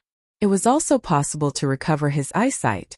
Gu Jiao took out a bottle of fish liver oil from the small medicine box. She used a small porcelain bottle to fill it and handed it to him. Once a day, 1 pill each time. Is it really not poisoning? Commandery Prince took the small porcelain bottle and asked in disbelief. It was not strange that he was so careful. When he was 8 years old, he was sent to Chan State as a hostage. Many people wanted him to die. It was not the first time he was poisoned. It's not poisoning, Gu Jiao confirmed. Commandery Prince suddenly realized that it was not poisoning. He was wondering why they couldn't find the murderer. They even killed 2 hostages by mistake. Today the Imperial College was dismissed early. Little Jing Kong was taken away by Lu Quan again. At night, the old chancellor was going to teach little Jing Kong a foreign language. Xiao Lulang went to the clinic. When he went in, he faintly felt that there was something wrong with the way everyone looked at him, especially the second boss and shopkeeper Wang. Their eyes were full of sympathy and awkwardness. They didn't dare to look at him. Xiao Lulang was used to all kinds of gazes after his leg injury. He didn't mind it and walked towards Gu Jiao's courtyard. The second boss whispered, "Do you think we should tell her that little Gu is in the clinic?" Shopkeeper Wang, that's not the main point, right? The main point was that they had been in there for a long time and hadn't come out yet. Was Miss Gu taking so long to see a doctor? Of course, it wasn't to the extent of saying that they were doing something shameful. Gu Jiao had her own courtyard. If they really wanted to do something, they should go to the small courtyard. However, it was rare to see her treating a patient for so long. Not to mention that the man didn't look sick at all. Moreover, he was too good-looking. The second boss thought, I know little Gu the best. She must have been tempted by him again, just like how she treated Xiao Lulang in the past. When Xiao Lulang was unconscious, little Gu had been drooling over him in the side room for a long time. Humph, don't think he didn't know. To get to the small courtyard, he had to pass by the clinic. Just as Xiao Lulang reached the door of the consultation room, he saw the door open from the inside. It was Royal Prince and Xiao Lulang stopped in his tracks. Coincidentally, at this moment the medicine box fell from the table. Gu Jiao reached out to grab the medicine box, but her waist almost hit the table. Royal Prince strode forward and reached out to block her soft waist and the sharp corner of the table. He didn't actually touch her. Gu Jiao dodged. She wasn't that careless. However, from Xiao Liulang's point of view, it looked like his hand had supported her waist. Xiao Liulang's eyes darkened. Chapter 218. Oh, you're here. When Gu Jiao stood up, she saw Xiao Lulang. She walked towards him with the medicine box and didn't spare any extra attention to Royal Prince and laughed at himself as he looked at the extra hand he had stretched out. He knew she would be able to avoid it. But still, school ended early today, so I came to take a look. Xiao Lulang paused and said. Lu Quan took Jing Kong back. This was a tacit understanding between people who lived together day and night. She didn't need to ask, but he already knew what she would ask. Gu Jiao smiled. I don't have anything to do here. I can go back after packing up. Xiao Lulang, how is Jiangshi? Gu Jiao. He's recovering well. Xiao Lulang, I saw little Jiangli just now. She's helping to get medicine. She's quite smart. A certain someone talked too much today. Gu Jiao didn't think too much about it and went back to the courtyard to pack up. Royal Prince looked at Xiao Lulang with a smile. His eyes were full of affirmation and support. You did well in the general examination. The court examination is as difficult as the general examination. Do well. I'll think of a way to send your exam paper to His Majesty. All tribute scholars were qualified to participate in the court examination. There were a total of 210 people, but less than 30 exam papers were presented to the emperor. It seemed that the power of the court examination was in the emperor's hands, but in reality, the first step was still controlled by the cabinet. For the examinees, it wasn't enough to just be capable. They had to have a strong background. Otherwise, the exam paper wouldn't reach the emperor's hands. The Grand Secretary of the cabinet was surnamed Yuan, but he was old. Most of the power in the cabinet was now in the hands of Grand Tutor Zhuang. The reason why Commandery Prince extended an olive branch to Xiao Lulang was because he had his eyes on Xiao Lulang from the beginning. Secondly, he was confident that even if he sent Xiao Liulang's exam paper to the emperor, he would still be the top scorer. As for whether there was a third reason, such as showing off his status and superiority in front of Gu Jiao, no one knew. Gu Jiao walked over with a small basket on her back. "What are you talking about?" "Nothing." Xiao Lulang glanced at Royal Prince expressionlessly, not showing any gratitude. He turned to Gu Jiao and said, "Let's go." "Okay." Gu Jiao nodded and left the clinic with him. In the evening, Feng Lin came over. He came alone without Lin Qingye. Ever since he and Lin Qingye started living together, Feng Lin rarely went out alone. Today, it was because Steward Zhou had arranged a blind date for Lin Qingye. Feng Lin came to talk to Xiao Lulang about his parents' case in Song County. There had been progress in the case. After Elder Feng's student received Xiao Liulang's letter, he immediately asked for the case of Feng Lin's parents and personally interrogated Feng Lin's relatives. When had the relatives in the countryside ever seen such a powerful official? In their hearts, the county magistrate was the sky. However, even the county magistrate could only stand on the side and pour tea for the other party. Without much effort, Feng Lin's relatives confessed. This matter had nothing to do with Feng Lin's parents. The two elders' innocence was cleared, and Feng Lin's innocence was cleared. "Lulang, did you hear me?" In the study, Feng Lin waved his hand in front of Xiao Liulang's face. "Yes, I heard you," Xiao Lulang said absent-mindedly. "Why do I feel like you're not in the right state?"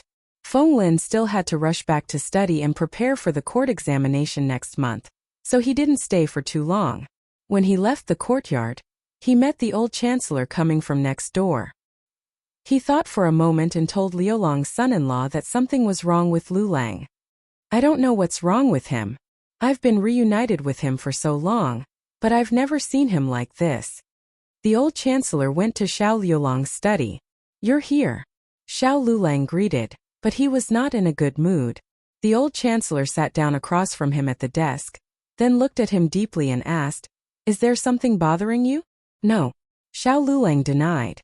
The old chancellor asked, "Is it Marquis Xiao?" Xiao Lulang, "No." The old chancellor, "The court examination?" Xiao Lulang, "No." The old chancellor pondered for a moment. "Jiao Jiao?" Xiao Lulang. Xiao Lulang changed the topic. "Aren't you tutoring little Jing Kong? How's his learning going?" Hey, you're changing the topic. When did you and that little monk get along so well?" The old chancellor didn't give up so easily, or else he wouldn't have insisted on moving here. His Aheng was no longer the carefree Aheng of the past. He locked himself up and didn't want to let himself go out. The old chancellor said earnestly, "I've always wanted to ask you, what are your plans between you and Jiao Jiao? When you fainted on the side of the road and were picked up by Jiao Jiao, it was the Gu family who forced you to marry her. Although you're husband and wife, you're not husband and wife." Xiao Lulang didn't say anything. The old chancellor continued, "You didn't leave her in the past because you were worried that she had nowhere to go. Now that this worry is gone, what are you still thinking about?" Xiao Lulang said, "I'm not thinking about anything." The old chancellor said again, "Then let me ask you again, why did you come to the capital? You don't want to come back to this place for the rest of your life, right?" Xiao Lulang opened his mouth. The old chancellor didn't give him a chance to answer. "Don't tell me that Jiao Jiao forced you to come. Did she put a knife on your neck?" Xiao Lulang lowered his eyes. "No." The old chancellor sighed, "Such a good girl, if you miss her, she won't be there anymore. If you don't cherish her, there will be others who will cherish her for you. I think Feng Lin is not bad. And Lin Qingye is also honest." Xiao Liulang's face turned black. "Teacher." The old chancellor laughed. All right, I'm just kidding. They don't have that kind of interest in Jiao Jiao, but there's no guarantee that others will." This was the truth. Jiao Jiao was so outstanding. There would always be someone who would find her good and fancy her. My silly disciple is smart about everything, but this is the only area where she doesn't understand. After the old chancellor left, Xiao Lulang stayed in the study room for a long time until the sky was completely dark. Only then did he stand up and walk out. Gu Jiao was tidying up the courtyard. When he saw that there was no firewood in the woodshed, he picked up the axe to chop the firewood. Gu Jiao hurriedly walked over and took the axe from his hand. "No need, let me do it." She was very insistent. Xiao Lulang went to the well to fetch water again, but she stopped him. Xiao Yulong's gaze landed on her hand that was carrying the water bucket. Her hand was slender, but it wasn't as delicate as a lady's. There were thin calluses on her palm, and there were knife marks on the web between her thumb and index finger. All the hardships she had suffered were on these hands. Xiao Lulang suddenly felt upset. "What's wrong with you?" Gu Jiao asked him. "Jiao Jiao Jiao Jiao." Little Jing Kong ran over with a piece of homework in his hand. "Granduncle gave me a question, I finished it." Gu Jiao took it and looked at it. Although she couldn't understand it, the words were better than before. "Great," Gu Jiao praised. Little Jing Kong didn't leave with his hands behind his back. "What's wrong?" Gu Jiao asked. Little Jing Kong said cutely, "I want to eat sugar-coated haws." Gu Jiao nodded. "Okay, I'll go buy it for you." Xiao Lulang said, "I'm going to buy something too." Gu Jiao smiled. "Then let's go together." Little Jing Kong jumped. "I want to go too." Gu Jiao said softly, "Go to bed early, you still have to go to school tomorrow. I'll save the sugar-coated haws for you tomorrow morning." Little Jing Kong. "Okay." It was so troublesome to be a kid, it felt so much better. Gu Jiao and Xiao Lulang went out. "What do you want to buy?" Gu Jiao asked on the way. Books," Xiao Lulang said. Gu Jiao thought for a while. "It's not far, we'll pass by the study when we buy the sugar-coated haws." Xiao Lulang, "Okay." The night in March was not that cold, but the cold wind still felt a little chilly. Xiao Lulang glanced at Gu Jiao discreetly. She didn't seem cold. The two soon arrived at the entrance of the study. Gu Jiao said regretfully, "It's closed. What books do you want to buy?" "I'll buy them for you tomorrow." Xiao Lulang said casually, "It's not urgent. I'll buy them after school tomorrow." Okay. The two continued to walk forward. They didn't know why they were so lucky today. The study was closed, and the sugar-coated haws stall was also closed.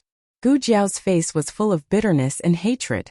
Xiao Lulang looked at the street opposite the alley.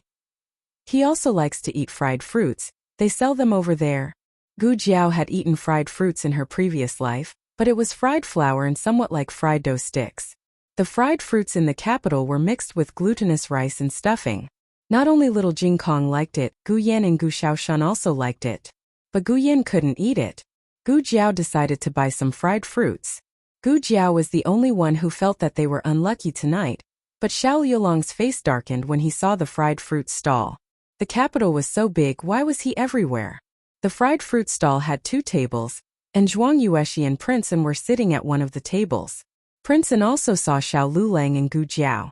He smiled warmly at them. "What a coincidence, you're also here to eat the food? His food has been cooked for many years and it tastes good. You're from other places so you haven't eaten it, right?" Xiao Lulang thought, "I've been eating it since I was young." Xiao Yulong's mood suddenly became irritable. The women's school was next to the medical center. Zhuang Yueshi had seen Gu Jiao before, so she knew that Gu Jiao was probably the female doctor of the Miracle Hands Hall. But they didn't pretend. She asked Prince An, "Brother, do you know her?" Prince An introduced, "Miss Gu is my classmate. Strictly speaking, the introduction of the couple should be my classmate and his wife." But Commandery Prince An automatically ignored something. Hearing that it was her brother's classmate, Zhuang Yueshi's expression cleared up. Soon she asked again, "Which Miss Gu?" Prince An's gaze fell on Gu Jiao, Ding and Marquis Fu's daughter. Ding and Marquis Fu only had 2 daughters, one was Gu Jinyu, and the other was the real daughter who grew up in the countryside. Was it this girl in front of them? She really looked. Zhuang Yueshi saw the red birthmark on Gu Jiao's left cheek and swallowed her question. She wasn't as arrogant as Zhuang Mingdai. Since her brother admitted that they were classmates, then she would treat them with respect. "Come and sit, we still have to wait for a long time." Prince An said to the two. There was another table but it was full. There was only an empty seat beside them. The two walked over and sat down. Gu Jiao sat next to Zhuang Yueshi. while Xiao Lulang sat next to Princeton. But this seat made Princeton and Gu Jiao face each other, while Zhuang Yueshi and Xiao Lulang face each other. Zhuang Yueshi only had her brother in her eyes, so she didn't stare at Xiao Lulang. But Princeton kept staring at Gu Jiao. Xiao Lulang frowned. What was wrong with him? Why did he come to buy fried fruits? There were many people buying fried fruits, so they waited for 15 minutes before it was their turn. During this time, Princeton and Zhuang Yueshi's fried fruits were ready, but Princeton gave it to someone else. Xiao Liulang's face darkened. Princeton exchanged a few words with the two, mostly asking questions like, "Why did you come out to eat so late? How did you come here? Is it far? Do you need me to send you back?" Zhuang Yueshi didn't notice her brother's special treatment of Gu Jiao, and thought her brother was caring for his classmate. But Xiao Lulang knew that he wasn't that close to Princeton. After a while, Princeton talked about an astronomy book he read in Chung country. Gu Jiao was interested. When she was interested, her eyes would brighten and shine like stars. Xiao Lulang felt suffocated. Their fried fruits were ready, so Princeton paid for them. "No need." Xiao Lulang put the copper coins on the table coldly. "We'll buy it ourselves." Princeton spread his hands and smiled. Xiao Lulang and Gu Jiao left. Princeton and Zhuang Yueshi also planned to get on the carriage and return home. At this moment, a dragon and lion dance troupe suddenly appeared on the street. It was a courtesan from a brothel. The entire Chong and avenue was in an uproar. The crowd swarmed over and was about to drown them. Gu Jiao grabbed Xiao Liulang's wrist and dragged him through the crowd. Gu Jiao didn't stop until they entered Jadewater Alley. Then she heard a low laugh. Gu Jiao's body stiffened and she turned around. She saw that the person she was dragging wasn't Xiao Lulang, but Princeton. Gu Jiao. On the other side, Xiao Liulang's handsome face turned cold. That girl actually ran away with another man right in front of him. Chapter 219. The novel will be updated faster. All the novels that can't be found on the internet will be available here. This was the first time something like this had happened since the beginning of time. Even Zhuang Yueshi was stunned. What was going on? Why did her brother leave her behind and run away with another woman? That woman even had a family. In the alley, Gu Jiao looked at Princeton gloomily. "You did it on purpose? You even imitated his walk." Princeton laughed. "Yes, I did it on purpose." The moment he was caught, he knew she had made a mistake. She didn't walk too fast, but she carefully blocked the crowd for him. She rushed in front of him, but he didn't stop her and even lied to her. He wanted to walk further away before he exposed himself, but he couldn't hold it in anymore. Gu Jiao's face turned black. Princeton said, "I'm your patient and you're my doctor. You can't hit me." Gu Jiao clenched her fists and controlled her temper. She ignored him and walked away. Commandery Princeton followed behind. The courtesan parade had passed, and the street had returned to its original tranquility. The two of them appeared one after another. Zhuang Yueshi lifted her dress and ran over impatiently. She held his arm and said, "Brother, what happened just now?" "Nothing, get in the carriage," Princeton said to her. But Zhuang Yueshi wanted to ask for an explanation on the spot, but Princeton raised his hand and touched her head gently. Zhuang Yueshi's heart melted. She held her brother's hand and got into the carriage. Before they left, Princeton smiled at Gu Jiao and Xiao Lulang. "Miss Gu, see you another day." Gu Jiao, Xiao Lulang. The carriage left and only Xiao Lulang and Gu Jiao were left in the empty street corner. The atmosphere was very awkward. Gu Jiao thought for a while and said, "Would you believe me if I said I caught the wrong person?" Xiao Lulang, "Huh? Your husband is very angry. The kind that can't be appeased." On the way back, no one spoke. Gu Jiao mainly reflected on herself. She caught the wrong person and made her husband wait for her in the cold wind for so long. Xiao Lulang was angry. The more she didn't speak, the angrier he got. He couldn't tell what he was angry about. Finally, when he stepped over the threshold, he said, "What did he mean by see you another day?" "Oh," Gu Jiao replied. "He's a patient from the clinic. He'll be coming for a follow-up examination in a few days." There was actually a layer of doctor-patient relationship in it. Xiao Lulang clenched his fist and asked in a normal tone, "What illness does he have?" Gu Jiao said, "This is the patient's privacy. I can't tell you. Very well, they had their own secret. Jiao Jiao. Little Jing Kong poked his head out from the door of the west room. Gu Jiao didn't have time to gossip about Royal Prince and with Xiao Lulang. It was already time, but little Jing Kong was still awake. It was obvious that he had crawled out of bed. Gu Jiao walked over and picked up the little guy. She put the fried fruit on the table and held his cold feet. She stuffed him into the quilt. Why aren't you sleeping? Little Jing Kong was tightly wrapped up. He didn't move at all, like a well-behaved silkworm. Jiao Jiao. Gu Jiao said, I didn't buy candied haws, only fried fruit. Do you want to try one? Yes. Little Jing Kong nodded obediently. Gu Jiao took a fried fruit and fed it to him. He ate it until his mouth was covered with oil. He was so satisfied that he narrowed his eyes. I want more, he said. You can't eat anymore. Gu Jiao poured him a cup of hot water to rinse his mouth. Go to sleep. You can eat tomorrow. Little Jing Kong was an obedient child. Soon he closed his eyes and fell asleep. After washing up, Xiao Lulang lay down beside the little fellow, tossing and turning restlessly. When he finally fell asleep, he had another dream. The dream was a hasty and messy one. When he finally managed to break free from the enormous shackles and opened his eyes, he found that he had returned to the Marquis estate. He was lying on a strange yet familiar bed, and in front of him was a strange yet familiar scene. There were servants standing in the room, but he had not seen them for so long that he could not remember their names. Wearing a yellow dress, Princess Xianyang walked in with a gentle expression. You've woken up. He stared at Princess Xinyang in a daze. Princess Xinyang sat down by his bedside and raised her hand to touch his forehead. What's wrong? Why are you looking at mother like that? Don't you recognize your mother? She was so anxious that she rushed outside and shouted, Imperial physician! Quickly call for an imperial physician. The imperial physician came and checked his pulse and body. He said to Princess Xinyang, replying to your highness, the young marquis is fine. He should have been frightened, which is why he's like this. Princess Xinyang's eyes were filled with worry. Are you all right?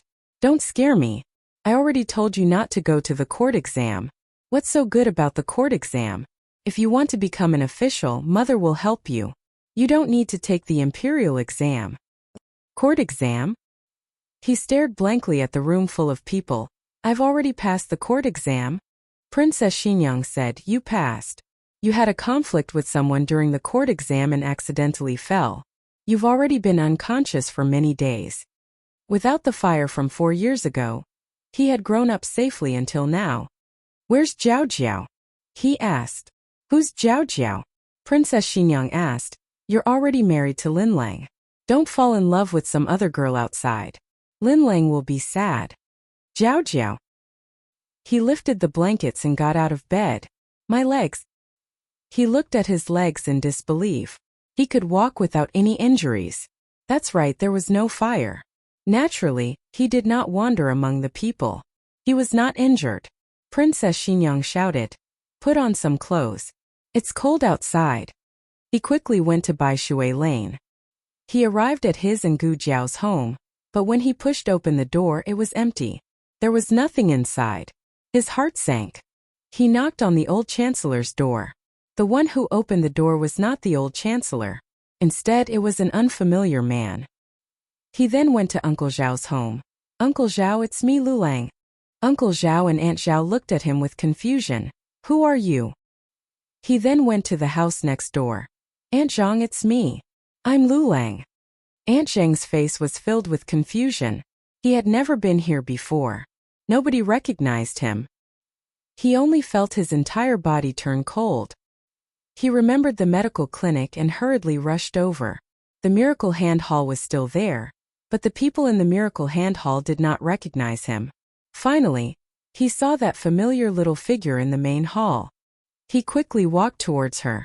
Just as he was about to call her Jiao Jiao, she looked at him with an extremely strange gaze and said to the doctor beside her, There's a patient. Take care of him. She walked past him and did not turn her head back once. An indescribable feeling of suffocation suddenly surged from the bottom of his heart, as if something was strangling his heart. This feeling was really uncomfortable. He forced himself to wake up. Then he realized that it was a dream. He did not return to the Marquis's mansion. He was still at home in by Shui Lane. Beside him was the little Jing Kong, who was snoring. The little Jing Kong was lying on his back with one of his little feet on his chest. No wonder he felt so uncomfortable in his dream. Was it because this little thing used its foot to press down on him? Xiao Lulang removed the little thing's foot. In the latter half of the night, he did not fall asleep again.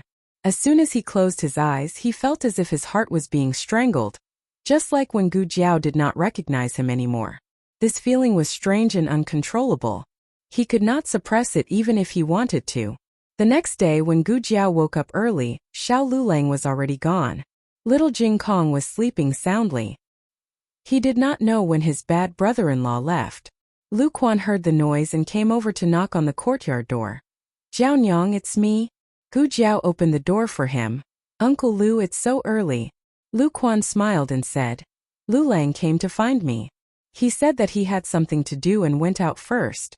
I'll send Gu Yan and the others to school in a while. I've also made breakfast. I'll bring it over now." Oh, he was gone. His family had arranged it clearly. Gu Jiao did not think much of it. Thank you. In fact, she could send them, but Lu Quan would drive. The three little men could take the carriage to school. After they went to school, Gu Jiao went to the medical center.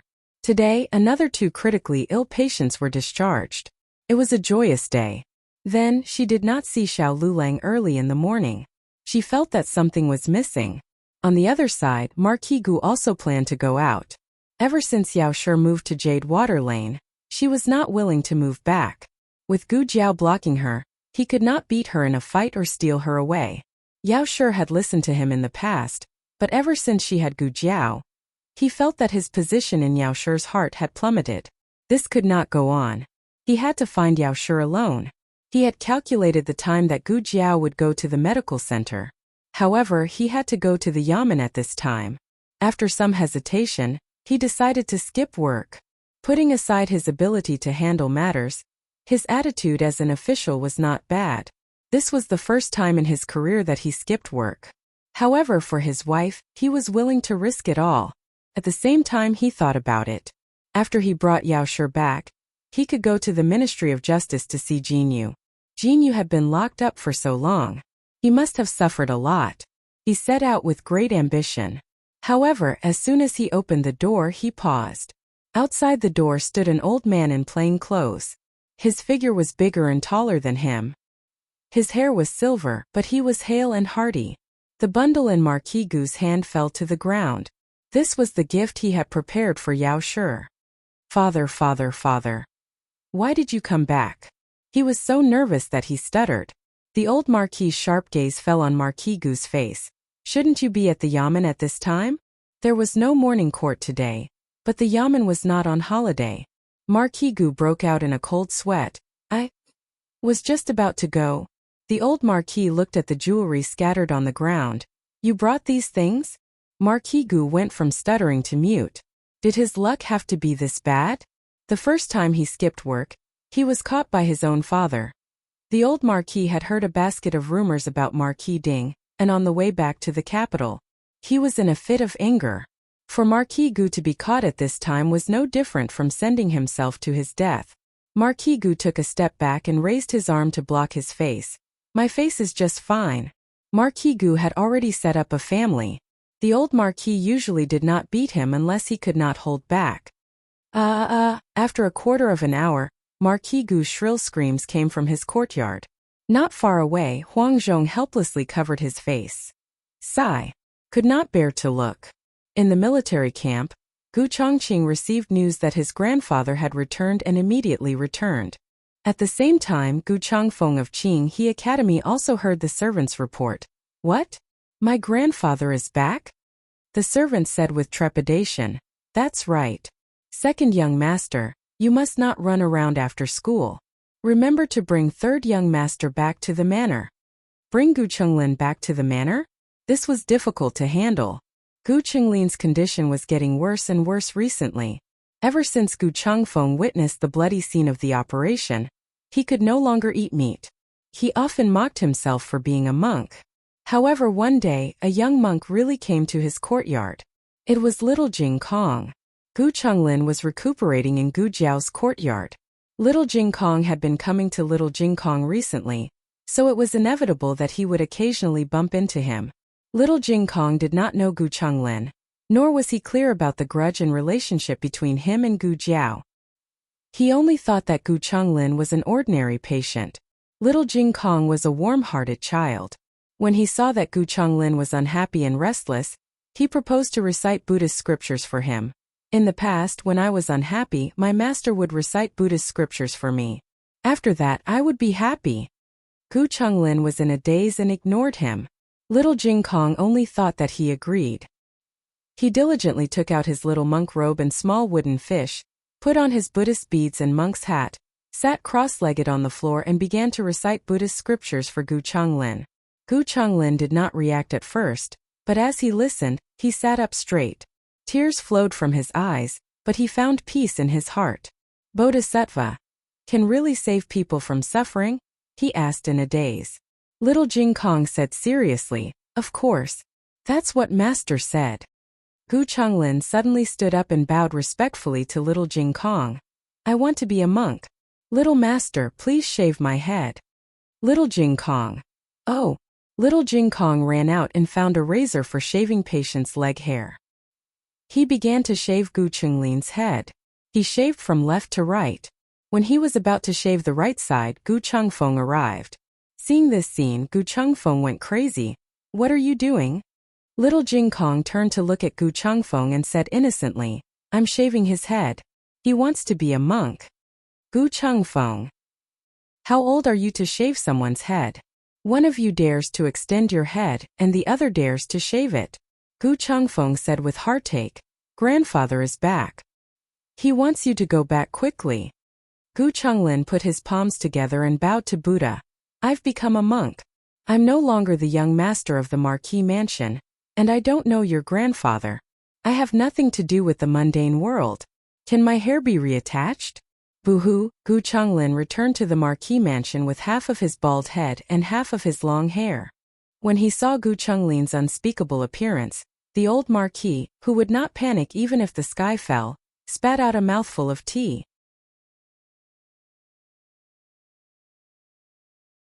Chapter 220.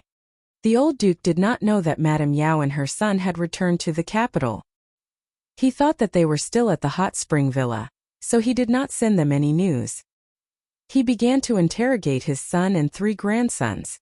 "What are the rumors in the capital about?"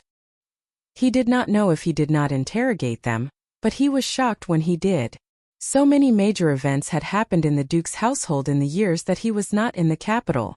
The first to bear the brunt was Gu Jinyu's background. It was terrible that she was a child who was swapped. Then there was the matter of concubine Ling. This also explained why Gu Chunglin had become like this. Concubine Ling had already been punished by old Madame Gu. The old Duke did not ask if she was dead or alive. He did not have the time to care about a concubine.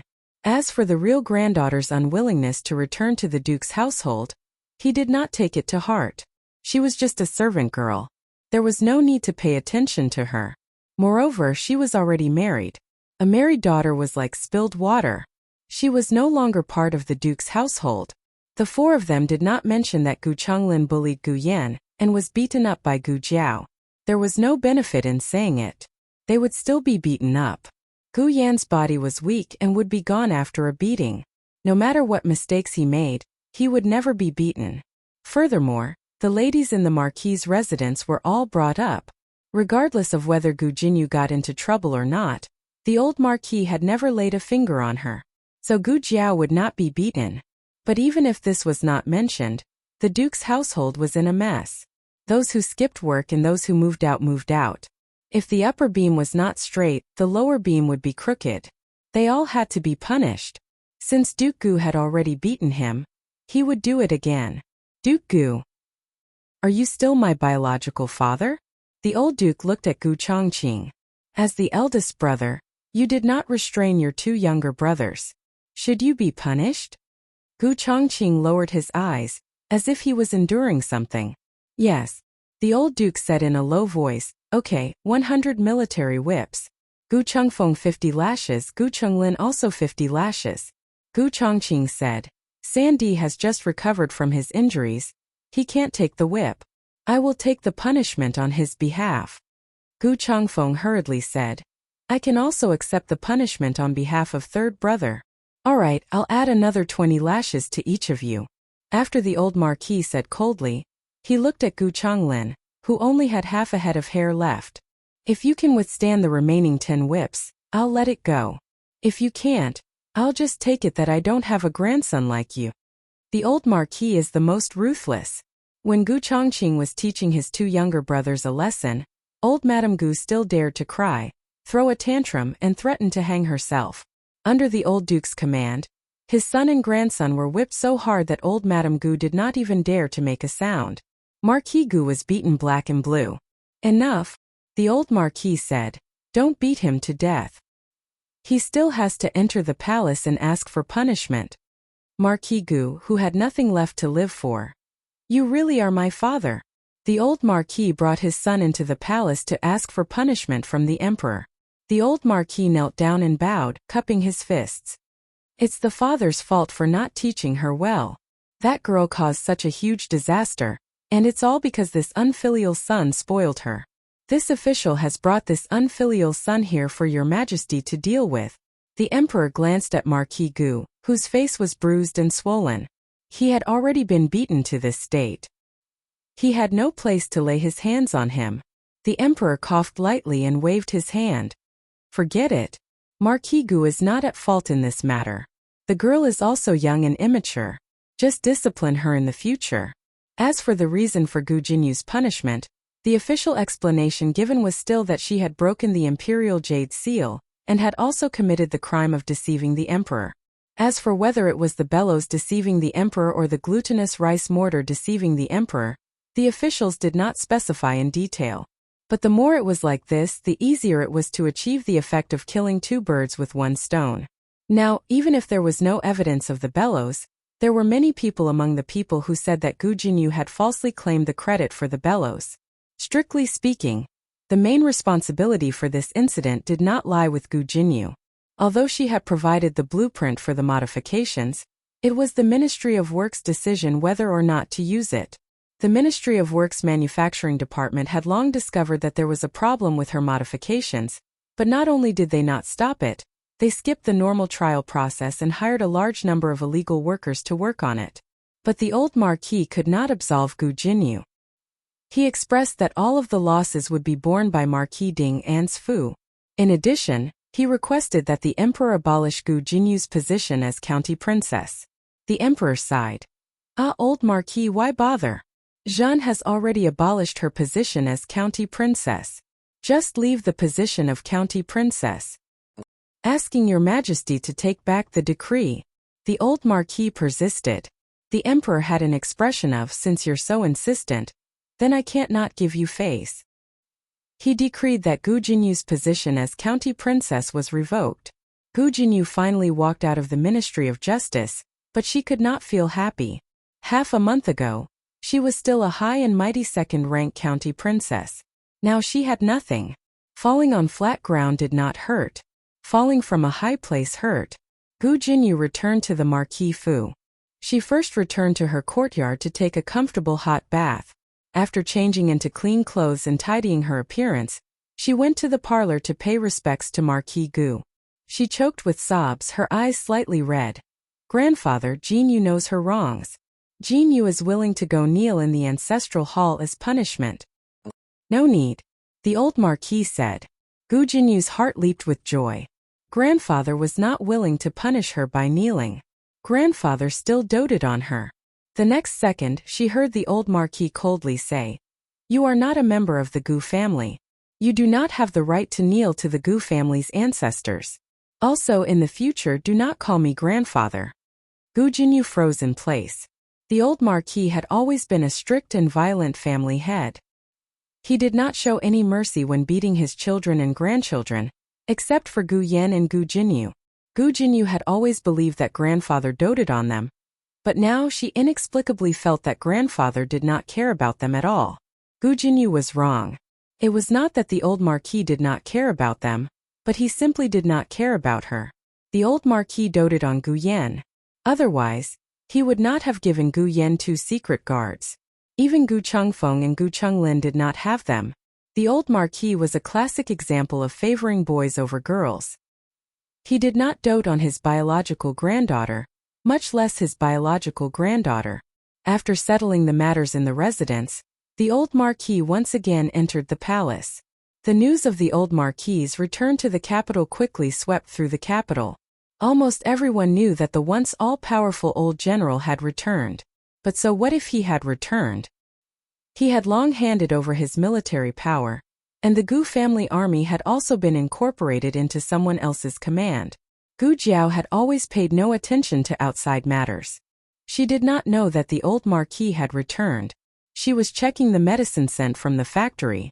This was the second batch of medicine custom-made for the military camp. She checked a few bottles. There was no problem with the quality. I don't have anything to do today. I'll deliver it. She also wanted to deliver something to Xue Ningxiang's brother-in-law, Zhou Erzwang. Because she was delivering the medicine, Gu Jiao was able to enter the military camp. The soldiers had just finished practicing martial arts, and were currently sitting in an open space to rest. The air was filled with the smell of sweat and weapons. It was a smell that she was familiar with from her previous life. Gu Jiao did not look at it too much. She rode a carriage to the medical officer's tent. The one who received her was a medical officer surnamed Lu. Gu Chongqing had already greeted him a few days ago. Medical officer Lu was very polite to Gu Jiao, but he was also nervous and cautious as he said, "Don't run around in a while. Wait for me to finish testing the medicine before leaving." This morning, they had received news that an important person was coming to the military camp. This important person's status was too high. Even Marquis Xianping, who had not appeared for half a year, was called to the military camp. Marquis Xianping was still angry after waking up. He sat in the carriage for the entire journey and refused to get off. "You with the surname Ran, I think you don't want to work anymore." General Ran stood beside the carriage and cupped his hands. He respectfully bowed and said with a smile, "Marquis has wronged this official. How could this official dare to disturb Marquis's beautiful dream? Isn't this?" As he spoke, he looked around and took a step forward. He leaned close to the window and whispered, "Someone from the palace is coming. The general is afraid that he won't be able to handle the situation, so he told this official to invite Marquis over no matter what. Half of the Gu family's army is here. Ordinary people won't be able to handle them. Marquis, you really have to come out." Marquis Xianping said indifferently, "Why would this Marquis come out?" General Ran embarrassedly opened the curtain. "Marquis, get off first. It's very stuffy in the carriage. This official has prepared good wine and dishes for you. I'll bring them to you in a while." It was indeed stuffy in the carriage. Marquis Xianping got off the carriage with a cold expression. General Ran continued, "It's not a big deal. The general's meaning is, in a while you can lead the soldiers to practice. It's best to line them up and set up a formation. The more impressive it is, the better. I'll call everyone out. What's the point of making such a big scene? His Majesty doesn't understand." Marquis Xianping rolled up his sleeves and said indifferently, "It's just a blind thing." The emperor and the old marquis had just gotten off the carriage when they heard this rebellious sentence. The old marquis. The emperor.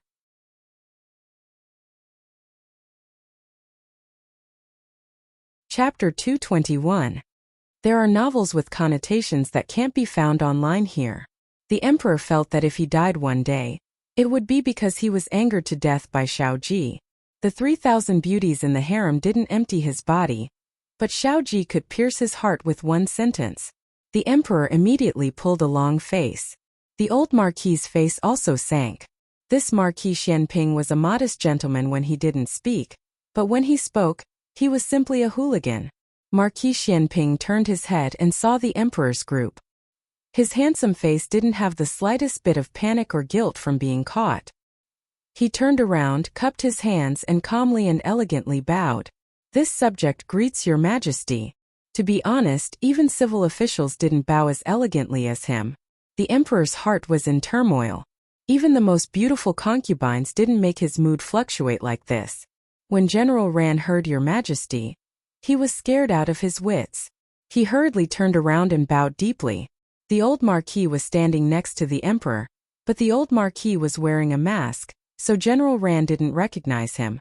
General Ran's heart was also in turmoil. Was it really that exciting? Did His Majesty hear the conversation just now? Would His Majesty chop off his and Marquis Xianping's heads in a fit of anger? No, it was Marquis Xianping who said those words. He was implicated. General Ran wanted to cry. Marquis Xianping calmly said, Your Majesty came at the right time. This subject was just about to train the troops. Would Your Majesty like to watch? The Emperor's eyes were cold. I don't understand. Marquis Xianping smiled faintly. The experts see the skill, while the laymen see the excitement. The Emperor. Sooner or later, he would be angered to death by this guy. The Emperor and Marquis Xianping were related by marriage. He married Marquis Xianping's sister, and Marquis Xianping married his sister. The Emperor would often wonder, how did he end up with this fellow as his brother-in-law? He came with the old Marquis today to watch the troops train. He took the old Marquis to the observatory. When the old Marquis and Marquis Xianping's lips. Old monkey. The old Marquis trembled. Oh, damn it, I want to beat him to death. The old Marquis was so angry that he cursed in his heart, and his mask was almost crooked. The two of them went up to the observation deck, and all the soldiers in the barracks were called to the field. There were a total of 8 large and small military camps in the capital. The original Gu clan army had been assigned to different military camps. Among them, the Tiger Mountain camp had the most Gu clan army. Hushan Barracks was the territory of the Great General of Flying Cavalry. In his early years, the Great General of Flying Cavalry did not get along well with the old Marquis. If the Gu army fell into his hands, the consequences could be imagined. All these years the Gu army had been tortured by him. Everyone gritted their teeth and did not cause any trouble. It was mainly because of what the old Duke had said. You are the Gu army, but you are not loyal to me or any general. You are loyal to the Emperor of Zhao country. You are protecting the citizens of Zhao country, including your family and mine. Yes, they were also guarding their own families and the old Marquis's family. After Gu Chongqing entered the Tiger Mountain camp, the Gu clan army was even more patient. No matter how the Great General of Flying Cavalry deliberately targeted them, they would not be deserters. They silently guarded Gu Chongqing, looking forward to the day when he could be like the old Marquis and gather all the Gu clan army together, and go to the battlefield to kill the enemy again. It was just that Gu Chongqing's days in the barracks could not be considered comfortable. He had been injured the most, so it was impossible to say that he was not targeted. Why did he invite Marquis Xianping over today? Wasn't it because the Great General of Flying Cavalry was worried that once he appeared, the Gu clan army would be filled with hostility and make the situation too ugly? All the soldiers, including the Gu clan army, were lined up neatly. Marquis Xianping mounted his horse and began the day's roll call. The moment he put on his armor and helmet, his entire person's aura became strong in an instant. He was flamboyant, domineering, and arrogant. No one paid attention to the handsome face under the helmet anymore. They were all shocked by the murderous aura in his eyes. Golden spears and armored horses. One person could fight against thousands of soldiers and horses. This was a man born for the battlefield. He had 9 deaths and 9 deaths. He had won battles and also suffered defeats. He could afford to lose, but when he won he never flinched. The Emperor's blood boiled as he watched, and he wished he could go to war. Alas, forget it, I won't punish him. The old Marquis looked at the Gu clan army that he had brought up single-handedly with a complicated expression. The Emperor forcibly withdrew his attention, which had been attracted by Marquis Xianping, and turned to ask the old Marquis, Does the old Marquis regret that I handed them over to the Great General of Flying Cavalry?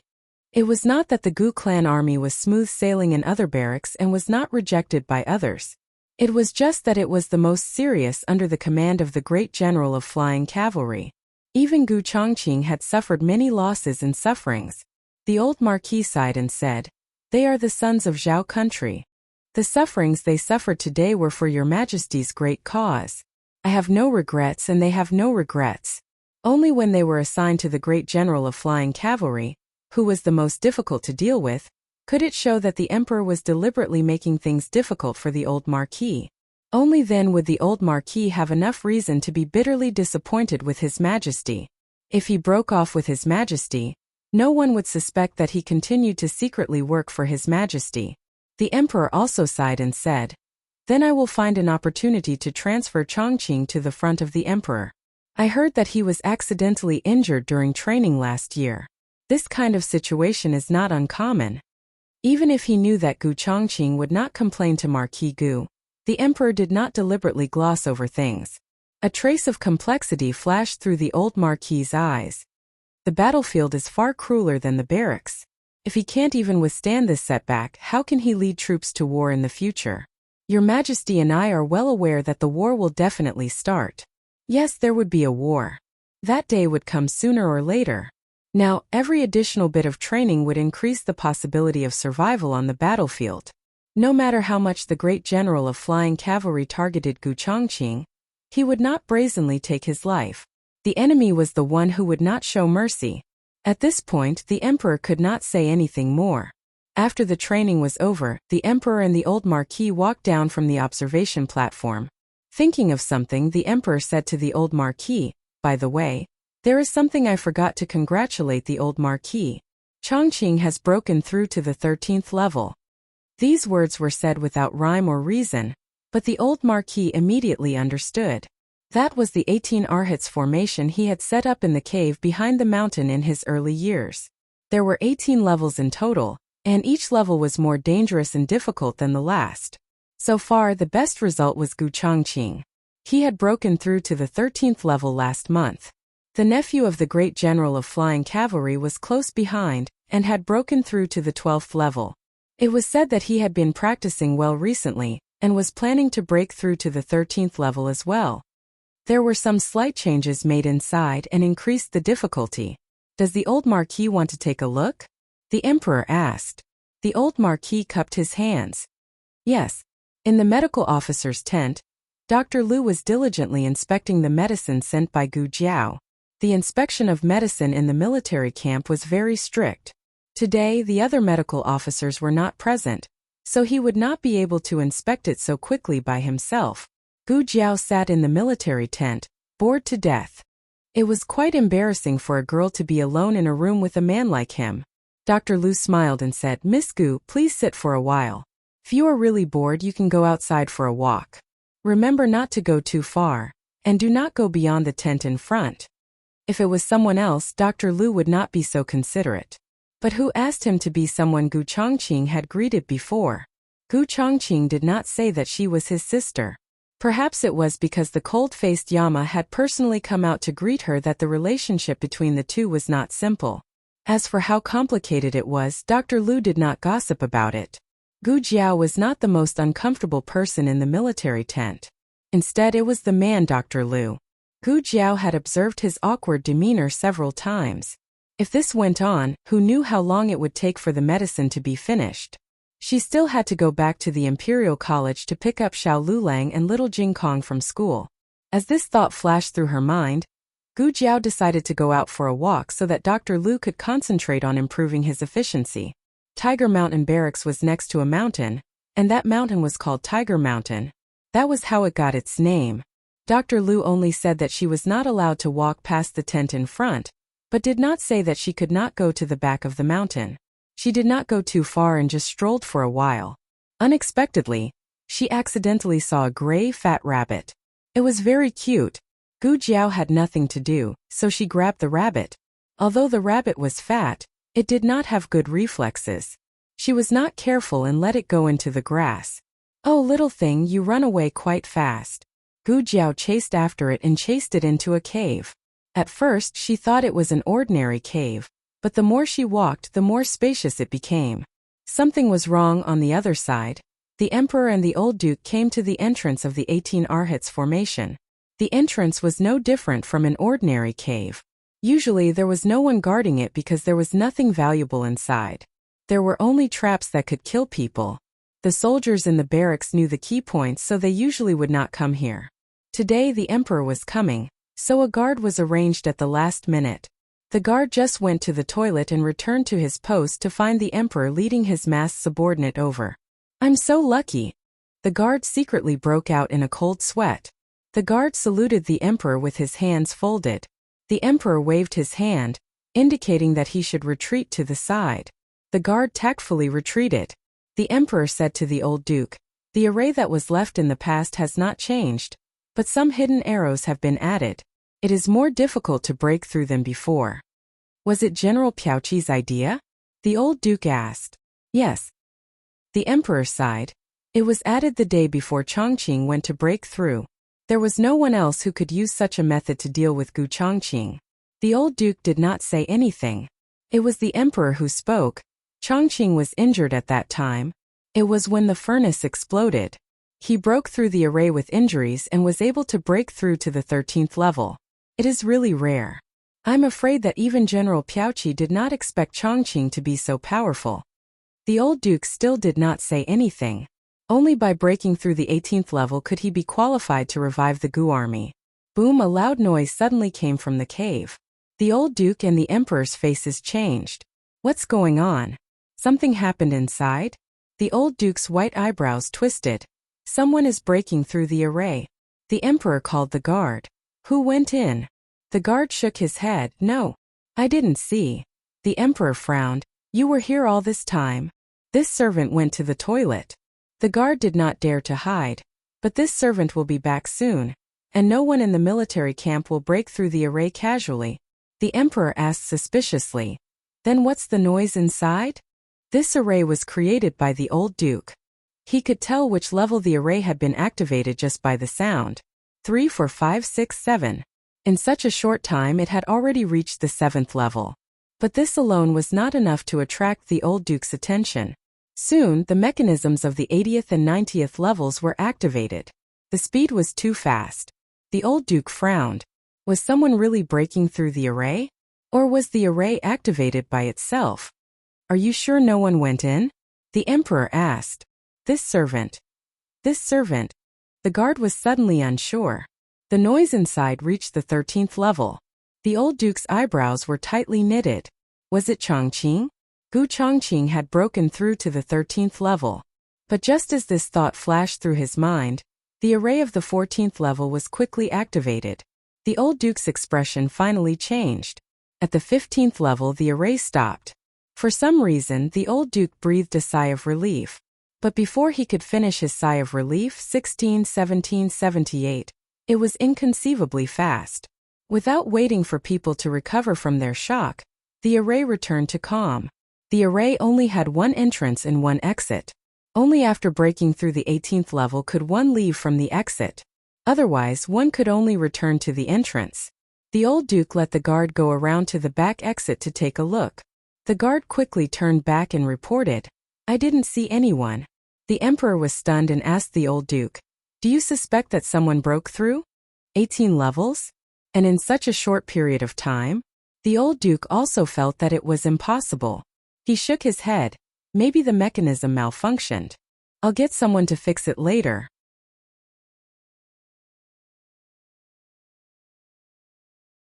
Chapter 222.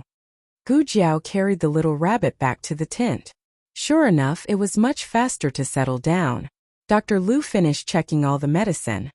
He looked up and saw Gu Jiao carrying a little rabbit over. He couldn't help but be surprised. "Where did this rabbit come from?"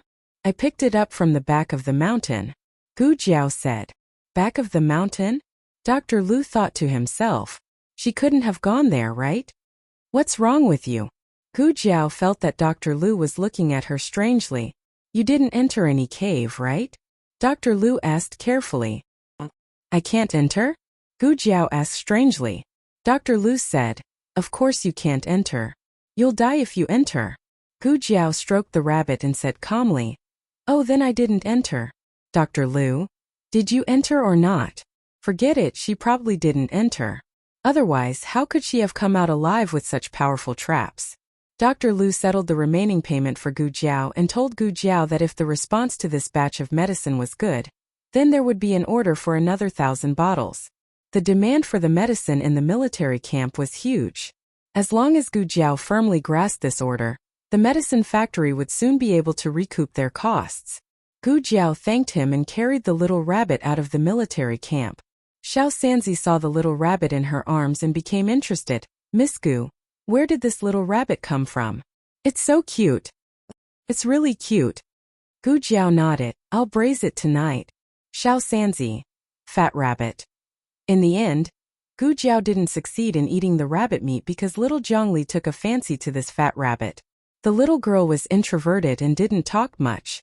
However, she was diligent and ate, so everyone in the medical hall liked her. This is for you. Gu Jiao passed the little rabbit to little Zhongli. Can I really raise a rabbit? Little Zhongli had never raised anything in her life. She and her brother couldn't afford it. Yes. Gu Jiao nodded. But you have to clean it up yourself. I will. Who do I belong to? Little Zhongli nodded his head like he was pounding garlic, and hugged the little fat rabbit tightly in his arms. It was her first pet, and she liked it very much. Thank you, Sister Gu. Gu Jiao handed the remaining payment of the golden sore medicine to shopkeeper Wang, and then went to the Imperial College to pick up Xiao Lulang and little Jing Kong from school. The first to come out was little Jing Kong. Little Jing Kong carried a small school bag on his back and walked among a group of 7 or 8-year-old children with a serious face. He looked out of place and a little funny. He thought it was his bad brother-in-law who came to pick him up, so he didn't have a good expression. However, it was Gu Jiao. He immediately turned into a cute little thing and ran towards Gu Jiao. Jiao Jiao. He raised his little head and looked at Gu Jiao cutely. Gu Jiao looked at his sweaty face and asked, "Why are you sweating so much?" Little Jing Kong said, "We have a race today." The Imperial College wasn't a place where students only studied. They paid great attention to the all-round development of the children. It was said that when the children grew up, they would be taught how to play the zither, equestrian and archery. It was a proper incubation class for aristocrats. Gu Jiao took a handkerchief and wiped little Jing Kong's sweat. Little Jing Kong handed his little head over, and let Gu Jiao wipe his sweat. His buzz cut grew a little longer, and he should be able to tie it into a ponytail in winter. "I got first place, they can't outrun me," a certain little thing said smugly. Gu Jiao wasn't surprised by this. He would wake up before dawn to cultivate every day. His physique was very good. After Gu Jiao wiped little Jing Kong's sweat, Lu Quan came over. Lu Quan came to pick up little Jing Kong. The Imperial College invited the Grand Secretary of the Cabinet to explain the techniques of the court examination to the examinees next month. Lu Lang said he might end the class very late. The little chancellor didn't attend this kind of class in the past. However, Lu Quan didn't say this. Lu Quan said, "I will send you back first and go to Qinghe Academy later." Gu Yan and Gu Xiaoshan were going to Master Lu's place to learn skills after school. Gu Jiao said, "No need, we can walk back. It's not a long walk. Uncle Lu, go and pick up Yan and Xiaoshan." "That's fine too." Lu Quan agreed and drove the carriage to Qinghe Academy. Gu Jiao and little Jing Kong went back to Bai Shui Alley. Xiao Lulang came back very late, and the whole family was asleep. There was an oil lamp in the central room for him. He didn't need to guess to know who left it. Xiao Liulong's eyes moved, and when he was about to go back to his room, the door of the opposite room opened. Gu Jiao walked out in a plain set of pajamas. "Are you hungry? I left some food for you, I'll go heat it up." "I'm not hungry," Xiao Lulang said. "I've eaten." He planned to go in just like that, but after a pause he couldn't help but ask her, "It's so late, why are you still awake?" "I'm waiting for you," Gu Jiao said. The sudden straightforwardness made Xiao Liulong's heart feel like it was being rubbed by something. Xiao Lulang looked at her thin body in pajamas, composed himself and said, "It's cold outside, you should go back to your room and sleep. I'll sleep soon too." "Are you still angry with me?" Gu Jiao tilted her head and asked. "No." He said, "I'm not angry." Gu Jiao said, "Oh," but didn't go back to her room. Instead, she stood at the door and looked at him with innocent eyes. Knowing that she was playing tricks, Xiao Liulong's heart suddenly softened. He surrendered, opened his mouth and said softly, "I think I'm a little hungry." Gu Jiao smiled. "I'll heat up the food for you."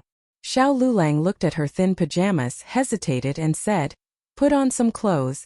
"Okay." Gu Jiao went back to her room and put on a coat. then went to the kitchen to heat up the food. She had put it aside for him before dinner. There was cornmeal soup, steamed bread, braised pork ribs, and a few cold dishes. Gu Jiao also boiled a few pieces of vegetables. Xiao Lulang sat down to eat. Gu Jiao sat across from him, resting her chin on her hands and resting her elbows on the table, looking at him. So beautiful. It wasn't the first time Xiao Lulang was looked at by her. This girl's eyes were really more open than his. The room was very quiet. Ever since the family members grew, he rarely ate alone with her like this. It was as if they had returned to the past. After Xiao Lulang finished his dinner, his stomach and body warmed up. The two cleaned up the dishes and went back to their rooms. Before entering the room, Gu Jiao turned around and asked him again, "Are you really not angry?" Xiao Lulang took a deep breath and said stubbornly, "I'm not angry." Gu Jiao had a big heart. She believed him when he said he wasn't angry. Gu Jiao said, "I wanted to make it up to you, but since you're not angry, then forget it." Xiao Lulang. "Wait, how are you going to make it up to me?" He felt like he had missed out on something. "See you tomorrow."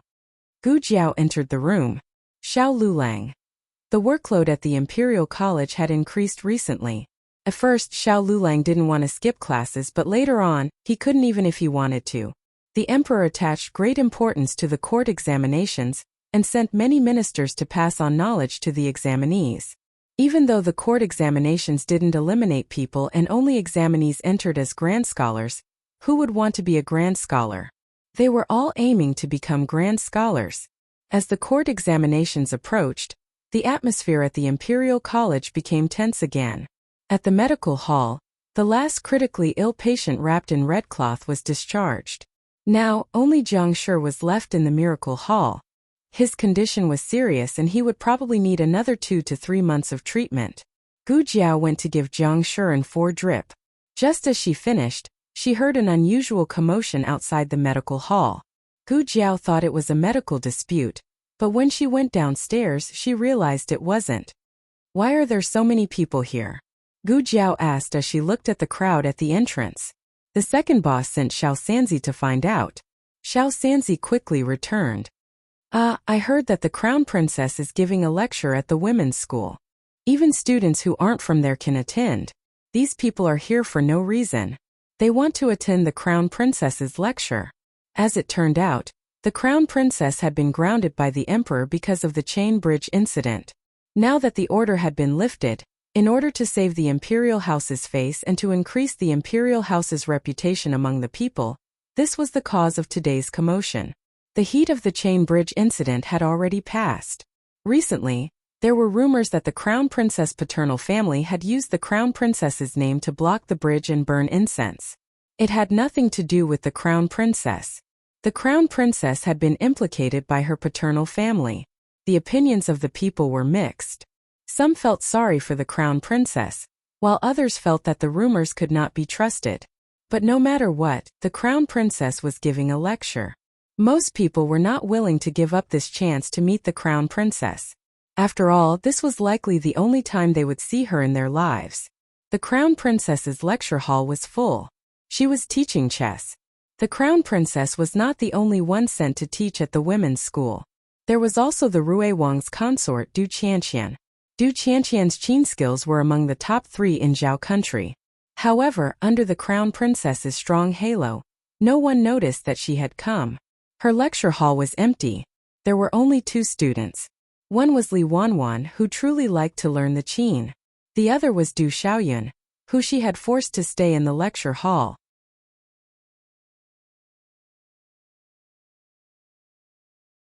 Chapter 223. Du Xiaoyun wanted to slip away. Consort Rui Wang sternly shouted, "Stop right there." Du Xiaoyun's scalp tightened as she obediently sat back down in her chair. Du Xiaoyun was worried to death. The crown prince consort finally came to the women's school. She wanted to see the crown prince consort. She was sitting in her chair, but her eyes kept glancing outside. It was obvious that she didn't want to sit here. Consort Rui Wang was unbearably angered by her younger sister. She glared at her younger sister in exasperation. She almost grabbed a candlestick and threw it at her. What kind of sin did she commit in her past life to have such a sister who sided with outsiders? Fortunately, Li Wanwan was sincerely listening to the class. She sat on the cushion across from consort Rui Wang. There was a guqin on the small table in front of her. It was the guqin that musician Xia had given her during the exam before the new year. The sound quality was very good. She liked it very much and cherished it very much. She would carefully take care of it every day so that it wouldn't be contaminated by any dust. Li Wanwan was very satisfied with today's class. She was the daughter of a poor family and couldn't play with most of the daughters in the women's school. She couldn't even get a seat in the guqin room, let alone a good seat in class. She was always the one in the corner of the last row, far away from the teachers. Now that she was very close to consort Rui Wang, she could hear more and see more clearly. Consort Rui Wang's anger from her younger sister finally dissipated a lot because of the good student Li Wanwan's serious request. She began to properly teach Li Wanwan. That's right, she only taught Li Wanwan. Du Xiaoyun, that girl, was in Cao Cao's camp but her heart was elsewhere. She couldn't listen to anything. Consort Rui Wang wasn't in a hurry to start the class. Instead, she first had Li Wanwan play a song to understand Li Wanwan's level. Li Wanwan played the song Autumn Frost that she learned this year. The tune was mellow and the sound was melodious. It wasn't difficult, but it had high requirements for details. You played well.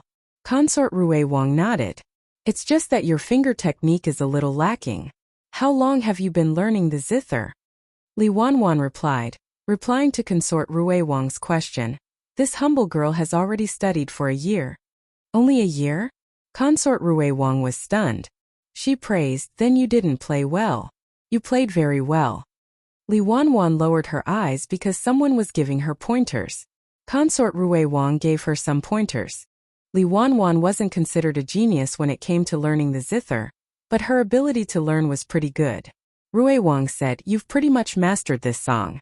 Go back and practice it. I'll teach you a new song today. In another large classroom at the end of the corridor, there were no empty seats. Even the corridor and the windows were filled with people. Fortunately, it was on the first floor. Otherwise, many people would have fallen to their deaths. The Crown Prince Consort's attire today was very elegant. She wasn't wearing the complicated and luxurious Crown Prince Consort's palace attire. Instead, she was wearing a white immortal dress. Her ethereal aura made her look like an otherworldly fairy. There was a cinnabar mole between her eyebrows. It didn't make her look coquettish. Instead, it made her look even more beautiful and beautiful. When she sat there, she looked like a master's landscape painting. The classroom was very quiet. No one dared to make a sound for fear of disturbing her. There was a wall-mounted chessboard in the classroom. She personally set up a chessboard. This is a chessboard set up by old Mr. Meng. Old Mr. Meng was the most famous chess master in the Six Nations. The chessboard he set up was reputed to be one of the most difficult to solve in the Six Nations. Everyone couldn't help but sigh with emotion. As expected of the Crown Prince Consort, she set up such a formidable chessboard. It looked like their trip today wasn't in vain. Crown Prince Consort, do you know old Mr. Meng's chessboard? A bold daughter asked. The Crown Prince Consort smiled. Before she could speak, a female official beside her said, Crown Prince Consort knew how to solve it when she was 13. Gasps could be heard in the classroom. How terrifying was her ability to solve old Mr. Meng's chessboard at the age of 13. Actually, it's not difficult to solve this chessboard. The Crown Prince Consort pointed at the chessboard and started her explanation. After the lesson, everyone learned a lot. In the future, no one would dare to underestimate their chess skills. After all, they were the ones who could solve old Mr. Meng's chessboard. The Crown Prince Consort said warmly, I'm teaching everyone how to solve this chessboard to tell everyone that chess skills aren't difficult. As long as you put your heart into it, you can solve any chessboard in the world. But at the same time, I hope everyone can understand a principle. I started learning chess when I was 2 years old. True chess skills don't have any shortcuts. You can't make rapid progress. You need to practice hard every day. These words were no different from admitting that she wasn't a genius girl. Everything she had was the result of her hard work. Admitting her inadequacies didn't make people roll their eyes at times. Instead, it made her seem down to earth. It unintentionally closed the gap between her and her students. As long as I work hard, can I be as outstanding as the Crown Prince Consort? Another noble daughter asked. The crown prince consort smiled warmly. Everyone has their own excellence. Your hard work will make you even more outstanding. Heavens, what kind of crown prince consort was this? Wasn't she too humble? Where did those rumors about her occupying the cable bridge and not allowing the common people to pass come from? That was too deranged. It was clearly her maternal family who did it. She was just implicated by her maternal family. The effect of this lesson was obvious. If everyone only believed the crown prince consort 50 to 60% in the beginning, it was 80 to 90% now. Also, the crown prince consort looked outside the door and said softly, "The classroom is full. Seems that no one can come in." Actually, Consort Rui Wang also came here today to teach everyone. Her Guqin skills are above mine. Girls who want to learn the Guqin can go listen to Consort Rui Wang's lesson. No, we only want to listen to your lesson. Consort Rui Wang and the Crown Prince Consort didn't get along for a day or two. Consort Rui Wang would be jealous of the Crown Prince Consort every few days, but the Crown Prince Consort never argued with her. Now, she was even helping her pull in more students. Too considerate. What reason did they have to not love or be fans of this kind of Crown Prince Consort? In the second lesson, there really were a few noble daughters who went to Consort Rui Wang's classroom. Consort Rui Wang thought that it was her Guqin that attracted them, so she worked hard in class as if she was on steroids. In the end, she asked after class. It was the Crown Prince Consort who told us to come over. Consort Rui Wang's face instantly darkened. Consort Rui Wang hugged her Guqin case aggrievedly to Gu Jiao's place to seek comfort. Perhaps because she was too engrossed in complaining, she actually left her Guqin in Gu Jiao's courtyard when she left. In the afternoon, Royal Prince An came to the medical center. He came to check on his eyes. Gu Jiao brought him to the consulting room and gave him a checkup as usual. She was calm and collected from the beginning to the end, as if the awkwardness that night did not happen between them. Gu Jiao was already relieved. She would not take this kind of thing to heart. Royal Prince An smiled bitterly. He was really the only one who cared about it. How do you feel? Gu Jiao asked. Much better, Royal Prince An said with a smile. He was not being polite. It was indeed much better. He didn't feel much after taking it for the first 3 nights, but from the 4th night onwards, he realized that he could feel a trace of light. God knew how long he had been tortured by this illness.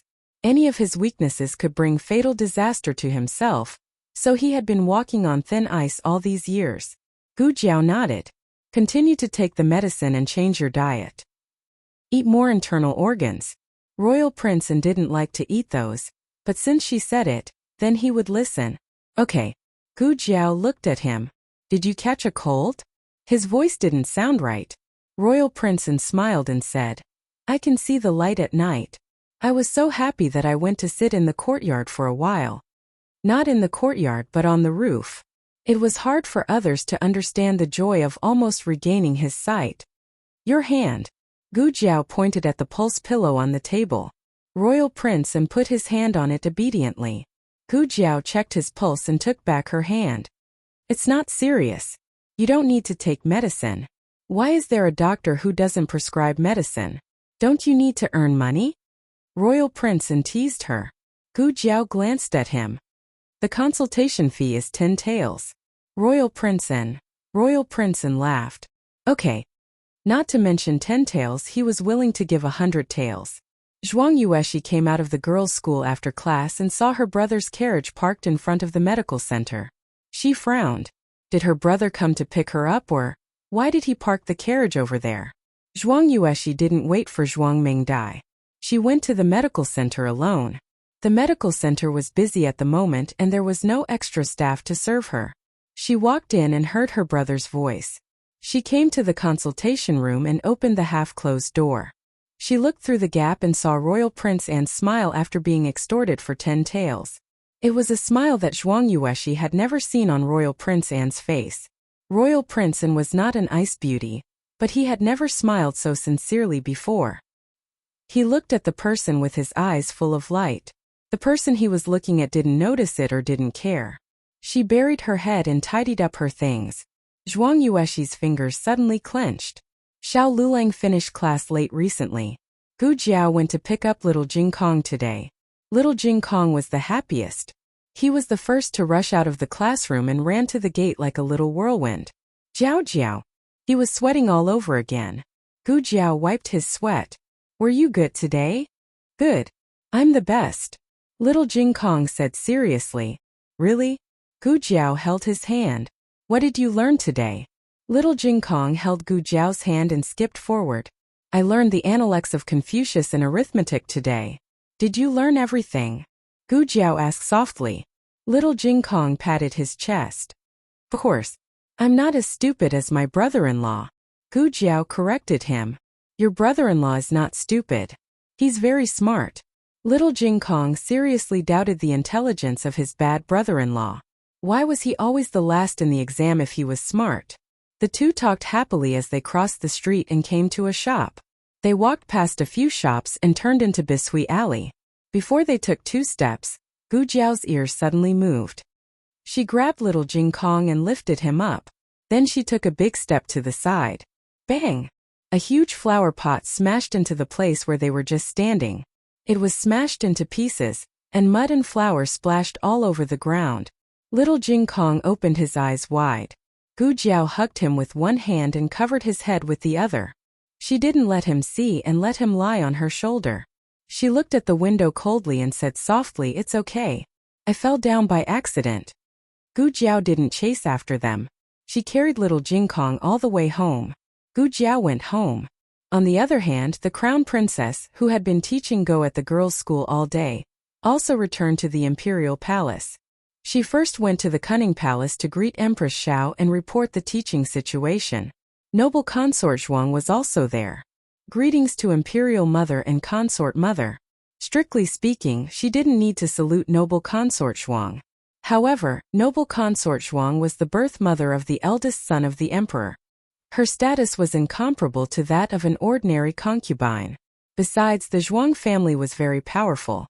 Noble Consort Zhuang was almost on the same level as Empress Xiao in the harem. Noble Consort Zhuang smiled. Empress Xiao asked, "Come and sit down. I heard that Consort Rui Wang left at noon. Why did you come back so late?" The crown princess sat down beside Empress Xiao and explained softly, "There were too many students, so there were 2 extra classes in the afternoon." How could Empress Xiao not know that there were extra classes? She asked this extra question just to show off in front of Noble Consort Zhuang. Empress Xiao sent the crown princess to teach at the girls' school. Noble Consort Zhuang didn't want to benefit the crown princess alone, so she asked Consort Rui Wang to teach at the girls' school. As a result, few people went to Consort Rui Wang's class. Wasn't this asking for humiliation? Empress Xiao took the crown princess's hand with satisfaction and patted the back of her hand intimately. "I just received the news that the envoys of the Liang state are coming. His Majesty is going to hold a welcome banquet for them. His Majesty appointed you to hold it." If the palace banquet was held by the crown princess, then the task of receiving the envoys would most likely fall on the crown prince. The eldest prince and His Majesty had made Empress Xiao envious of them. Now they had turned the tables. It was all because of her capable Lin Lang. Noble Consort Zhuang rolled her eyes and smiled calmly. It turns out that His Majesty appointed the crown princess to hold the palace banquet? That's great. The crown princess's ability is obvious to all. Unlike Consort Ning and Consort Rui Wang, who are clumsy and can't do anything. If they go, they will only make trouble. It's better to stay in the mansion and take care of the fetus. The crown princess's expression froze slightly. Empress Xiao pinched her handkerchief and suppressed the sudden anger. She said to the crown princess, "Noble Consort Zhuang came here to tell me the good news. Consort Ning is also pregnant." At the mention of this, Empress Xiao felt as if her heart was being stabbed. It was fine that Consort Rui Wang was pregnant. But how come Consort Ning was also pregnant in just a few days? Consort Ning was already pregnant for the 3rd time. The first 2 were all daughters and His Majesty didn't think highly of them. But if this baby was a boy, the eldest prince's position in His Majesty's mind would be even more unshakable. His Majesty had very deep feelings for his eldest son. When Noble Consort Zhuang gave birth to the eldest prince, His Majesty was only a little prince. In those years, the dethroned crown prince and the Lu family were powerful and suppressed several princes who were not on his side. His Majesty didn't even have a wet nurse in his mansion. The eldest prince had no milk, so His Majesty personally milked the goat for him. His Majesty raised this son carefully, so even if he didn't get along with the Zhuang family and had a cold relationship with noble consort Zhuang, he never neglected his eldest son. Empress Xiao suddenly regretted arranging so many errands for the crown princess. Her most important task should be to give birth to a royal grandson as soon as possible. After noble consort Zhuang left, Empress Xiao earnestly urged the crown princess to give birth to a royal grandson. She also gave the crown princess a tonic soup. After doing all this, Empress Xiao also asked someone to call the crown prince over. She asked him to reduce the important matters of the imperial court and give those to his subordinates, so that he could have more time to give birth to a royal grandson with the crown princess. The crown prince was a filial son. That night, he left his official duties behind and returned to the Eastern Palace early. The crown princess sat quietly in the room. On the table was a bowl of medicinal soup that was about to turn cold. Lin Lang. The crown prince strode into the room. The crown princess stood up, turned around and bowed to him. "Your Highness."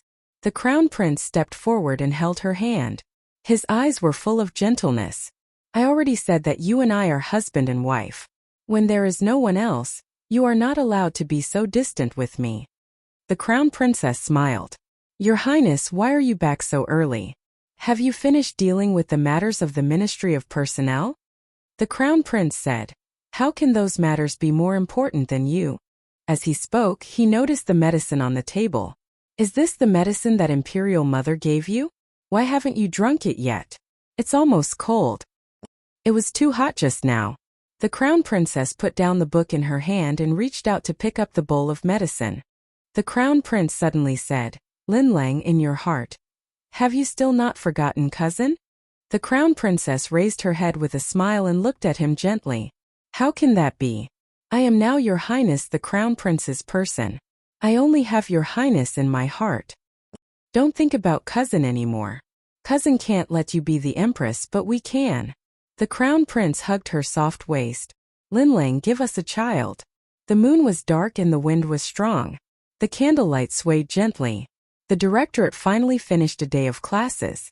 Xiao Lulang used his walking stick to return to Jade Water Alley. The door to the courtyard was left ajar. A lamp was left on in the central room. Xiao Lulang entered the courtyard, closed the door and bolted the door. When he entered the central room, he found that Gu Jiao was waiting for him. However, she had waited for too long and had actually fallen asleep on the table. Her head was tilted to the side as she rested her head on her arm.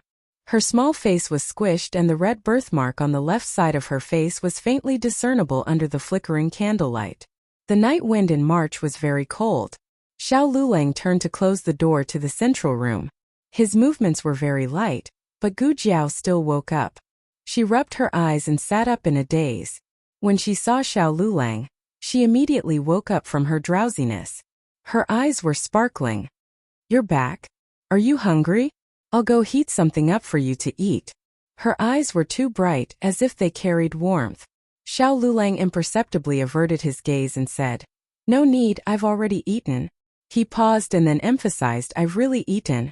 Gu Jiao's gaze landed on his stomach. Her serious expression seemed to be judging whether or not his stomach was bulging. Xiao Yolong's heart surged with that unfamiliar feeling again. Fortunately, she believed him in the end. Otherwise, she would have said, "I don't believe you unless you let me touch it." That way, Xiao Lulang would be at a loss. Gu Jiao yawned. "Then you should rest early. You still have class tomorrow." Xiao Lulang grunted and turned to walk to the west room. Suddenly, he thought of something and turned to ask her, "What if I don't pass the exam? If I don't pass the exam, I'll be depressed and unable to recover. I'll be useless for the rest of my life." "I'll take care of you," she said without hesitation. Xiao Yolong's heart was rubbed again. This girl, how could she say such heart-wrenching words every time without anyone noticing? Hiss! Gu Jiao suddenly frowned and gasped. "What's wrong?" Xiao Lulang hurried over. Then he realized that his reaction was a little overboard. He cleared his throat and restored his cool expression. Gu Jiao didn't notice the small change in his mood. Her two small, numb arms drooped like a soulless puppet. They're numb. Xiao Lulang hesitated and said to her, "Do you want to?" "Yes." Gu Jiao reacted quickly. "I want to massage them." Xiao Lulang silently took a deep breath and sat down beside Gu Jiao. Gu Jiao's arms were numb. She turned around to face him. Xiao Lulang held one of her hands and massaged her carefully. His movements were very gentle and well-behaved. At most he only massaged her forearm. "Are you still numb?" Xiao Lulang asked. "Still numb." Gu Jiao lied through her teeth. Xiao Lulang massaged her for a while. It was so comfortable that Gu Jiao almost fell asleep. Xiao Lulang looked at her and took a deep breath. He gently put her hand back on her leg. "Okay, it's getting late. Go back to your room." Gu Jiao, "Okay." Xiao Lulang stood up. "Do you want me to massage you too?" Gu Jiao tilted her head and looked at him. "I'm very good at it. You've been working all day. Do you feel dizzy and tired?" Her serious eyes seemed to say that if Xiao Lulang said no, he would be a jerk. Xiao Lulang sat down helplessly. "Don't sit so far away." Gu Jiao moved her small chair closer to him and pressed it down for him as if it was something important. At first she was well behaved. But as she massaged him, she felt that something was wrong. Xiao Lulang was puzzled. What did dizziness and fatigue have to do with his chest muscles? "Are you sore here? Are you sore here?" "Here. Here. Here." Xiao Yolong's whole body tensed up. He took a deep breath again. "Your shoulders are not sore. My stomach is not sore." He had heard of backaches after sitting for a whole day, but he had never heard of a sore stomach. Gu Jiao, "Okay." Her little hand changed to another place and continued to massage. She was massaging with great strength. Xiao Lulang did not know how many deep breaths he had taken that night. He closed his eyes and said, "My back is not sore. My legs are not sore either. My waist is not sore." Gu Jiao raised her eyebrows. "Okay." His waist was so good. It was strong and there was not a trace of fat. Gu Jiao smacked her lips and withdrew her hand reluctantly. She withdrew her hand, but her eyes were still glued to his body. Xiao Lulang clenched his fists. "What are you doing?" Gu Jiao shook her head. No, I'm not drooling." Xiao Lulang.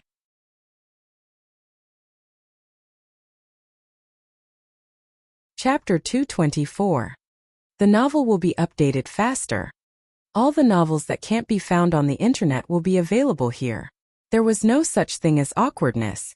Gu Jiao went back to her room contentedly after taking advantage of him. Xiao Lulang was left alone in the living room. It was a little messy. Gu Jiao slept very well this time. Xiao Lulang felt hot and restless. He didn't know why, but he tossed and turned and woke up little Jing Kong. Little Jing Kong complained irritably, "Are you adults so disobedient? Can't you sleep properly?" After being scolded by the little guy, Xiao Lulang really calmed down. He closed his eyes and fell asleep in a short while.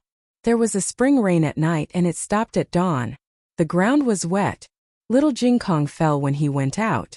He was holding something in his hand today, so he didn't cover his head and body in time when he fell. His knee was scraped a little. Gu Jiao went out and wasn't at home. He frowned and went to the door of the courtyard. He sat on the threshold and put his injured leg in the most conspicuous place. Gu Jiao came back from the market with rice and noodles. She saw the little guy sitting on the threshold with his legs stretched out. She couldn't help but ask what happened. Little Jing Kong's tears that he had been holding back for the whole morning finally came in handy. He tearfully let go of the place he covered with his hand and said sadly, "It hurts." Gu Jiao bent down to take a look. "Did you fall again?" "Yes." He choked and nodded. Gu Jiao carried him into the east room and disinfected him with iodophor. Little Jing Kong said coquettishly, "It won't hurt if you blow on it." Gu Jiao held his lotus-like chubby leg and blew on it gently. Yeah, it was so comfortable. Little Jing Kong was so intoxicated that he felt like he was going to faint. Then Xiao Lulang appeared. "It's time to go to school." His tone was cold and his eyes were hooked, as if he wanted to grab little Jing Kong from Gu Jiao's arms. Little Jing Kong jumped down from the ground and walked in front of him in small steps. He made a face to show off, "I have hoo-hoo." "You have hoo-hoo, but I have pinch." In the end, Xiao Lulang didn't argue with the little guy. He glanced at Gu Jiao in the room and calmly greeted her. Morning. Morning. Gu Jiao smiled. Xiao Liulong's eyes flickered slightly. He calmly led little Jing Kong out of the house. Gu Xiaoshan and Gu Yan also woke up. After breakfast they went to school. Gu Jiao went to the clinic. Little Zhongli was squatting in the backyard and feeding her little fat rabbit with carrots. Sister Gu. Seeing Gu Jiao coming, little Zhongli walked to her with the little fat rabbit in her arms. I've cleaned the yard. Gu Jiao nodded. You're so obedient. Little Zhongli was no longer sallow and emaciated after resting in the clinic for a while. She had a small face the size of a palm, and her facial features were very beautiful. To be honest, she didn't look like Jiangshi. Maybe one took after her father, and the other took after her mother. This morning, that sister came to play the zither again. Little Zhongli pointed at the wall in Gu Jiao's yard and said. Little Zhongli had lived in the clinic for a long time. She knew that there was a girls' school next door, and a sister came to play the zither every day, sometimes in the morning and sometimes in the afternoon. Gu Jiao asked, do you want to play? Little Zhongli was stunned. Can I? Gu Jiao nodded. Yes, there's a zither in the house. Little Zhongli went to play the zither happily. Well, to be exact, she was playing the zither. Little Zhongli and Jiangshi had suffered a lot in the days when they depended on each other. She didn't want to trouble others and was very good at pleasing others. She never messed up the house like little Jing Kong did. She would always clean up the house after playing. Gu Jiao left her to play by herself and went out.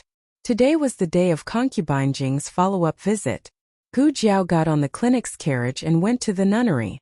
There was another carriage parked outside the nunnery. Gu Jiao didn't pay it any attention and walked in. Last time she saw at least 2 nuns here. Today she didn't see any nuns. Gu Jiao went to concubine Jing's yard. It rained last night, so the mud was sticky. Gu Jiao slowed down her pace. When she came to the door of the meditation room, concubine Jing and a familiar voice came from inside. You must take care of yourself. His Majesty misses you. He said that you don't have to wait too long. He'll be able to take you back to the palace in a few days. Don't. I'm used to living here. I like the days when I'm alone. Tell His Majesty not to miss me. What are you talking about, concubine? You raised His Majesty single-handedly. In his heart, you're his mother. How can he not miss you? You've suffered all these years. There's not a day when His Majesty doesn't look forward to taking you back. Go back and tell His Majesty that I'm fine here. Gu Jiao knocked on the door as soon as concubine Jing said that. The conversation in the room stopped abruptly. Concubine Jing asked, who is it? It's me, Gu Jiao said. Old concubine Jing recognized Gu Jiao's voice and said gently, oh, it's Miss Gu. Please come in. Gu Jiao pushed open the door of the meditation room and walked in. The person in the room glared at her when he saw her. Little divine doctor. It's you? Gu Jiao looked at Eunuch Wei. Eunuch Wei had accompanied the emperor to the medical center once. That was when the emperor was blackmailed by little Jing Kong. Gu Jiao didn't know that he was the emperor. She only knew that he was Chu Yu's father, and seemed to be a high-ranking official in the court. As for Eunuch Wei, he was dressed like an ordinary steward. Gu Jiao thought that he was a servant of the Chu clan. Seemed that he wasn't. Do you know each other? Concubine Jing looked at the two in confusion. Eunuch Wei thought that he had seen a ghost. Why did he run into the divine doctor here? The divine doctor didn't hear what he said to concubine Jing just now, did he? He couldn't have guessed who he was, could he? He was His Majesty's attendant. If the divine doctor guessed that he was a eunuch, wouldn't he have implicated His Majesty as well? Eunuch Wei had an idea. He turned to concubine Jing and said, His Majesty once sent me with Lord Chu to visit the injured at the medical center. Miss Gu is a doctor there. We've met before. Lord Chu. Concubine Jing had never heard of this Lord Chu. She's a new official appointed by His Majesty. Eunuch Wei was afraid that he wouldn't be able to cover up his lie, so he quickly changed the topic. Why is Miss Gu here? Concubine Jing smiled gently. She's the junior doctor I told you about. Eunuch Wei was speechless. What kind of fate was this? The divine doctor even treated the old imperial concubine? Ahem. Eunuch Wei was worried that the longer he stayed, the more flaws he would reveal. He said to Grand Concubine Jing, "It's getting late. This servant still has to return to the palace to report to His Majesty.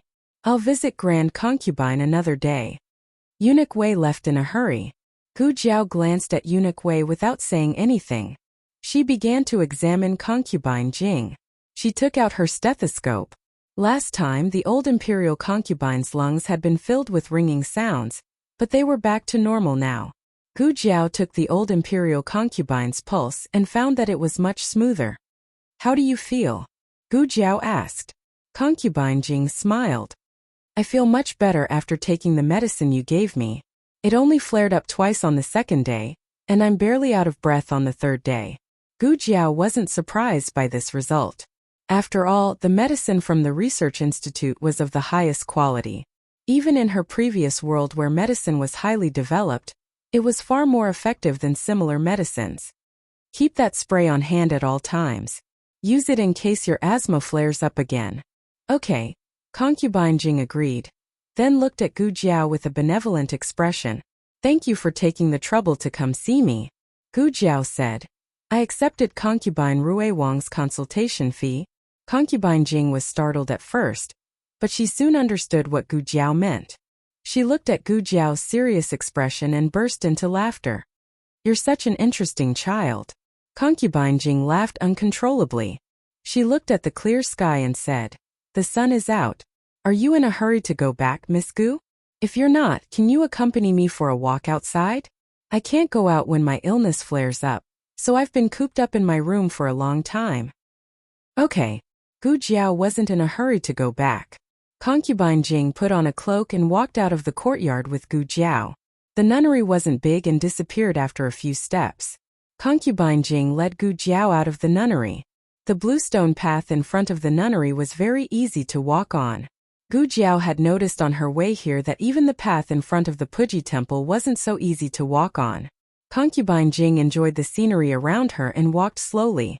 "What do you think of the scenery here, Miss Gu?" "It's all right." Gu Jiao wasn't that interested in mountains and rivers. Concubine Jing smiled. "I think it's quite good. It's better than the imperial palace. There are so many girls who want to enter the palace, but once they do, they'll spend the rest of their lives looking forward to leaving." Gu Jiao felt that Concubine Jing was explaining her conversation with the eunuch. Gu Jiao wasn't a talkative person.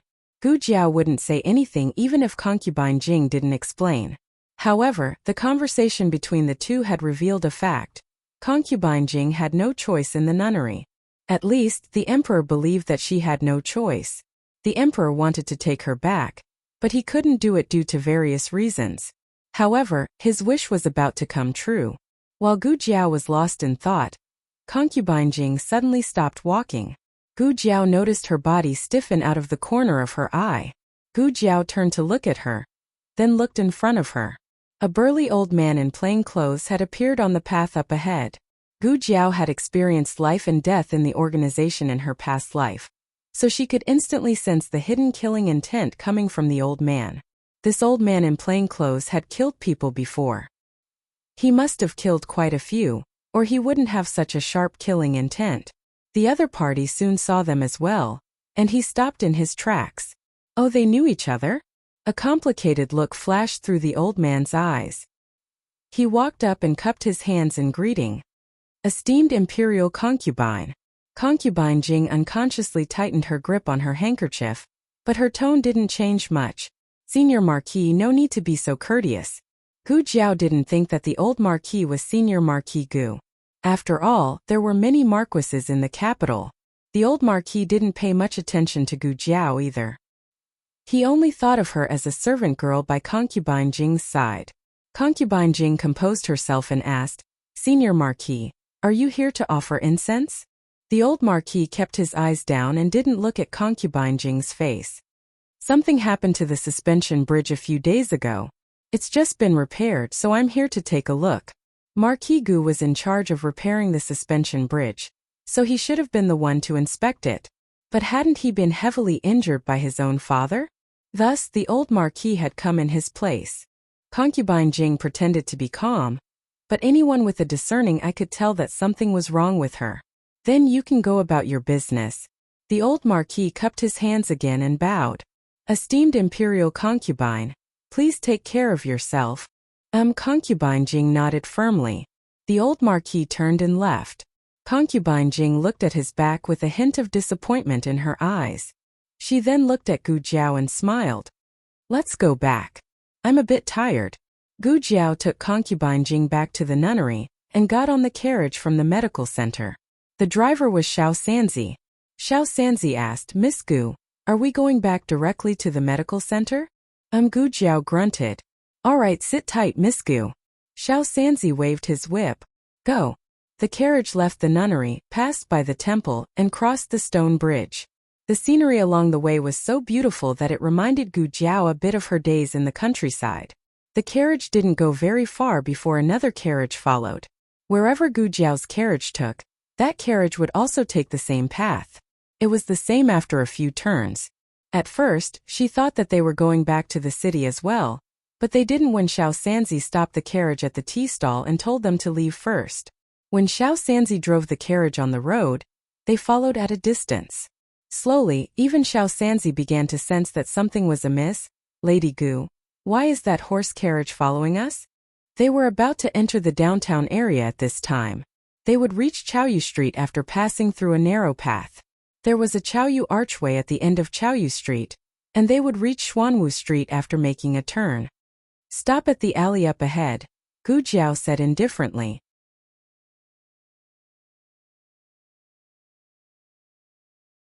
Chapter 225. Xiao Sanzi stopped the carriage in front of the alley as he was told. This was a very secluded alley, and there was almost no one walking around. The carriage also stopped. Xiao Sanzi suddenly felt gloomy, as if something big was about to happen. He said in fear, Miss Gu, are we really going to stop here? Why don't we hurry back to the medical hall? Gu Jiao said, there's no rush. She wasn't in a hurry, but she hated wasting time on such meaningless things. Gu Jiao closed the medical book she was reading halfway and opened the curtain to get off the carriage. Xiao Sanzi saw that she was going to walk towards the carriage and couldn't help but be stunned. Miss Gu, what are you doing? Gu Jiao didn't even turn her head as she said, wait in the carriage. Xiao Sanzi. Oh. When Gu Jiao walked over, the coachman didn't know if he was scared or what, but he actually abandoned the carriage and ran away. Gu Jiao reached her hand into the curtain and was about to pull the person out, but that person took the initiative to hand over his wrist and obediently got out of the carriage. Gu Jiao had never seen someone who was so self-aware of being picked on. She went to grab the collar of the person, but the person grabbed the wrist instead, even though the other party took the initiative to hand it over. It's you. Looking at the handsome young man who was pulled down by her, Gu Jiao frowned. Royal Prince and smiled and nodded, yes, it's me. His white clothes were like jade, and his black hair was like satin. He had an outstanding appearance and was handsome. Strangers were like jade, and the young master was unparalleled in this world. His facial features were not only bright and exquisite, but he also had an otherworldly temperament. However, Gu Jiao didn't have time to admire a certain person's beauty right now. She grabbed the wrong person once and her husband was already angry. What would happen if she grabbed the wrong person again? Gu Jiao decisively let go of his hand and asked indifferently, are you following me? Royal Prince and shook his head and smiled, not at first. I went to offer incense but I didn't expect to see you so I followed you back. What did he mean by following her back? He spoke as if he wanted to go home with her. Gu Jiao's eyes fell on the coachman, who was not far away, who was looking at them. You changed the carriage and coachman. You are not going to burn incense. Wu Yang had developed from a secret guard to an open guard. He had become the standard of Royal Prince, and when he went out, changing Wu Yang was to prevent others from discovering his identity. And what's so bad about burning incense? Unless he had other motives. Royal Prince and laughed in disbelief. This woman was too smart. It was really hard to resist. Royal Prince and did not explain his purpose to her. He only said, but I really didn't follow you. It was a coincidence that I met you. I swear. What does his vow have to do with her? Gu Jiao looked at him and said, I don't like being followed. You can leave first. royal prince and did not want to make her angry. He helplessly held his forehead and smiled apologetically. Okay. Don't be angry. I'll leave first. I won't do it again. Royal prince and got on the carriage. The coachman rolled back dejectedly and drove the carriage away. After making sure that he really left, Gu Jiao turned and walked to her own carriage. However, just as she lifted the curtain, a kitchen knife flew over her head. She pushed Xiao Sanzi away and pushed him off the carriage. The kitchen knife was firmly inserted into the outer seat of the car. Xiao Sanzi covered his painful butt. He was about to ask Miss Gu why she pushed him away when he saw the kitchen knife on the seat. He was instantly dumbfounded. Is someone trying to assassinate me? Gu Jiao raised her head and looked at the roofs on both sides. She narrowed her eyes dangerously. She walked out of the alley and turned left into the first shop. It was a cosmetics shop. The first floor sold ordinary cosmetics and there were many customers. The second floor was for VIPs and there were only a few people. Gu Jiao quickly went up to the second floor and came to a room at the end of the right corridor. She broke the door and without saying a word, she grabbed the only woman inside and threw her out of the window. The woman screamed and fell beside the carriage. Xiao Sanzi was so scared that he jumped 3 times and took a few steps back. He raised his head and looked at the window that was suddenly broken. Miss Gu? Gu Jiao jumped down from the second floor window and landed beside the woman.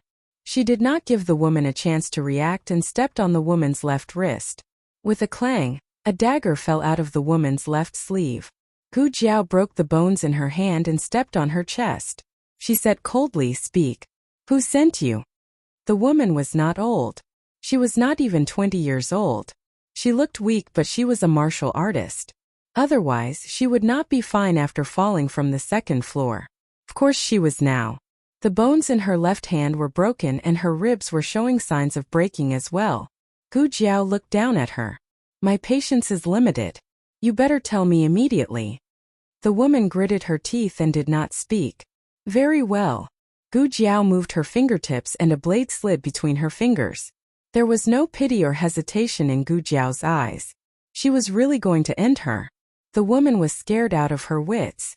Just as she was about to speak, a shout came from the other end of the alley. "Who is it? Stop!" It was the old marquis passing by. The old marquis walked down from the carriage and came to Gu Jiao and the woman. He had not paid attention to Gu Jiao when he was near the nunnery, so he did not recognize her as the little girl who had appeared beside Grand Concubine Jing. Gu Jiao, however, recognized him. It was the old man who had caused Grand Concubine Jing to lose her mind. "What are you doing?" the old marquis asked sternly. "How can a girl bully a woman on the street?" "No." Xiao Sanzi hurried to explain. "There's something wrong with her." "What's wrong with her?" The old marquis shot him a cold glare. Xiao Sanzi was just an ordinary manservant. How could he withstand the aura of an experienced veteran? He choked on the spot. Seeing that help had arrived, the woman cried out, "My lord, save me. Please save me. I didn't do anything, and she suddenly charged at me like this. I don't even know what I did to offend her." You took the knife. You threw the knife. You almost stabbed us to death." Even though Xiao Sanzi was a coward, he still mustered the last of his courage. "Oh, if you don't believe me, look." Xiao Sanzi pointed at the kitchen knife on the carriage seat with trembling hands. The knife had sunk an inch into the carriage seat. If it had cut a person's head, it would have split it open. The old marquis's eyes darkened. The woman quickly said, "I didn't do it. I don't know anything. Master, you have to believe me. The authorities will investigate whether you did it or not." With that, the old marquis turned to Gu Jiao. "Even if you suspect her, you can't beat her up. You should hand her over to the authorities." Gu Jiao was annoyed and ignored the old marquis. "I'll give you one last chance. Are you going to tell me or not?"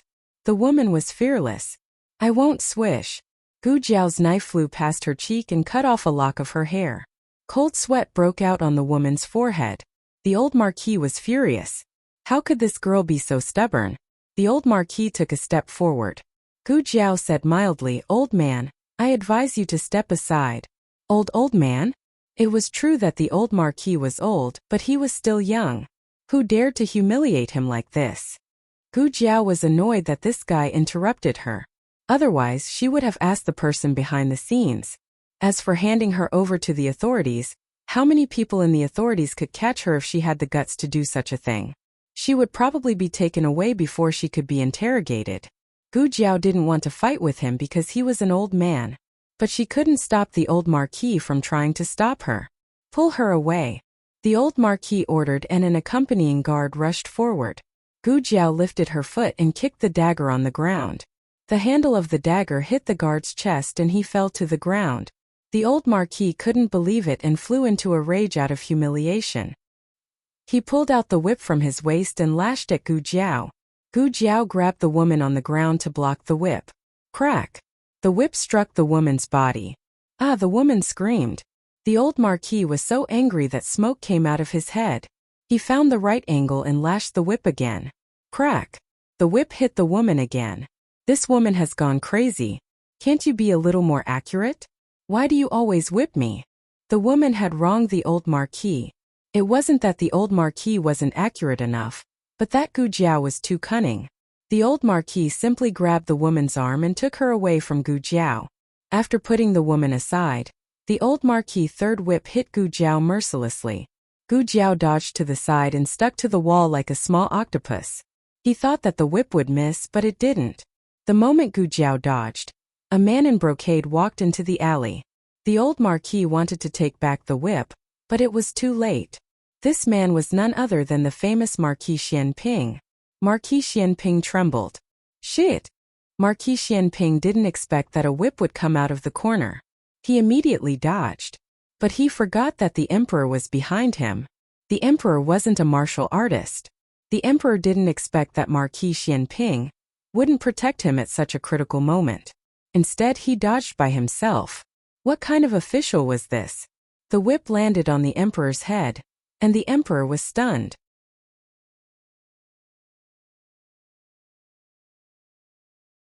Chapter 226. The emperor had a period of unbearable memories in his early years. His birth mother was a palace maid.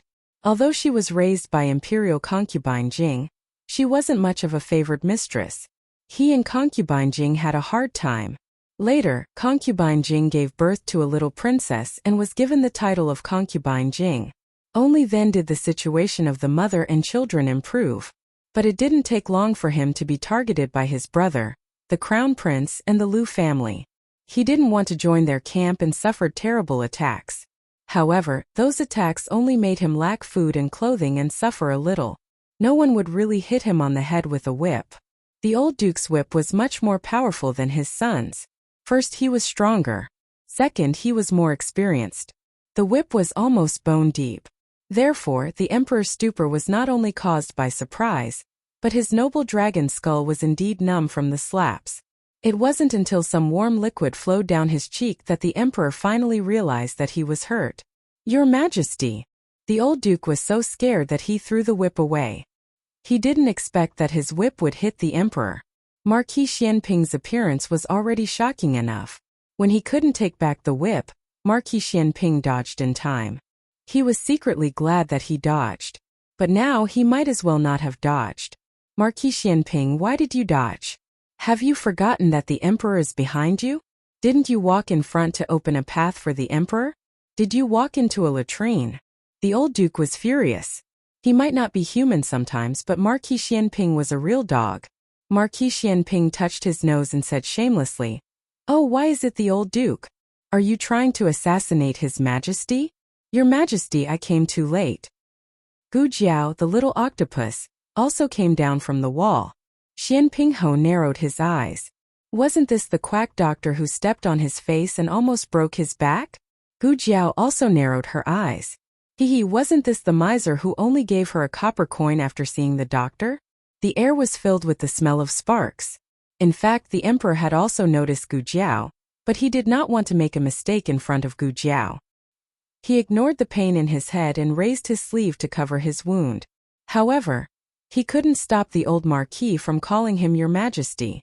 He even said that Your Majesty had lost a lot of blood and that I deserved to die. Then Marquis Xianping dragged Gu Jiao over. Aren't you a doctor? Marquis Xianping. Although he dodged too quickly and caused the emperor to be hit, He invited the doctor over and made up for his mistake. Therefore, after the old Marquis and Marquis Xianping both caused the emperor to be injured, they both caused the emperor to lose his horse. The emperor's blood boiled. You two are really dogs. The emperor's face was covered in blood, but it was enough to recognize his face. Gu Jiao squatted down and said, "Official Chu? What official Chu? This is His Majesty." The old Marquis didn't know that Qin Chuyu had hidden his identity to go to the Directorate of Education. Gu Jiao raised her eyebrows. "Oh, so you are the emperor. So Chuyu is a prince." The emperor. "Oh no, my son also lost his horse." The old Marquis. "Why do I feel like something is wrong?" Gu Jiao went to see concubine Jing today, and happened to bring her medicine box. She asked Xiao Sanzi to fetch her medicine box from the carriage. Xiao Sanzi was so shocked that he couldn't speak. He quickly got into the carriage and handed the medicine box to Gu Jiao. The old Marquis didn't remember that he wanted to kidnap Gu Jiao and bring her to the officials. He said to the emperor, "The ground is cold. Your Majesty, let's go to the carriage. The light is good here." Gu Jiao refused him. Before the old Marquis could say that he was talking to the emperor, and that a little doctor shouldn't interrupt, Gu Jiao said to the emperor, "Take your hand away." It was an order. The emperor obediently removed his hand from the wound, looking a little wronged. The old Marquis wondered if he was blind. "You two are blocking the light," Gu Jiao said to the old Marquis and Marquis Xianping. Marquis Xianping was so shameless that he didn't get angry at being ordered around by a little doctor. He elegantly moved to the side. The old Marquis wasn't happy with Gu Jiao's tone. He felt that this little doctor was the one who abused the law and had no regard for anyone else. The emperor looked at the old Marquis coldly. "Yes." The old Marquis also stepped back a few feet. Gu Jiao dipped a cotton ball in saline and began to clean the blood on the emperor's face and head. The emperor wasn't bad-looking, but he still paled in comparison to Marquis Xianping. But Marquis Xianping was so stingy. Gu Jiao decided that she wouldn't kowtow to him no matter how good-looking he was. Hiss! The whip wasn't light, and it tore open the emperor's flesh. The emperor was in so much pain that he twitched. The old Marquis knew that he was in the wrong, so he didn't dare to get up. Marquis Xianping also felt a little guilty. Forget it, the emperor was sitting, and he couldn't stand for the emperor to look up at him. So he came to the old Marquis's side. The old Marquis thought that he was going to kneel down and beg for forgiveness, so he kindly moved to the side to make some space for him. However, he saw Marquis Xianping squatting down and drawing circles on the ground out of boredom. The old Marquis was speechless. Gu Jiao looked at the wound on his head and said, "You need stitches. I'll shave your head first, and then give you some anesthetic." "Shave my head? Stitches?" The emperor didn't feel good. When Gu Jiao took out the blade, the emperor's body began to visibly become uneasy. When she took out an anesthetic needle, the emperor almost fainted. She pricked him with the needle. The emperor bit his sleeve. Wu Gu Jiao. This familiar voice and small action. The emperor completely lost his horse. Gu Jiao quietly finished stitching up the emperor's wound. She wrapped a bandage and gauze around the emperor's head. Pay attention to the hygiene of the wound. Come to the clinic tomorrow to change the dressing. After that, Gu Jiao packed up the small medicine box and medical supplies, and reached out to the emperor. "The consultation fee," she said. Why would the emperor bring money with him when he went out? In the past, he besieged the palace and used his own pocket. Unfortunately, he didn't bring eunuch Wei out today. The emperor turned his gaze to Marquis Xianping, who was squatting and drawing circles on the ground. He said coldly, "Marquis Xianping. Your Majesty, you call me?" Marquis Xianping was not embarrassed at all when he was caught drawing circles. He rarely felt embarrassed. In this regard, Gu Jiao and he were the same. Marquis Xianping stood up and walked to the emperor's side. He squatted down on one knee. This small action of squatting down was calm and elegant. This man, no matter what he did, was pleasing to the eye. Unfortunately, the emperor was not a dog that looked good. "Give me the money." Marquis Xianping glanced at Gu Jiao. He helplessly took out his pouch and poured out a few ingots and silver coins in his palm. Unsurprisingly, he also picked out the smallest ingot and put it in Gu Jiao's palm. The emperor's eyes were cold to the freezing point. My body is only worth this little money? Marquis Xianping painfully picked out the second smallest ingot and put it in Gu Jiao's hand. He thought that he was going to give 2 ingots, but unexpectedly, he took back the smallest ingot. The emperor, Gu Jiao. The emperor was so angry that he directly grabbed all his money and gave it to Gu Jiao. After Gu Jiao received the consultation fee, she got into the carriage and left. The emperor didn't come back to his senses until the carriage was far away. He frowned and looked at the old marquis. Who did you want to hit with the whip just now? The old marquis told the emperor about Gu Jiao and the suspicious woman. I was going to send them to the authorities to make a decision. The emperor's face sank in an instant. It was more terrible than being whipped by the old marquis. How can you be partial to others? Others? That girl isn't one of us? The old marquis was very stubborn.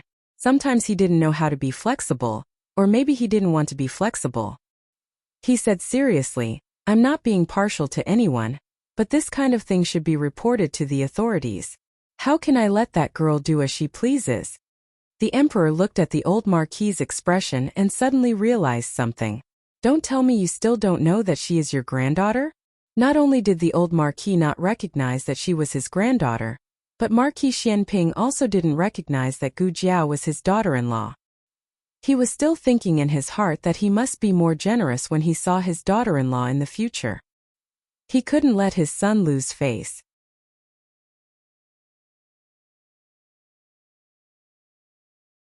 Chapter 227. There was a reason why the emperor and Marquis Xianping left the palace incognito, so it wasn't strange for them to meet the old marquis. The 3 of them had already booked a place to secretly cause trouble. They just met in advance. The emperor and the 2 of them went to a nearby opera house. That's right, it was an opera house. Everyone knew that Marquis Xianping was dissolute and loved beauties. He often went in and out of this place, but no one knew that it was originally under his name. The 3 of them entered the side room and the servant outside closed the door. The emperor had a wound on his head and was feeling very uncomfortable. After he sat down, he said impatiently, long story short, how is it? The old marquis didn't dare to be negligent. He cupped his hands and bowed, replying to Your Majesty, since the news of this official returning to the capital spread, this official's whereabouts have been followed. The Zhuang family? The emperor asked. Marquis Xianping grabbed a handful of melon seeds. The emperor glared at him. Sigh. Marquis Xianping didn't even let him eat the melon seeds. His Majesty was really angry. The old marquis nodded, that's right. This old official went to the temple today and royal prince and secretly followed me. The emperor frowned. He actually followed you himself? The old marquis didn't find it strange. This old official knows all of his guards. He could only take the risk himself. It wasn't easy to find royal prince in. The old marquis didn't notice him on the way there. It was only when royal prince got on the carriage a little earlier that the old marquis discovered him. As for why he panicked, the old marquis didn't know. When it came to business, the emperor's face became serious. What about the empress dowager's whereabouts? Do you have any clues? The old marquis guessed. This official thinks the empress dowager might have already entered the capital. The emperor frowned even more. Why do you say that? The old marquis said thoughtfully, although the Zhuang family is still pretending to look for the empress dowager, their search speed is much slower. Moreover, when Commandery Prince left the capital, he appeared to be accompanying his sister on a sightseeing tour, but in reality, he was inquiring about the empress dowager along the way. After that, royal prince used the provincial examination as an excuse to return to the capital. Forgive me for speaking bluntly, but royal prince is still young. It's not worthwhile for him to give up searching for the empress dowager for an imperial examination. The emperor pondered for a moment and felt that the old marquis's words were not without reason. So you think that he returned to the capital because he found the empress dowager? But since she has been found, why don't you let the empress dowager return to the palace? When the empress dowager returned to the capital, she should be more afraid of the emperor's side. The Zhuang family held a heavenly card in their hands but didn't play it. What kind of trick was this? The old marquis pondered and said, This subject is also puzzled after much thought. Perhaps. The Empress Dowager's leprosy hasn't been cured, so they are secretly treating the Empress Dowager? An Empress Dowager with leprosy would be despised and rejected by others. When Empress Dowager Zhuang contracted leprosy, they all thought that the opportunity to overthrow Empress Dowager Zhuang had come. But who would have thought that the Empress Dowager had escaped by herself? If they dared to say that Empress Dowager Zhuang had secretly left the palace, Imperial Tutor Zhuang would dare to question them in public whether or not they had plotted against Empress Dowager Zhuang. They didn't dare to win or lose, so they could only use a roundabout strategy. They claimed that the Empress Dowager had suddenly fallen ill, and had gone to the temporary imperial residence to recuperate. Then they intentionally or unintentionally let the Zhuang family find out that Empress Dowager Zhuang had escaped with leprosy. The Zhuang family also feared that this illness would ruin the Empress Dowager's reputation, so they held back and secretly searched for the Empress Dowager. In a short period of time, the two sides had achieved a subtle balance. But this balance would be broken one day. If Imperial Tutor Zhuang really found the Empress Dowager and cured her, then the day when the balance between the two sides would be broken would not be far. The journey from the medical center to the nunnery was not short. On the road they were delayed for a while. By the time Gu Jiao returned to Bishui Alley, it was already dusk. On the horizon a gorgeous sunset glow fell on the red walls and green tiles, giving off a warm orange glow. When Gu Jiao walked into the alley, she really felt that she was returning home. She had never experienced this feeling in her previous life. In her previous life she lived with her parents for very few days. It was empty and cold without the slightest warmth of home.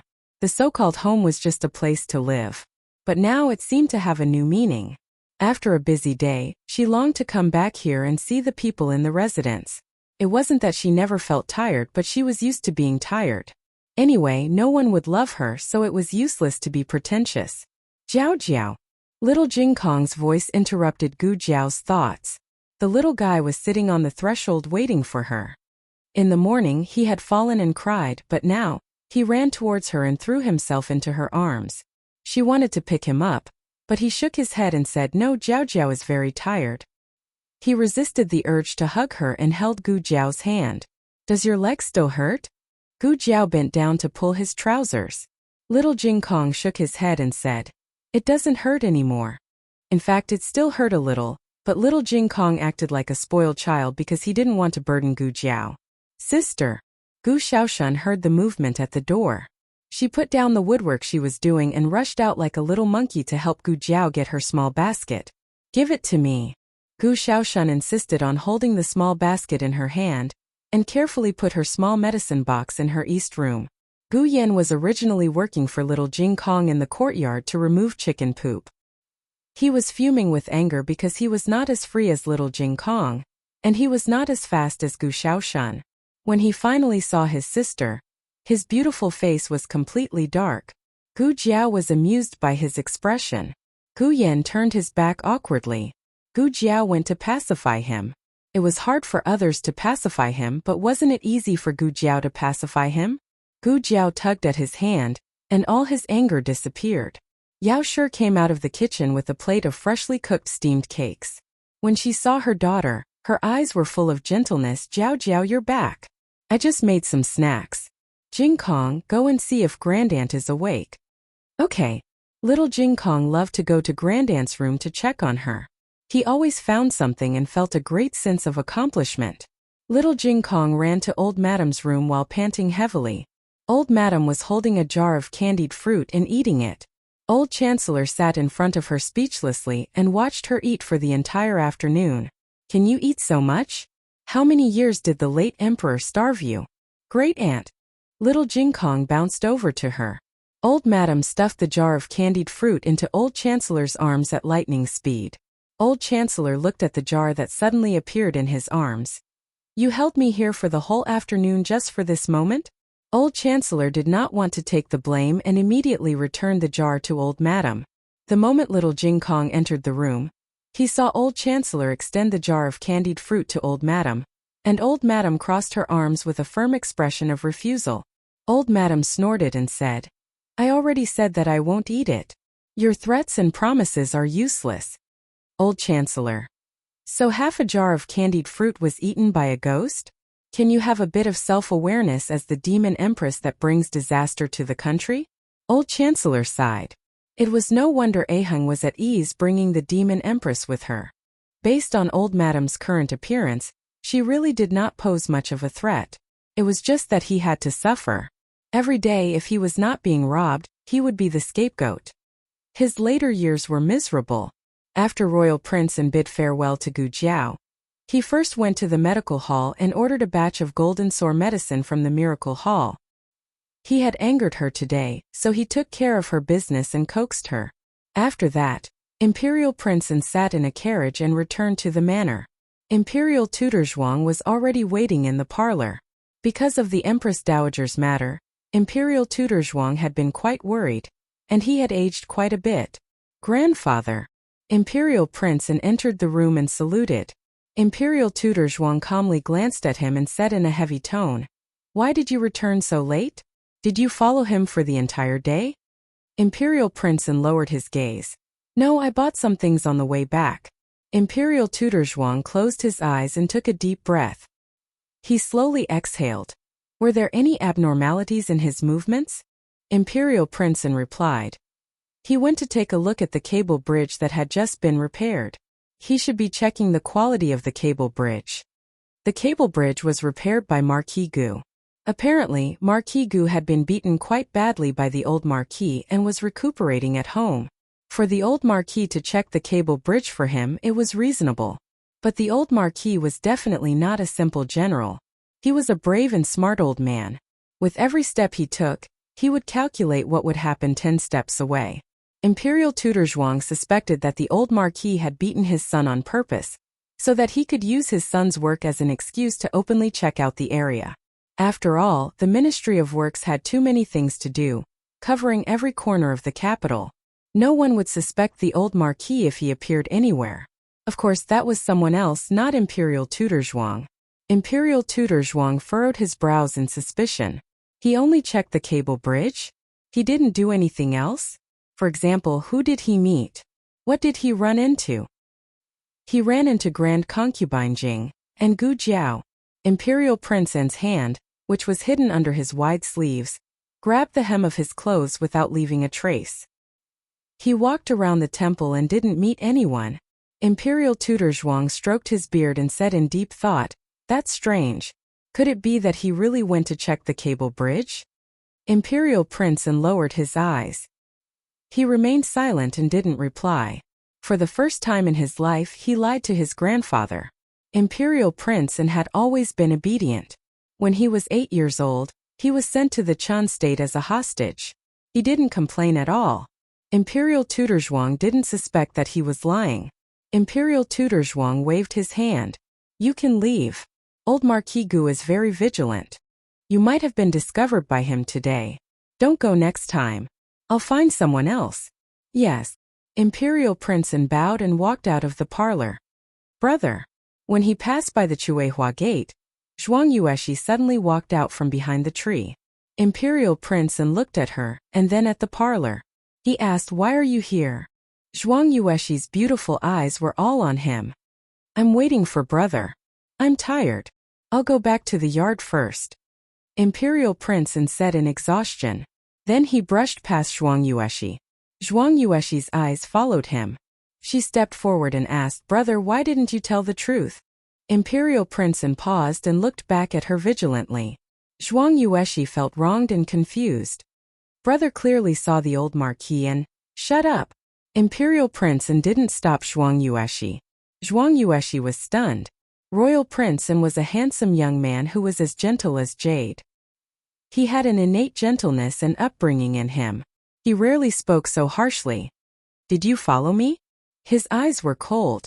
This Imperial Prince was no doubt unfamiliar. But in fact this was the real him. He was the one who survived the countless schemes of the Chan state. "I didn't."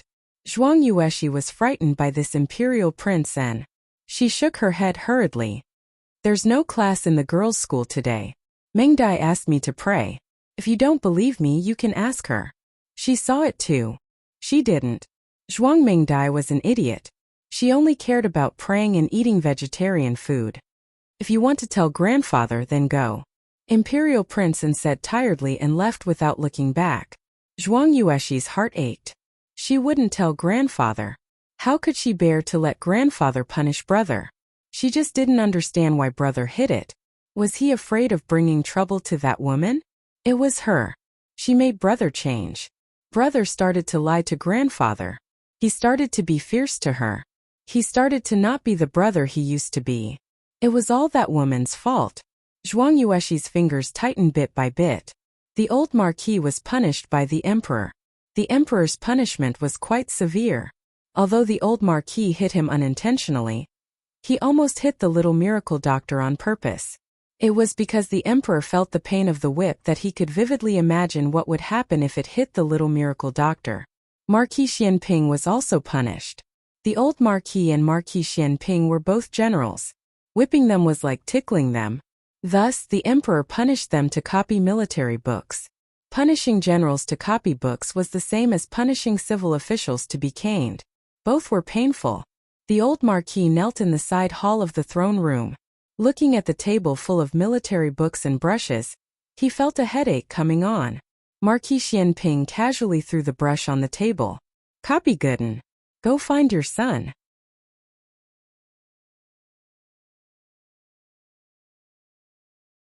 Chapter 228. As the old marquis was in so much pain from copying military books that he wished he was dead, he saw Marquis Xianping stand up, wave his wide sleeves and leisurely walk out. The old marquis was speechless. Marquis Xianping walked out of the palace with familiarity. He called Chongjing and sat on the carriage to the Imperial College. Because the court examination was approaching, the Imperial College had more classes. Xiao Lulang often left school when it was dark. This time was just right, not too early or too late. Marquis Xianping waited outside the Imperial College for 2 hours before Xiao Lulang arrived. The uniform of the Imperial College was white with blue borders. The sleeves were wide, and the sleeves, lapels and waistline were all lined with indigo blue silk. The waist was tight, and it was restrained and courteous. It was elegant and handsome. As long as one was not ugly, one could wear this uniform well. However, among the sea of white-robed Imperial College students, there was a figure with a walking stick that was particularly eye-catching. He was tall, slender, and had a jade-like complexion. The myriad of lights behind him reflected the clean and pure color of the youth. However, the walking stick that he used to support himself with somewhat destroyed this beauty. Marquis Xianping's gaze fell on his lame leg, and his handsome brows furrowed. But it was only for an instant, and his expression was normal as he got off the carriage. His carriage did not stop in front of the Imperial College, but under the large tree to the side. Xiao Lulang walked and walked. Suddenly, a tall figure flashed out from behind the tree and blocked his path. He stopped and looked calmly at the other. The youth was already the height of a grown man.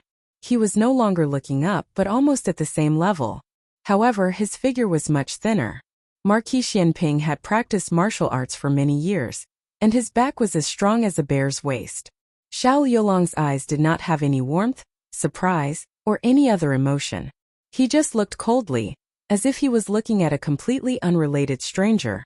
This gaze stung Marquis Xianping's eyes, but Marquis Xianping still revealed a smile. "Son, long time no see."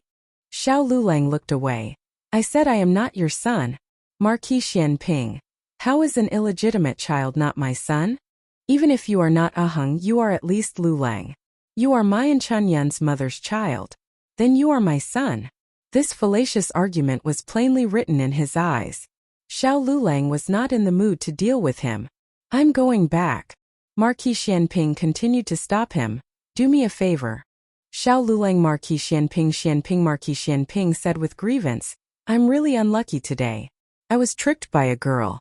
She hid, so did I. In the end, I'm the only one being punished." These words came out of nowhere. Xiao Lulang did not understand, nor did he want to understand. Marquis Xianping sighed. "His Majesty punished me to copy military books. You know that I would rather be flogged and whipped than write. This is asking for my life." The image of Gu Jiao frantically practicing her handwriting flashed across Xiao Luolang's mind. Before Marquis Xianping could chase after his son, his mind had already wandered off. He continued to speak in an aggrieved manner. In the past, it was always you who helped me copy. This time you should also help me copy. Old monkey doesn't have anyone to help him. Who asked his son to be so useless? My son is the best. Marquis Xianping's mouth was usually used to choke people.